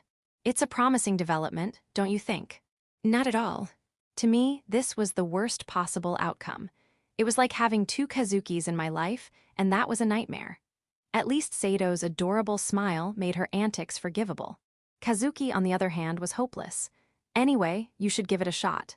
Fine, if that doesn't work, I'll figure something else out. For now, I'd try asking. Whether Sato, or rather Hiyaraga-san, would actually help was still a gamble, but it was worth trying. Hope your White Day plans go well. Yeah, thanks. So, are you planning to confess? You already know Sato-san likes you, right? I've known for a while, even before I realized her identity. Oh, so what's the plan? Are you really going to confess? I've been thinking about it. Wait, seriously. Kazuki's eyes went wide like saucers as he grabbed my shoulders and started shaking me. You, confessing? Are you sure? Is this really you? What do you even think of me? Annoyed, I shrugged him off. Just what kind of image did Kazuki have of me? I mean, I can't stay like this forever. True, but after all this time, it's just unexpected. You've been so slow and steady. It's obvious now that I know how Sato feels. There's no reason not to confess. White Day seems like the perfect chance. Oh, you're actually being manly for once. Usually, you're just a lonely, love-clueless guy. Shut up. Kazuki clapped mockingly, clearly entertained.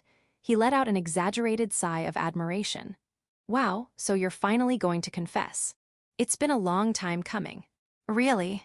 Totally. Do you know how much second-hand frustration I've endured watching you two? I honestly thought you'd both graduate high school without ever getting together. It's like watching a story I've been following for ages finally reach its climax. Don't act so triumphant when we're not even dating yet. Even though I was determined to confess, the thought of actually saying it made me nervous. It was one thing to confide indirectly through Hiyaraga-san, but facing Sato herself was an entirely different challenge. You'll be fine, Minato. If you could win over someone like Sato-san, you can definitely pull this off. Have some confidence. If I could, I would. I never thought romance was something I'd experience, let alone handle gracefully. For once, I envied Kazuki's useless experience. Have you decided on what to say for your confession? What to say? Something like, I like you, or please go out with me. Isn't I like you enough? Well, it's fine, but I think it's important to use your own words. Whatever you say, if it's genuine, it'll reach her. That's what matters most. My own words, huh? Kazuki's advice resonated with me. He was right, that was probably the most important thing. Be honest and speak from the heart. Words that carry your true feelings will make her happiest. You don't need to be flashy. Just expressing your feelings sincerely is the most attractive thing you can do. Kazuki's genuine smile made it impossible to dislike him, even when he annoyed me. His words carried a surprising weight, and I found myself nodding in agreement. Section. On the weekend following the exams, I decided to follow Kazuki's advice and look for an opportunity to consult with Hiyaraga-san. Thankfully, the exams went smoothly, and I can confidently say my performance was the best it's ever been. This was all thanks to the intense study sessions. Since I had taken time off from work during the exam period, it had been quite a while since my last shift. Sato occasionally had errands and didn't meet up with me as usual, but I think she continued working. It was now the busy lunch hour, and the constant stream of customers left no time for casual conversations. If I wanted to approach her, the best time would likely be during the lunch break. For now, I focused on the task at hand. When the rush finally subsided, the manager gave me permission to take a break. Hiyaraga-san had started her break about 30 minutes earlier, so now was the perfect time to talk. As expected, when I opened the door to the break room, I found her eating her lunch. She was mid-bite, holding a spoon of rice to her small, slightly open mouth when our eyes met. Good work today. Ah, good work to you too. She quickly returned the greeting, covering her mouth with her right hand as she chewed. Watching her small, animal-like movements, I took a seat across from her, pulled out the bread I had bought earlier, and tore open the package. Today's choice is curry bread, Tanaka-san. It's one of those crispy ones they sell at the convenience store. Really tasty, you should try it sometime. Oh, that does sound intriguing. Want to try? I broke off a small piece and offered it to her. It wasn't as crispy as when I first bought it, but it was still far better than the usual soft ones from the store. Thank you. Hiyaraga-san accepted the piece, stared at it briefly, and then popped it into her mouth. You're right, it's much crispier compared to the usual ones. Right. While I typically cooked my own meals for breakfast and dinner, I often bought lunch out of convenience. In contrast, Hiyaraga-san always brought a homemade bento. I truly respected her dedication to preparing meals every day. You always bring a bento, don't you, Hiyaraga-san? They're just simple dishes. Would you like to try some? Hi. As a thank you for the curry bread. She gently placed a piece of hamburger steak on the lid of her bento box and offered it to me. Oh, an opportunity to taste Sato's homemade cooking had finally arrived. Glancing at Hiyaraga-san's expectant gaze, I took a bite. Thank you, I'll have some. Even though it was cold, the texture was satisfying, and the rich flavor of the meat filled my mouth. Delicious as always. This is really good. I'm glad it suits your taste. Hiyaraga-san let out a small sigh of relief before resuming her meal.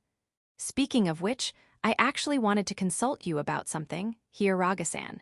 A consultation. About what? White Day is coming up soon, and I'm struggling to decide what kind of chocolates to give. Ah, it's that time of year, isn't it? My friend mentioned she'd like something stylish, but I'm not sure what exactly to get. I think you should just give her something you've chosen yourself. As expected, she wasn't going to give me a direct answer. Sure, I'd love to choose something myself, but a little hint would be helpful. I'm not very confident in my choices. You're really overthinking this, aren't you? Hiyaraga-san smiled warmly, clearly enjoying the situation. I wonder if she's trying to mislead me by being vague. Don't worry, Tanaka-san. Hi. I'm sure she's being honest. The fact that you're putting so much thought into it will make her happiest. Just knowing that you're choosing with care is enough to satisfy her. She nodded reassuringly, her face full of confidence. I couldn't argue with that logic, especially when she seemed so convinced herself. I guess I'll give it my best shot. Yes, don't worry. Whatever you choose, she'll be happy as long as it's from you. Got it. With that reassurance, I felt a weight lift from my shoulders. Asking was definitely worth it. Just then the door burst open. Good work, everyone. The energetic voice belonged to a girl with chestnut-colored hair who beamed brightly as she entered. Mai-san. Both Hiyaraga-san and I greeted her with a good work, and her radiant eyes quickly landed on us. Oh, Hiyaraga-senpai and Tanaka-senpai, taking a break together. Yep, just having lunch. Hiyaraga-senpai's bentos always look so delicious. With that, Mai-san plopped down beside Hiyaraga-san. Having lunch together, huh? You're sly, Tanaka-senpai. Hiyaraga-senpai already has someone she loves, you know. I'm not trying anything. I was just asking for advice about White Day chocolates. I wished she wouldn't jump to such dishonorable conclusions. There's no way I'd do something as frivolous as hitting on people. Hitting on the person I like, however, might be a different story. Mai-san's eyes sparkled at my words. Oh, White Day, huh? You're giving her something, Tanaka-senpai. Yeah, I am. That's great. Looks like everything's going well. All those times you confided in Hiyaraga-senpai really paid off. WL. Please, just forget about it already.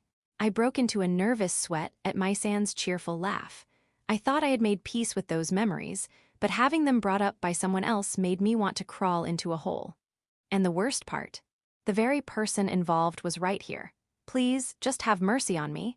Unfortunately, Mai-san was relentless. Like a demon feeding off my suffering, she continued. You know, ever since that time you helped fix her bookmark, I thought this, but Tanaka-senpai, you really like your friend, don't you? Always talking about how cute her smile is or how you love the way she gets flustered. You've been praising her nonstop. Oh, come on, enough already. I'll do anything, grovel, apologize, you name it, just make her stop. Sure, I'd shared a lot with her in the past, but this was the absolute worst timing to bring it up. I wanted to disappear. My face burned with embarrassment as I glanced at Hiyaraga-san. Her cheeks were also flushed, and she avoided my gaze. It's not a bad thing to like someone that much, I muttered defensively. I agree. I think it's wonderful. Having someone who loves you that much is enviable, don't you think, Hiyaraga-senpai? Why, yes, that's true. Hiyaraga-san's shy response came as she glanced up at me with slightly teary eyes, only to quickly look away again. Her bashfulness was incredibly cute. Neither of us had any composure left, yet Mai-san, oblivious to the tension, perked up as if she just had a realization. Oh, since everything's going so well, have you confessed to her yet? She had to ask that now, of all times. I could feel Hiyaraga-san's eyes widen in curiosity, waiting for my answer. Not yet. I fully intended to confess, but now wasn't the time for her to find out about it. I see, Hiyaraga-san murmured softly. The day had finally arrived, the day I would give Sato chocolates and confess my feelings. I'd decided on this long ago, yet I was more nervous than I had ever expected. Just thinking about confessing made my heart race uncontrollably. My thoughts were scattered, and my mouth felt parched. I'd already finished the water I brought, so I'd need to grab another bottle later.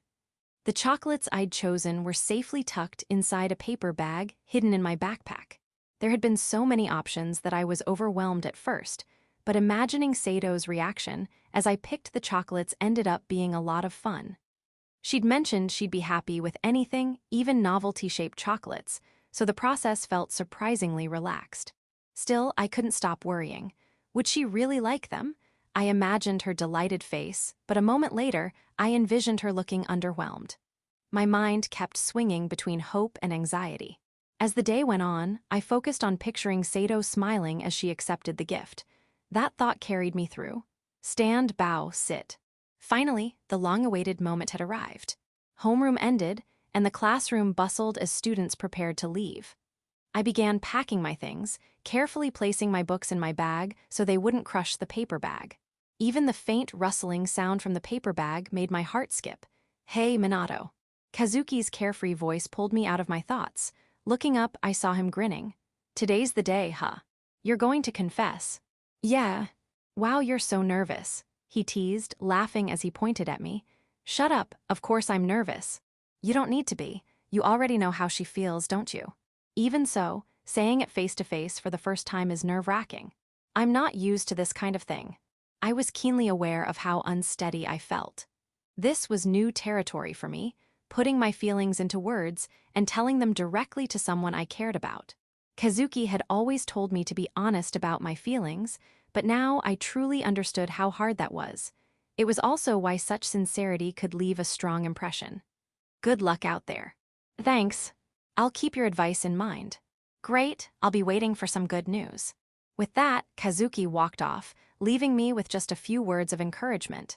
It seemed he genuinely wanted to cheer me on. Taking a deep breath, I slung my backpack over my shoulders and stood up.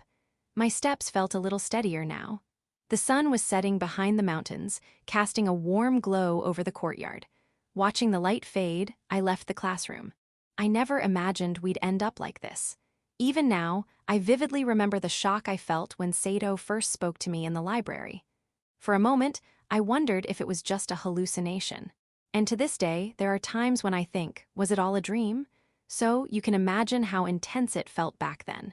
As we grew closer, I got to see so many sides of Sato. Above all, her smile was irresistibly captivating. It wasn't a pasted-on grin, but a genuine expression of happiness. Seeing that smile was what first drew me to her. A lot has happened since then, from borrowing and lending books to going out together to exchanging gifts. We spent New Year's together, went on dates, and eventually I discovered that Sato and Hiyaraga-san were the same person. Without a doubt, those were some of the most vivid and impactful moments of my life. The more I thought about it, the more memories of Sato came flooding back. Each one was precious and unforgettable. I'm sure I'll carry them with me for the rest of my life. The time I've spent with Sato has become an irreplaceable part of me. Lost in these memories, I soon realized I had arrived in front of her house. The door was a deep, rich brown. I had rung the doorbell countless times before, and each time, Sato had appeared from behind it. Today would be no different. All I had to do was press the button. Placing my finger on the button, I took a deep breath. The cold air filled my lungs, clearing my head slightly.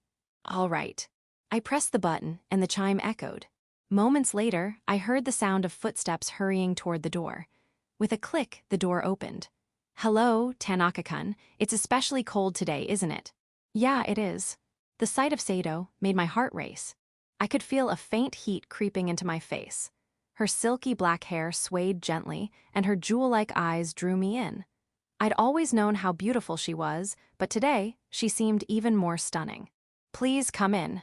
Oh no, I'm fine here for now. Hi. I stopped her as she began to retreat inside. She tilted her head in confusion, looking at me with a curious, almost animal-like expression. Leaving her puzzled, I reached into my backpack and pulled out the paper bag. Here, this is for you, chocolates. Wow, thank you so much. She took the bag with both hands, her face lighting up like a child receiving a present. Hugging it briefly to her chest, she then carefully shifted her grip, inspecting the bag's design. Her wide eyes sparkled with a mix of joy and surprise. Can I open it now? Of course. Her excitement was palpable as she asked for my permission.